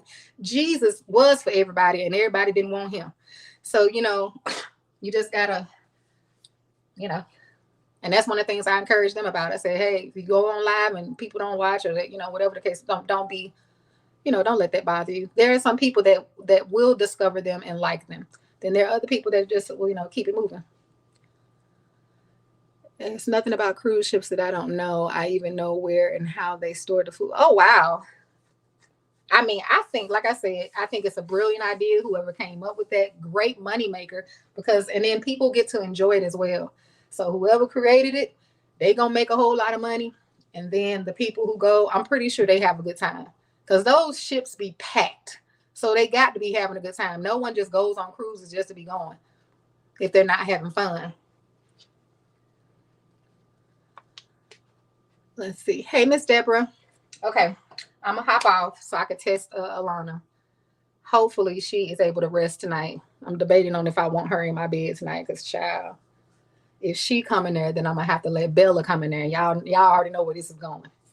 Now, will they go right to sleep? Absolutely.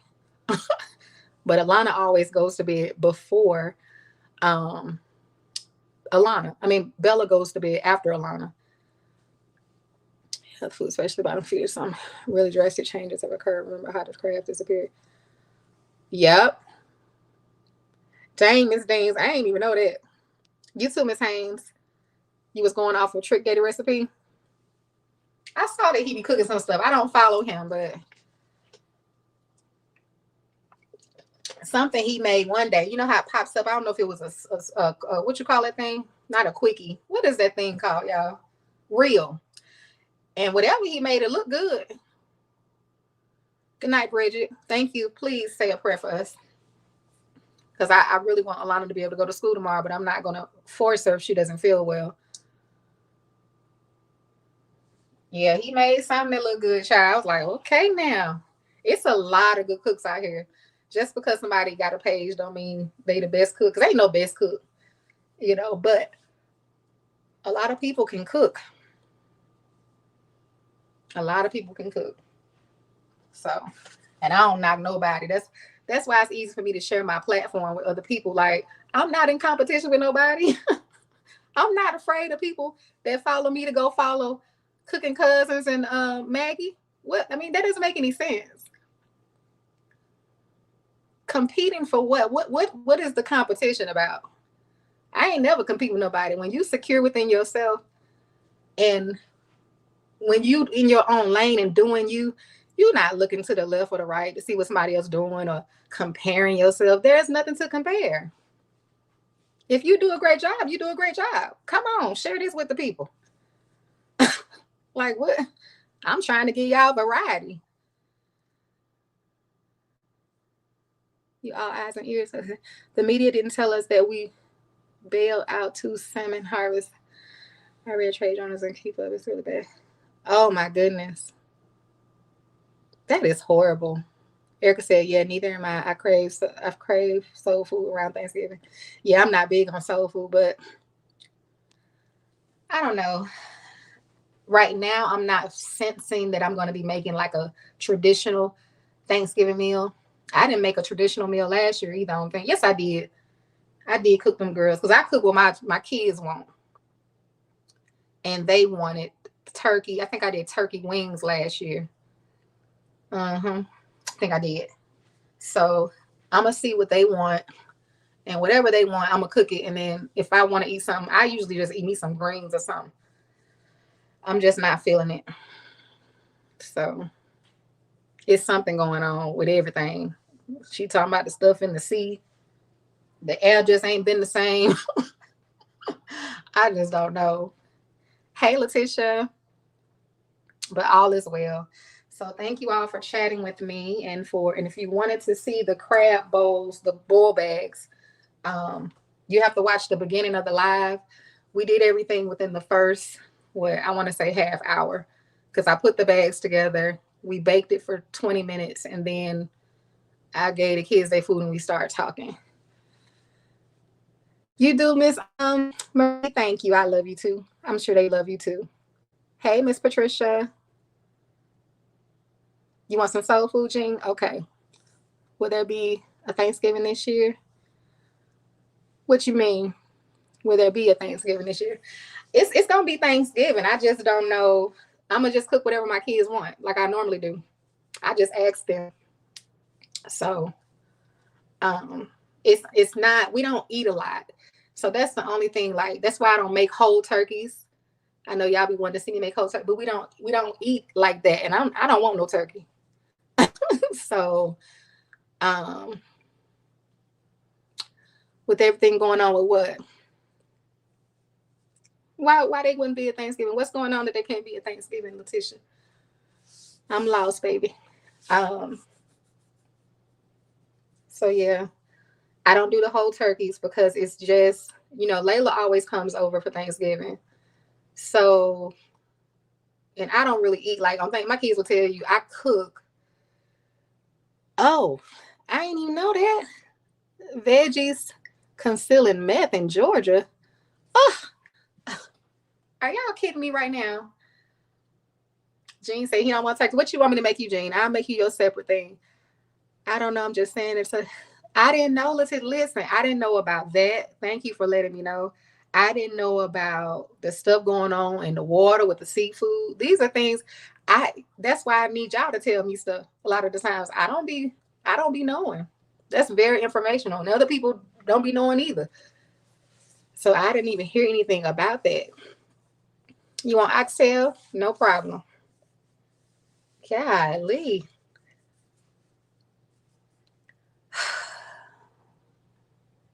Our world is just so messed up, y'all. Especially our country. We just got to pray for God to have mercy. We got to pray for mercy. I was really thinking about doing another 30 days of prayer. And I hate to bother those ladies, Claire and Aretha. They helped me out with those the prayer dates, because I mean that's a lot to pray for 30 days. But they took on a couple of days each, and then I had 3 or 4 days myself. I had 3 days, and they had 2 a week. We got to do more prayers. We did turkey wings too, smoke. Yeah, we did the regular turkey wing. I did baked turkey wing. I want to say I made some chitterlings, but did I make them for? I don't know if I made them for Thanksgiving or Christmas, but I did make her some last year. There may be a strike with a train transporting food. Lord, I ain't surprised. This is why we need to grow our own food, to be honest. I want a vegan Thanksgiving, but my sister's not having it. You just have to do you some vegan stuff, Erica. You got to make it to where you having your stuff too, so you can have, you know, your vegan stuff, and they can have the regular stuff.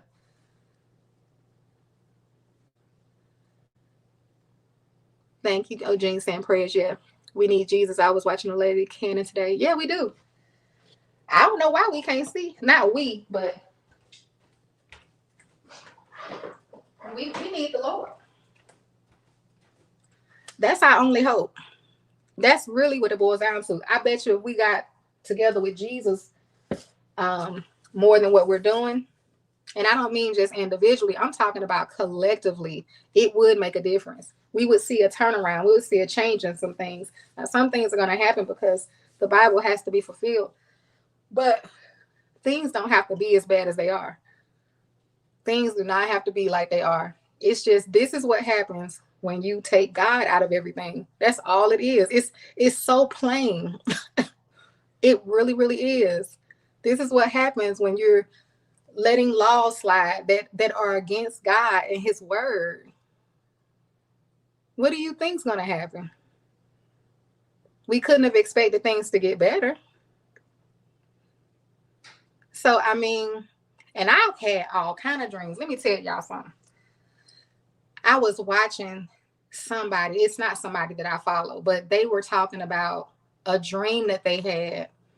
And it brought back, because, you know, I'll have dreams and I'll forget about the dream, but I'll always tell somebody. I always make sure I have a witness. That's why I said if I came on here and I was lying to y'all, somebody be like, "How you should lie?" So there's always somebody who can say, "Yep, I was there. Yep, yep." That's right, Yolanda. So one of my dreams was I was driving my Aunt Sharon, as a matter of fact. And it seems like I was picking her up, like I had picked her up from the airport. And or something, because the direction that we were coming from, like, if you live in this area, we were coming down 231, okay, like coming from 10, but we were going, what is that, west. We were traveling west at the time. So, but I'm going toward my house. So even though we have an airport here, for some reason, we're coming from, like, we were driving from out of town. So I'm assuming I must have picked her up maybe at an airport, like in Panama City or something like that. That's kind of nearby. We're like an hour and a half from Panama City. Either way, we're driving. All of a sudden, these jets come flying. I mean, it was a whole lot of them, y'all. They just start flying over the car, you know, flying overhead while we're on the highway. And then they start shooting at the cars.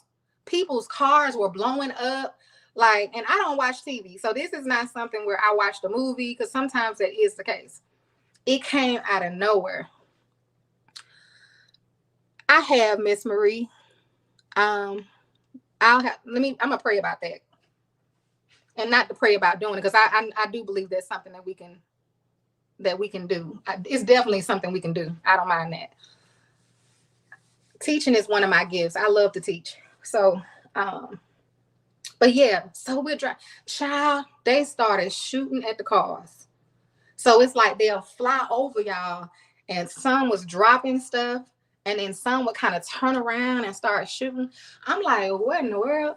So I was shocked in the dream. It's like, really, I think I felt like how I would feel if it happened. I mean, what do you say? You know, what can you do? So that was one dream. I can't remember the rest of that, but it seemed like that was all I saw. And then another dream I had, which is really odd. Now, this dream was really odd because I had this dream before I moved in my house. The house where I am, y'all probably don't know unless you've been on lives with me like that. But next to my house is woods. Like, it's woods if all up and down the street. And on the side, like to the side of my house where my garages are, it's a lot of woods. Now, they recently cut some woods down and started building a house, but it's still a whole lot of wooded area left. So before I moved in this house, I was at my other house. I had a dream. The first thing about the dream, I was running through the woods holding a child the size of Bella. Now, mind you, Layla had not got pregnant, nothing. So that's why the dream was crazy to me, because I'm like, I'm holding a baby.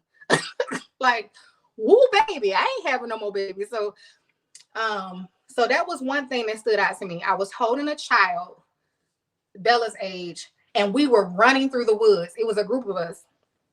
And the plane started flying over. Now, when you're in the woods, you look up, you see the trees and stuff, but the planes, child, it was flying over. So I don't know where we were going or who we were running from or what was happening.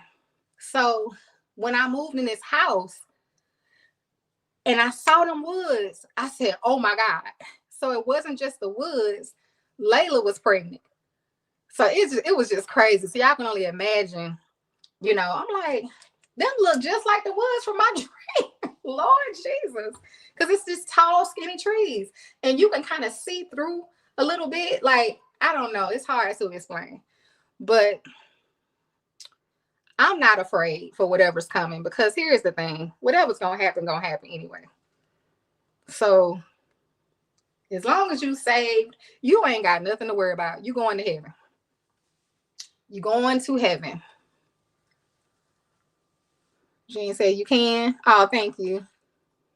So that's just two dreams I had that I thought were, and I had those kind of within the past. The one was like 4 years ago, because I was at my last house, or 5 years ago. I don't even know how long I've been here, since 2020, August 2020. So it'd be 4 years, August. It was 4 years this month. See, yeah. So it was over 4 years ago I had that dream. And the other one I had more recent. I had that one in the last 6 months. And I've had other dreams. I just can't remember all that stuff. Because sometimes I'll dream a whole lot to where I just can't remember it all. But them dreams was so real. Who did that, Tamara?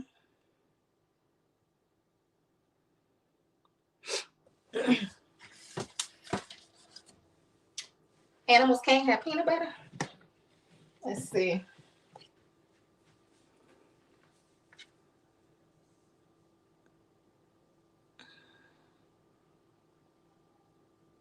Oh, I read that wrong. I don't know what you were saying. Is that a spammer? Some people should be ashamed of themselves. Like, why do you say such I would be so embarrassed. I want to tell y'all something. I was raised right. That's all I can say. I appreciate my people for raising me to have manners, for raising me to be respectful of people, and just for raising me the way they raised me. Because, child, I'll be out here embarrassing my family.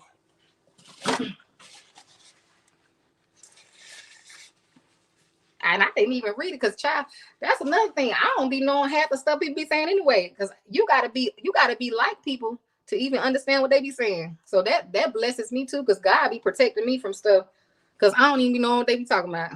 And guess what? I don't need to know. If I see it going a certain way or looking a certain way, I'm just gonna delete it. That's crazy. I always been a dreamer, but just started taking the dream seriously. While I haven't seen you live in years, where have you been, Christina? I've definitely been live over the years, so I am convinced now that Facebook does hide us. And like I said, there's one lady, she stopped going live because Facebook was hiding her so much. And she said, "What's the point?" Um, but no, I've definitely been here. They just haven't been showing you. But I'm glad you found me again. So it's not you. And I don't know what kind of system they have going on. I love you too, dear. I don't know what they got going on now. They're doing something different, but which is okay. You know, I think Facebook are having some issues with their finances. So I don't know if it's the lawsuits or I don't know. So they got to minimize everything. You wanted to say more? I was raised, yeah. Everybody wasn't raised, you know, and I'm not even gonna say raised right. That's why I put in the things that I'm glad my family did do. Because just because you were raised properly to be respectful and things, that don't mean you're gonna act right. Some people act like they they act opposite of the way they were raised. They definitely got you hitting on my end, yeah. And I guess they hide you for so long.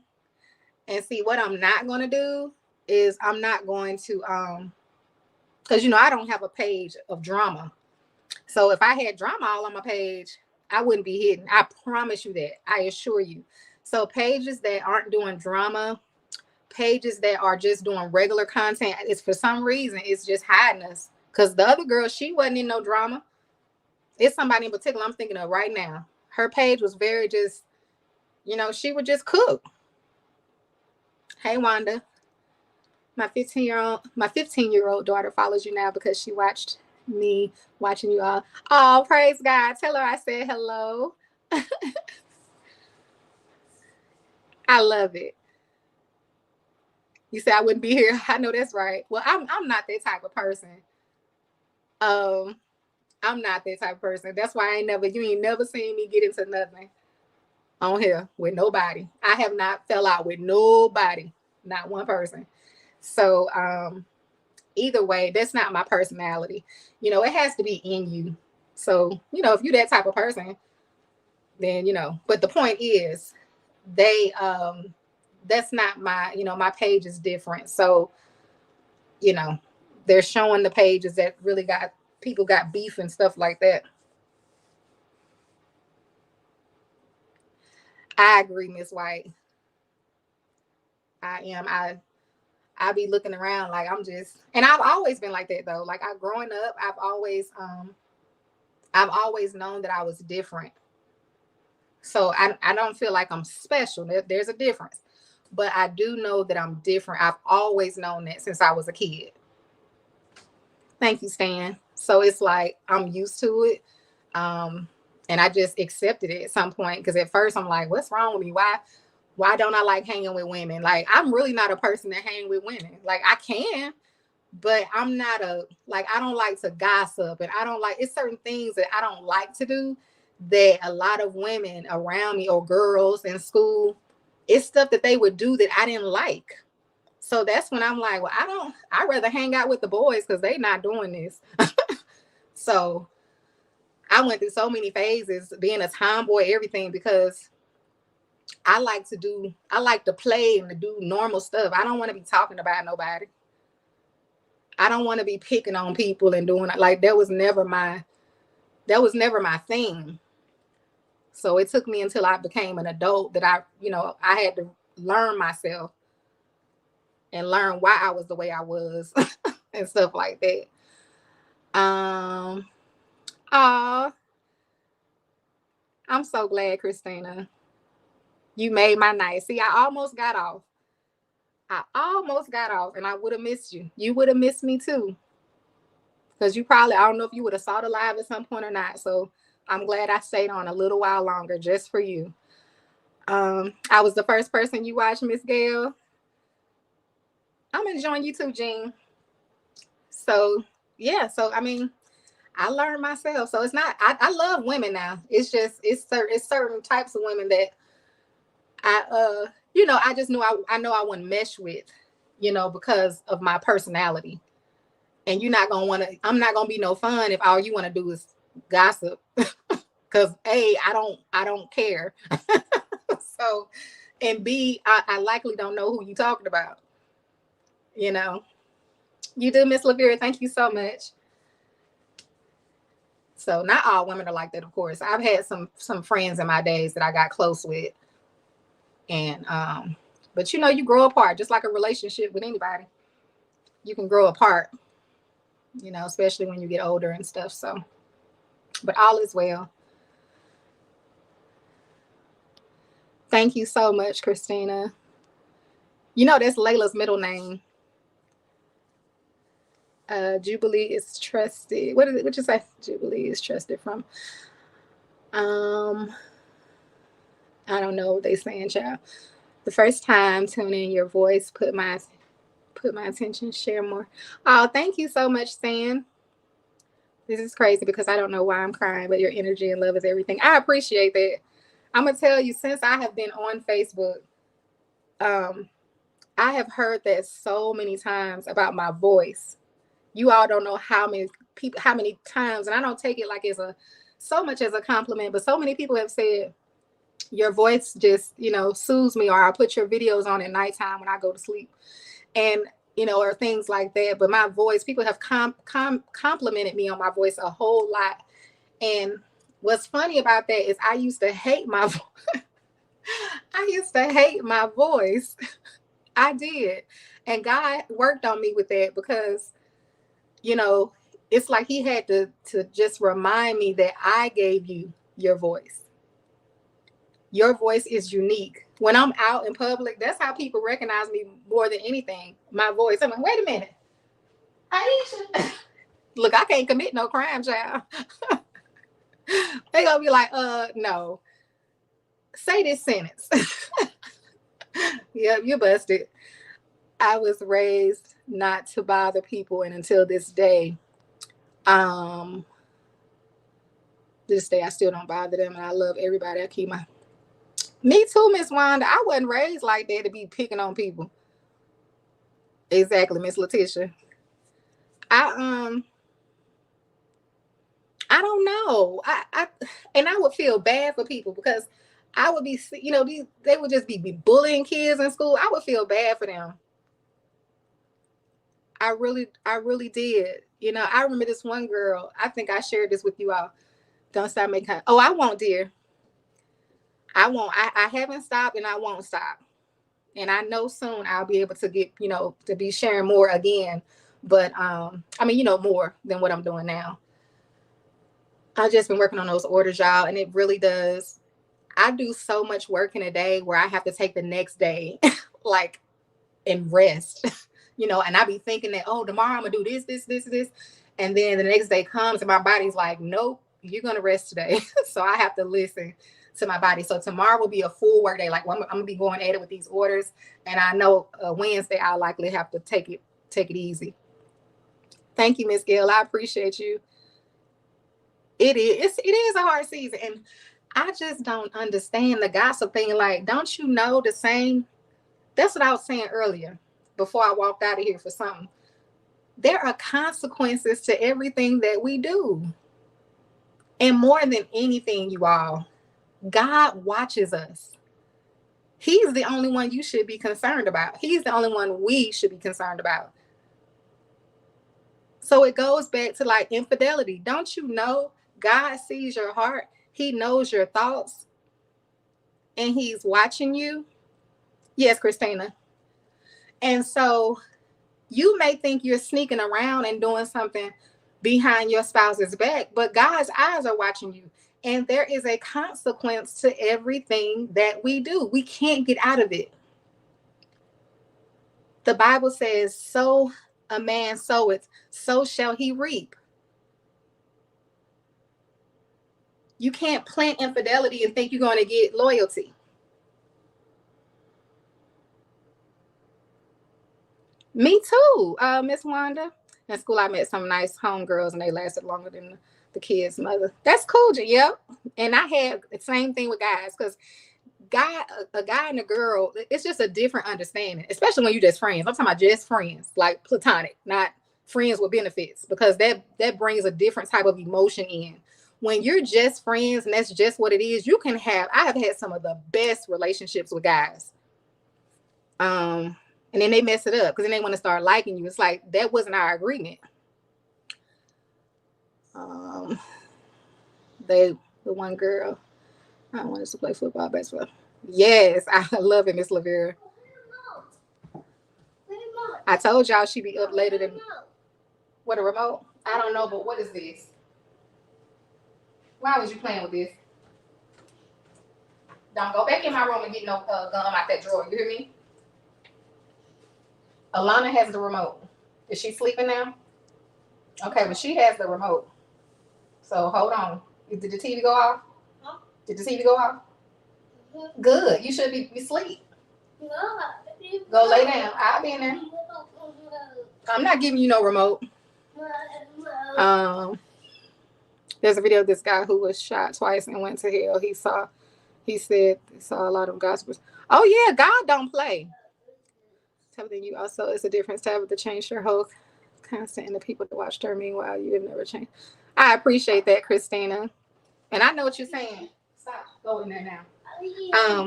It was a few things I was gonna tell y'all. The one thing I was saying, there are consequences to everything that we do. Going back to go ahead, baby. No, I'm not giving you that remote. You need to actually go lay down. When I was in not grade school, I was in middle school.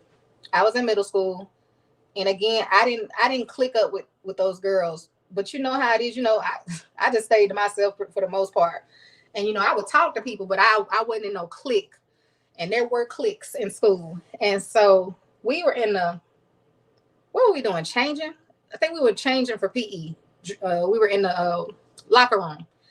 And there was this Caucasian girl.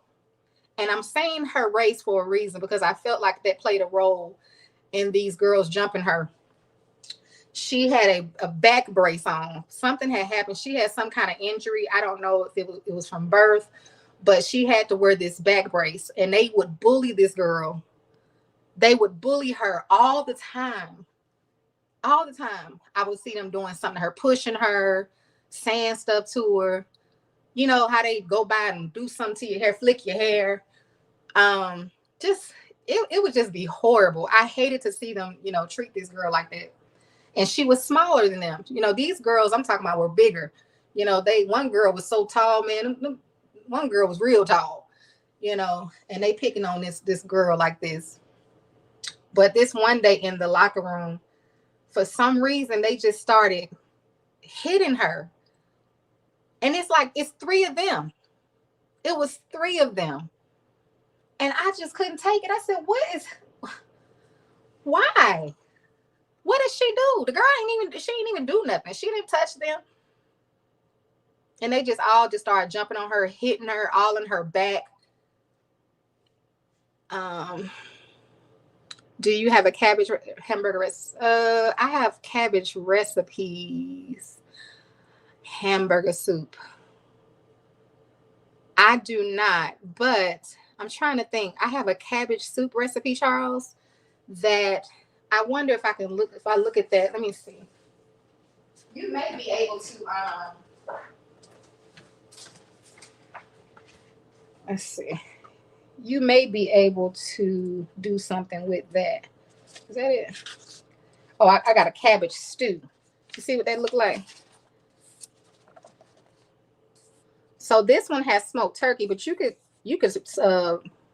substitute that smoked turkey for some ground beef. Oh yeah, it was bad. That's sweet teen stepper.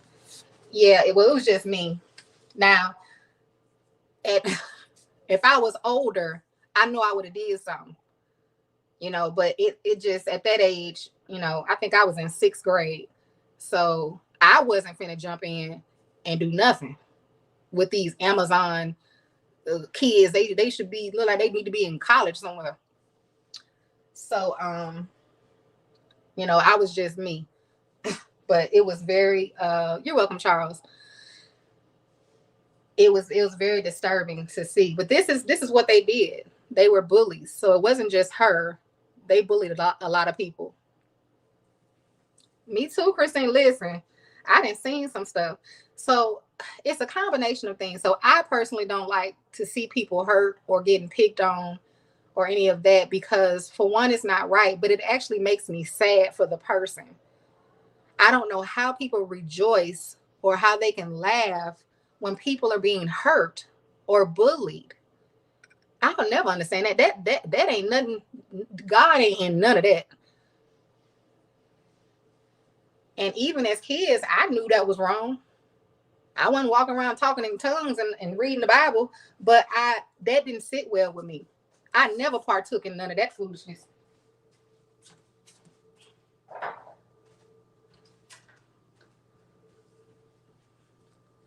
I'm the same way. That stuff sticks with me. Yeah. Thank you, Miss Donna. Who is that? Oh, hey, Miss Donna. There are power in numbers. You sure are right. It's not cool, Miss Queen. And like I said, they did this all through, you know. Well, I left. I went to that school in 6th and 7th grade, and this was in Tallahassee. So we went to Griffin Middle, and then I relocated back to St. Louis after my 7th grade year. And I was so glad to be away from them. I was so glad to be away from that school. And that has to be it, Letitia, because I don't know what creates a bully. I don't know. I always say that bullies are cowards, because you would have to be a coward in order to pick on people who cannot either defend themselves, or who you think is weaker than you in any type of way. Hey, Anthony, hold on a second. Bella, Fat Mom, close that door.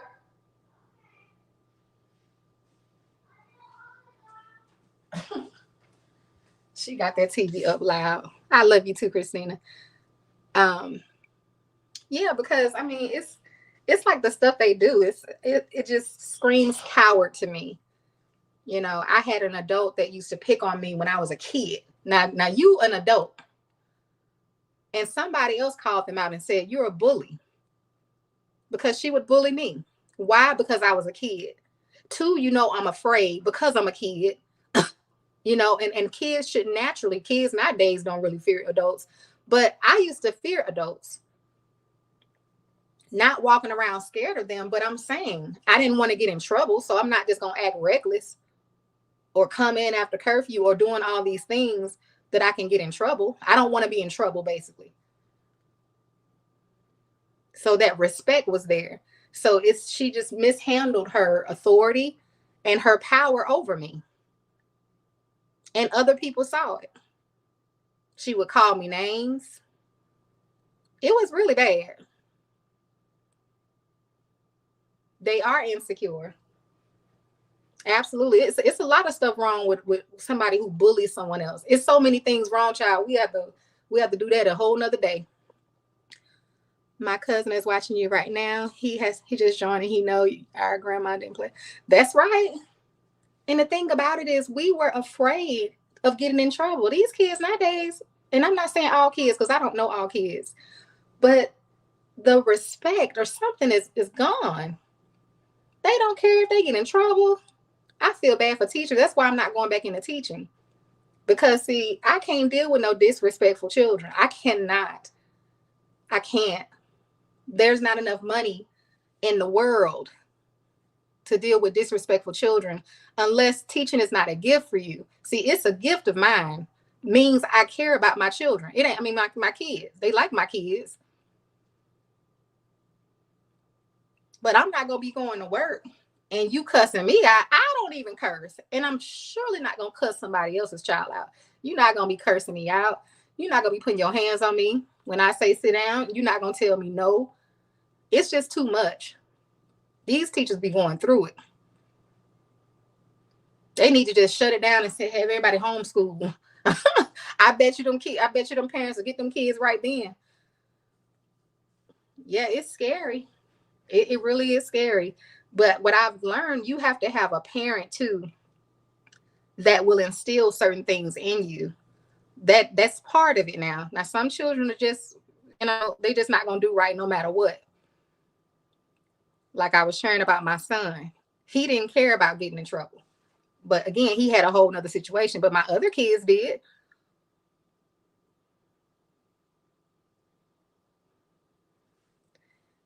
Hey mom, stay with you and happy. What you talking about, Gene? In Oklahoma, they don't pay teachers enough. No, they don't pay them. They already don't pay enough. Hey, Giselle, they already don't pay enough to begin with. And now I don't know I don't know if it happened at COVID, because like I said, I haven't taught in the classroom now in about, I want to say 10 years. So I don't know if it's just been a overtime thing. Maybe some teachers that's been in the system that long can, or if it was COVID, because COVID did change a lot. Thank you, Letitia. COVID changed us in ways we don't even realize we've been changed yet. It's been a lot. I was thinking about that today, literally. I said, I was thinking to myself, this world has not been the same since before COVID. It has not been the same. Even though things start opening back up, and I don't know what that was about, but it has not been the same. People ain't been the same. People ain't even been the same. So I don't know what exactly, Yolanda. I was thinking that this morning. I was getting some out the fridge in there. And I was saying to myself, this world has not been the same since COVID. It's something changed during that time. I don't know exactly what it was. So I don't know if the kids were better before COVID, in the school, because I don't know. Again, I haven't taught in about 10 years, so I really can't say. But I know it changed some adults. Really, Jean, you trying to talk text?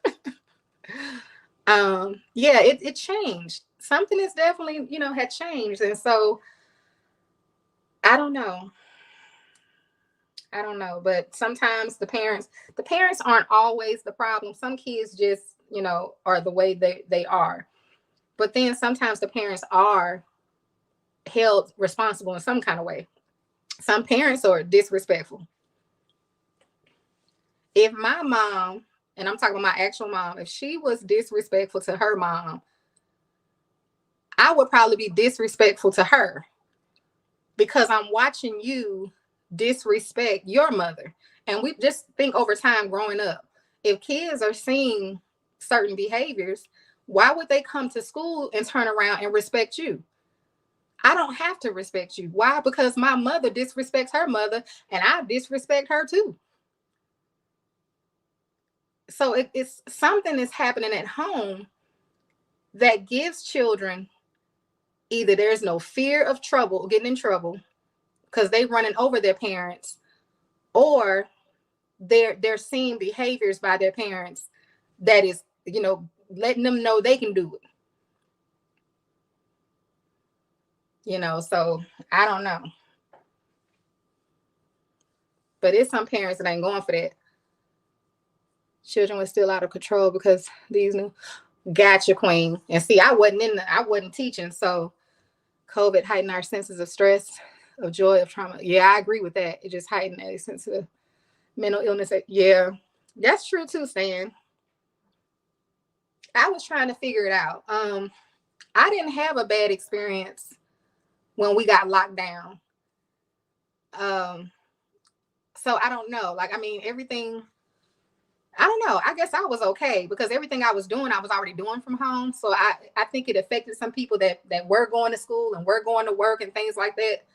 I could see how that could affect them. But I guess I didn't think about it because I was already home. Let's see. As long as this generation is in control, the world will not be better. Nope. We have to instill better morals. Yeah, we do. And that's what I'm saying as parents. So I have given my kids, for one, they watch us. That's the best teacher you can give your children, is they watch what you do. But it's stuff my daughter be coming and telling me. I'm not going to say it on her because some of her friends watch me too. But she'll come home and just be sharing stuff with me.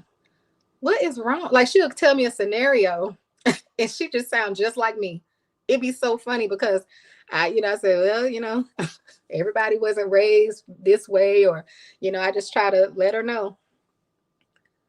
Some kids don't know how blessed they are to even have a parent who has wisdom. Respect is not praise. It's all about, I'm going to say what I want. Yep. That's right, Letitia. And adults forget the kids they abuse grow up one day. Yep. That is so true, Erica. That's why I was saying we have to get our healing ourselves. It really does become our responsibility when we get older, because if not, we're gonna be in trouble and we're gonna hurt everyone around us. It's nothing worse than walking around unhealed. It goes back to Satan. He get out of trouble from causing pain. Yep. Satan uses them. I stayed to myself too. My sister was part of a group, man. Mm-hmm. It is. It has to be demonic if you get pleasure out of seeing someone else hurt. It has to be, because that's not of God. It's not his spirit. So it's only one other spirit that exists. If it ain't God's spirit, it's the evil spirit. It ain't no other kind of spirit.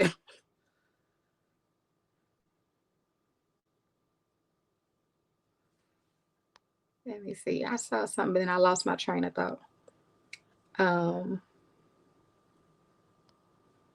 We were talking about getting healing when you get older. I was thinking about how, and I really do have to get off, y'all. I was thinking about how some people, you have to be aware of your flaws and your shortcomings and the things that you're not healed from, your traumas, because it starts with being aware. Because I was thinking about something. If a person is not aware of something about themselves, how can they address it to change it? Does that make sense? So it really just starts with that. So some people, not everybody, but some people who have certain issues or whatever things going on with them, it's not that they may not want to change it, but they may not be aware of something that they're doing or some type of way that they are where they're causing pain on other people. Agri Poundstead, I didn't play this. Oh wow, Christina. So, and that came to me because you ever tried to get someone to see something, but they just couldn't see it. And so for me, I started praying like, Lord, why is this so hard for this person to see that they're doing to me, And that's when he brought to me, they may not be aware of it. And if you're not aware of it, okay, Jean, they can't, how can they do something about it? So if you got a big mole on your back, but you're not aware of it, how can you get it taken off? How can you go get it removed? And another person's trying to tell you it's a mole on your back. You don't want to listen to them. So you just got to discover for yourself, I guess. I don't know. So I'm going to leave you with that, because I know sometimes, and it's not all the time that we're going to be right when talking to other people, but sometimes you are in the right and you're trying to, get the other person to understand. But just keep in mind that sometimes people just aren't aware of certain ways about them, just like we aren't aware of all of our ways. Now, some people are, because like I said, I do a lot of self-reflection, but there are some things that I'm not aware of. But I'm certainly open to hear about it. I'm not going to just turn a person away if they're telling me something. Unless it's a flat out lie. Now, a lie is a lie. But when people love you, they should tell you the truth. You too, Miss Wanda. So I'm big on that. Don't tell me you love me and you lying to me. That's not love at all. Me too, Letitia. I've seen a lot of things over the years. Hey, Miss Faith. And God has just helped me not to be so hard on myself, because God had to remind me, look at how you were brought up. Look at your childhood. So you can't be so hard on yourself, especially with things from the past. But God, he showed me that, and just know he gonna take care of everything. You don't have to worry about what you didn't do right or what you missed out on or whatever the case may be. God, he already has your children covered because he knows what you've been through. He knows everything you've been through, even the things that you have forgotten about. He knows the things that you've been through. And if you've done the best that you can do and you're doing the best that you can do, that's really all you can do. That's all you can do. That's all God is expecting of us. Everybody has a story. Everybody has a story. I like to cook some of everything, Miss Faith. Tonight we did crab boil bags, but that was hours ago. So but just remember that everybody has a story. That's why it was so easy for me to forgive my mom, because she has a story. And for whatever reason, she needed to medicate with drugs, and it just got out of hand. And she ended up losing her children. However, I'm not going to condemn her because she was in pain and going through. That makes no sense. Two wrongs don't make a right. But when God showed it to me that way, she has her own story, and her mother has her own story, and her mother's mother have her own story. And we all get shortchanged in some way, and we all want to shortchange somebody else in some way, because we're all broken people that need a savior. We all got something going on. We all got something that we need Jesus for. I can promise you that.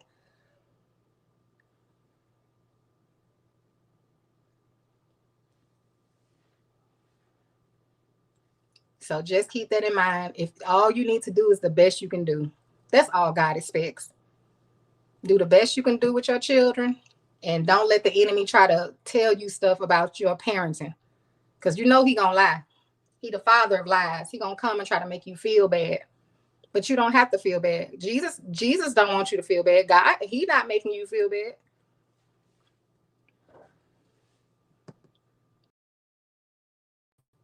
So keep that in mind. I'm gonna go. I know Alana's asleep, but I can still do this COVID test while she sleep, so I can at least get that. Either we find out if she has it or we find out she don't have it. I don't think she has it, but then kids are different when it comes to that COVID. It's like they can they don't get as sick as adults, it seems like. I'm so glad, Christina. Thank you so much. I will. I wasn't even planning on staying on today. I just came on to do that crab boil bag, and I was going to hop on off because I'm not dressed, and I knew that I wouldn't, my hair and everything. I knew I wasn't going to be on camera. And then I guess it's our talk for the week, because I haven't been on since, let's see. Well, I came on yesterday, but that was a quicker live. I did not want to do that live yesterday because you know how it is. But I have to remind myself I can't be responsible for how someone, receives or reads anything I post or say. I mean, that's why you just got to make sure your heart in the right place and that you're doing what God told you to do. That's all that matters. But that kind of stuff can be tricky. Me too, Miss Vieta. Thank you. Yeah, I think she went on and fell asleep because she woke up crying a little bit ago, and I gave her some Tylenol. This morning I gave her cough syrup, but she had a little cough, but I don't know. She hasn't been coughing today. It doesn't matter if you're not on camera. Oh, thank you. I appreciate that. It's like listening to the radio. So, what was I saying? Oh, I lost my train of thought again, so I guess I better go. Because there'd be different stuff going through my mind. Oh, I was talking about the live from yesterday. Yeah. I don't know. I'm going to just pray about that. Because I do have to go back to church. I was going to plan on waiting until I moved. And then when I didn't move this summer, I decided I was going to look for a church around here again. I just don't like to get in and then have to leave because I know I'm going to be moving. Because I'm one of those involved people. Like when I'm in a church, I'm involved. So I'm putting my hands to work to do something. And I just grew up like that. Are you welcome, Miss Trisha? I didn't know you were still here. Right, Christina, let me see. We needed this type of limit tonight. You always pour so much into us. I appreciate that. Thank you, Letitia. I appreciate that, Trisha. That's why they have been right on time. Thank you, Miss Vieta. Yeah, all I can give y'all is what I got. So this is all I got to give other than cooking. But we did a little bit of both today. And but I enjoy talking with you. I told y'all I don't get to talk much off live. So hey, Miss Charm. How you doing, dear? And yeah, other than talking to my aunt, but we don't even talk as much as we used to. And then me and my mom, we talk a few times a week. So I remember one time this lady said, "What do you do?" She said, "What do you do other than be with your kids?" And something she said. And I was telling her, she said, "You don't have any adult interaction." She said, "You got to get around some adults." And I didn't even think about it. Like when she said it, she was right. Because I was working from home at that time, just home with the kids. Well, Alana was a baby. Yeah. So she was right. Why am I moving, Christina? You said come to Detroit, girl. Because it's the area. It's just, you know how you just know your time is up in an area. I have I don't know if I'll sell my house or keep it and get a place somewhere else because I'm on the fence about that. Because I did purchase my home. So I don't know about what I'm gonna do with my house yet, but I can just sense that it's time for me to move. I just don't really know where. And I don't think initially, you all, when I moved into this house, that I was going to be moving. But sometimes when things change, it will change the course of where you know what I'm saying? Like something happened that changed the course of what could have been or what was going to happen or something like that. If that makes sense. I don't know. It's kind of hard for me to explain it, but I know what it was. So I know the exact thing that happened. So, and it's okay because God always has a plan. So, and God always knows that if this don't work or this changes, then this is going, because we have free will. And so either way, it's fine. I just need to know which way I'm going. I don't think I'm going back up north though. It'll get cold in Detroit. So you don't get out much either. Yeah, I don't really get out at all. I go to the grocery store. Before it was like the store or church, but now it's just the store. I don't really go nowhere. Just the store. I like to be home. So I'm praying about it. I thought I would have had an answer by now, but now it makes sense because God knew I wasn't going to be moving in the summer. So it's like, oh, okay, well, that makes sense. I was really planning on moving in July. Like that was my plan. Feeding people food is a good thing. However, when you can feed the soul, praise God, Miss Vieta. That's true. Go with your heart, and obviously that's the thing. I don't normally. I have a sense of where I'm going. Like I've always known where I was moving, and it's not that I won't know by the time it's time, but this is the first time that I am just like I don't feel any type of nothing. Like there are places I could move, but I'm not even feeling it. It's like, I don't even know if I would want to be there. Flaunt it's all just radiation poison. Figure out. Oh, I don't know, Richard, what you talking about? Let's see. Yolanda. Okay, she said she's trying. Yeah. So this is not just this is a necessary move for me. Like it was a necessary move for me to come to Dothan. I know why God brought me here. I know why he told me to come here. And I know it's time for me to go. So it's like, yeah, that's just where I'm at. And I'm pretty sure. I'm sure about it. I believe it's beautiful, Christina. I can't the snow, I don't ever want to live where it snows again. And I'm just praying that God don't send me nowhere where it snows.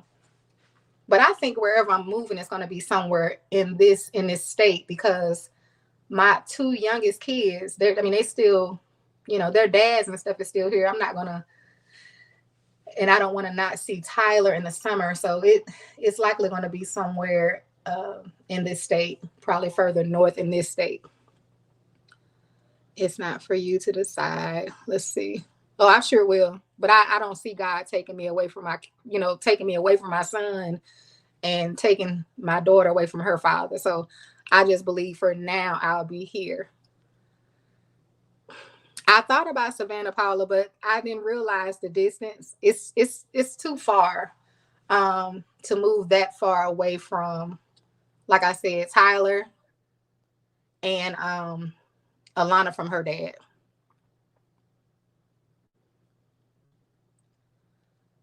Yep. And you'll know within yourself when it's time. The movie Forge, you'll know within yourself. So I've always known, I could just tell. So yeah. So I already know that it's my time. So I don't know what's gonna happen in these next few months, but God will show me what to do. I'm not worried about that. And you just never know. God can do so much in such a short period of time that it could be a complete everything different. That's just how he is. He's a suddenly God. He ain't got to build you up to do nothing. God knows exactly the date, time of all your blessings and whatever it is, your miracles, whatever it is. He already got it set. Yeah, but no, I don't want. Right now, we're further away than I want to be. Because we got um, Alana's dad in Birmingham, and then Tyler is in Huntsville, where I used to stay. So when I got divorced, I left. I didn't leave you on Facebook in the dark. I didn't do that. I told you. What is she doing? Um, I told you it's Facebook that was hiding me, girl. You know I ain't been gone no years. I ain't even been gone no month. So I always show up and do something. So no, I wasn't gone. It just they hid me from you. I remember when you were so excited about that home and remember you finding it on a no, I didn't find it on a walk, Erica. Remember what happened was I was in I was staying in the neighborhood, actually not too far from here, and we used to do the walks, in the morning at 5:30. And it was a guy I was seeing, his mom was a realtor, and she found the house, and it was like literally the second or third day that it was on, that it had been listed, excuse me. And I was looking, I needed a house, but it was everything happened. That's why I said God is so good, because if y'all remember, those who have been following me, I had just re-signed my lease for another year. And at the other house, but the house I didn't have enough space. So I had food and everything in my living room. Like my pantry was in my living room pretty much. It was just a lot. I was doing my cookbook, so I just didn't have space for everything in that house. And we had just outgrown it. And so I re-signed my lease because I love that house so much. I'm not a big I don't care about a house being big or small. I just like a house that's a home. Okay. Go lay your butt down. Stop making all that noise now. I'm gonna pop your butt. Uh-uh. Mhm. More juice here. A juice? Go ahead. Okay. And so she making me lose my train. So yeah, so but I love the house, y'all. I wasn't trying to buy a house yet. So signed the lease in May. When I tell y'all this lady had came in the place I was renting from, I haven't had no issues with nobody. I would pay my rent early. Like I ain't bothering nobody, ain't got no bad reports, nothing. Baby, get the juice and come on. Why you put it up there? Come on. Close the door. Come on here. Child, when you go to school, you ain't gonna want to go to bed.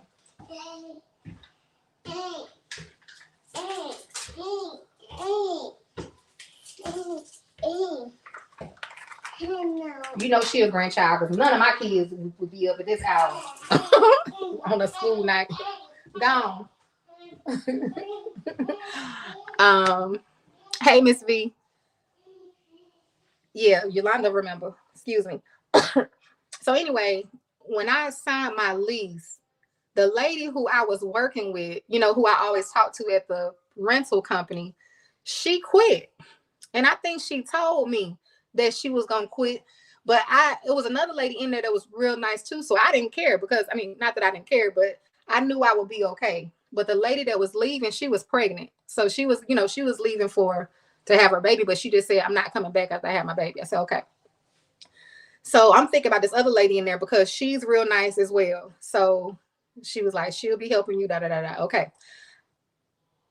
Well, another lady came in and she was supposedly the head lady. When I tell y'all, this lady was so mean and rude and nasty, and stuff started happening back to back to back for me. They would not fix my stove. Like stuff was breaking. They wouldn't fix it. And it was a lot. And people who follow me, they probably remember because I couldn't cook. I couldn't even cook because the stove was broke.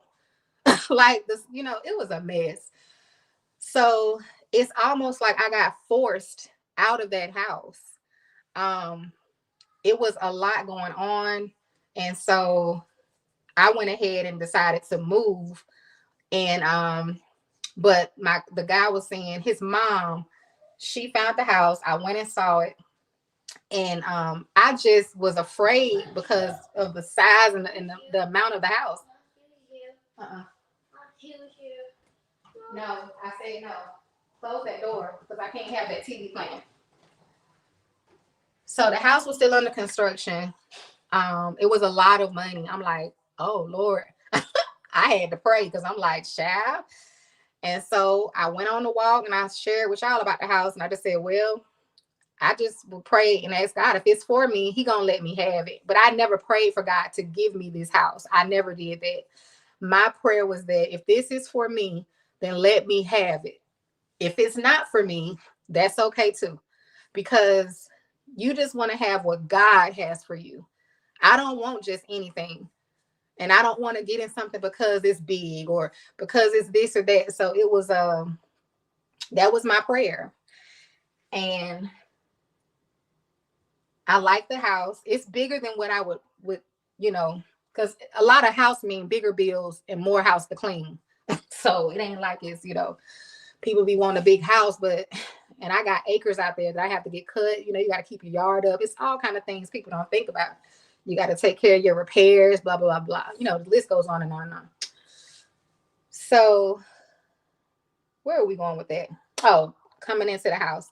So the guy who was building the house, I came by and saw while he was here working, doing something. No, he met us over here or something like that. And he looked at me and he said, this is your house. I want you to have it. I said, really? I said, okay.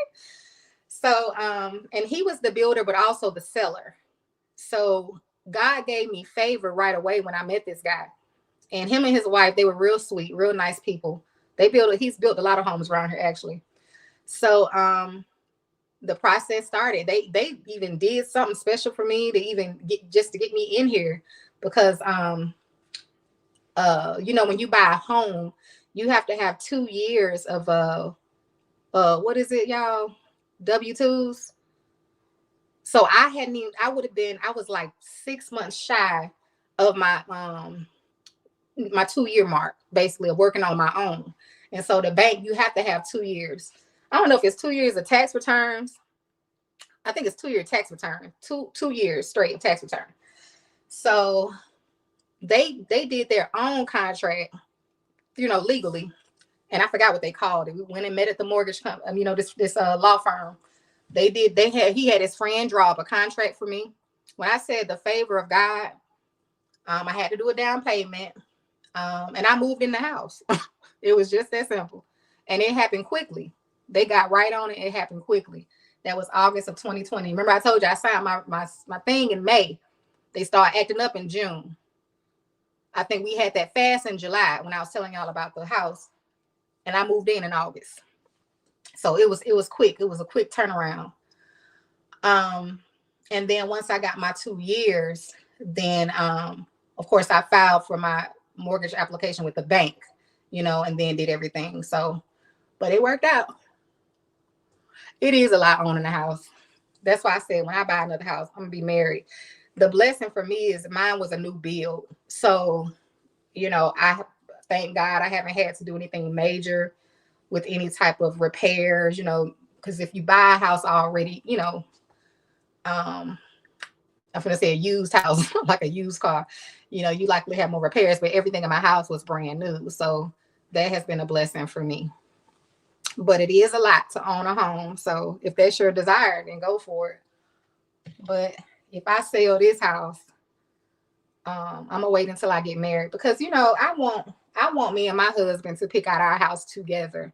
I don't want it to be I'm moving in his house, and I don't want it to be he moving in mine. Now, if he already owned a house and I don't own one, I can adjust to that as long as he ain't had no woman in there that he was married to. Because I'm not moving in no house when you got memories of you and your ex. No, I'm not doing that. Not gonna do it. Yeah, I'm gonna wait. That way we can do it together. That would be, it would mean more to me. And that's what I'm gonna do. So, but God has blessed me. He has blessed me. And I share that testimony because it goes to show you God can do anything for you. I told you I ain't asked God for this house. Did I want it? Yes. But I don't know what God knows. I don't know what was going to be waiting down the road. I didn't know if I would be able to take care of this house. There are things that you have to consider. And so I just wanted to, that's why I just prayed the way I prayed. So he'll definitely bless you. That's why I know he can do anything. He didn't did so much stuff for me, child. That's why I believe God to do anything, because he's done so many miraculous things in my life. I mean, miracles. That was a miracle. It was people watching the situation telling me, you got so much favor. God favors you. He does. I've always had favor. I mean, crazy favor. Stuff just be happening for me.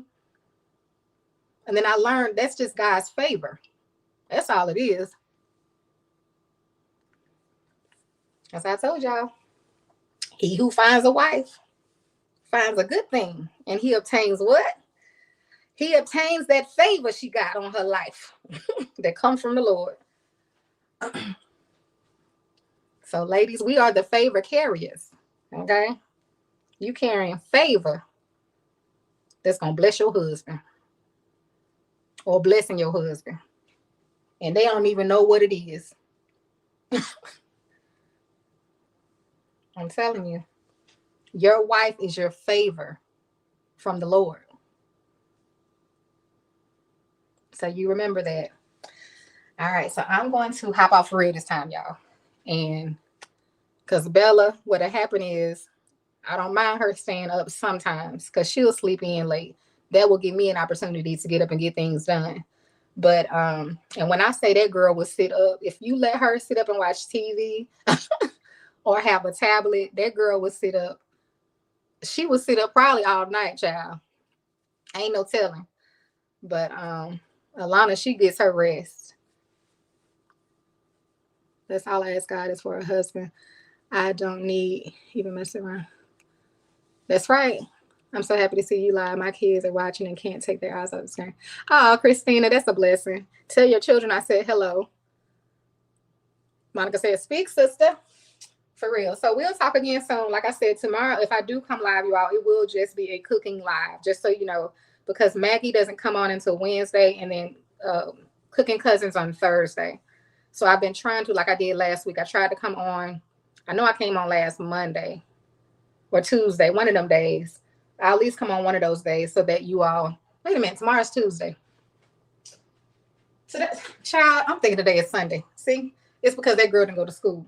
So today is Monday. Okay, so I may or may not come on tomorrow since I came on today. I just try to get something in there before Wednesday. And then we got Thursday, and I'll be back. I'll definitely be back on Friday because I normally have a live update, order update, excuse me. Let's see. Hey, Dakota. The Lord would want you to buy another home. If you find a man, you can sell the house and pick the one. Yeah, I know I'm gonna have another home. I'm just saying I want to buy my home with my husband. That's what I want. That's what I desire to do. So again, like I said, when I pick this house out, I won't go into all of that. I think God, he knew what we needed at the time, me and the kids, and this was, this definitely has served its purpose. It definitely has the space that I needed, and it's a nice home. It is. But it's not my forever home. So somebody else may come in and they may buy my house if I sell it, and they may want it to be their forever home. And to me, it's still like a blank canvas because I haven't really done anything to it. So even though I can paint my walls, I haven't done that. I mean, I repaint it with the regular paint that that the wall is already that color in the girls' room. But I haven't done anything major. So if anybody wanted to come in and like put a pool in or do whatever, I mean, it's just so much you could do. It just depends on the family. Let's see. Yes, Dakota, I know your name, honey. You have a good night, Dakota. Y'all don't go back into, see, that's what we used to go back in September as well, Christina. When I lived in St. Louis, that's why I'm like, these kids go back to school early here. But we always went back in September, the beginning of September. Sure did. We had an actual full summer out. These kids get out in June and go back and, go back in less than 2 months. Hey, Willa Mae. So everything is different with the schools down here, especially. They're out of school a lot. I don't know how people who work actual outside job homes. Y'all know I'm sleepy. I don't know how people who work jobs outside the home are able to keep up with the schedule because it's like the kids are always out. And I mean, for somebody like me, I guess if you have family helping you or you got some kind of help with your kids, but I don't have no help with my kids. So if I was working a 9 to 5, I wouldn't be here when Alana got off the school bus. Like, what would happen then? I guess they do have aftercare. They go back next week and get out for Labor Day. Oh yeah, that is pointless. So I be thinking about all of that. They're out a week. They're out a week for fall. They're out two to 3 weeks for Christmas. They're out another week in March, and then they're out again some other days. Just made up days.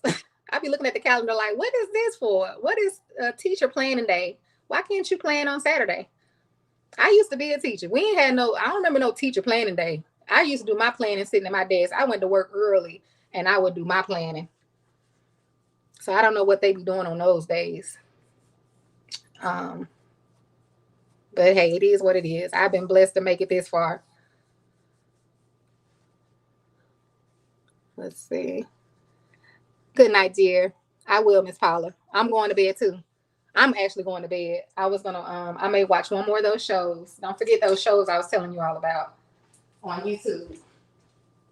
I'll probably watch one of those and fall asleep. I was gonna try to wash Alana's hair, but I didn't even realize she wasn't, because she was doing okay today. She wasn't complaining of anything. and she laid with me most of the day.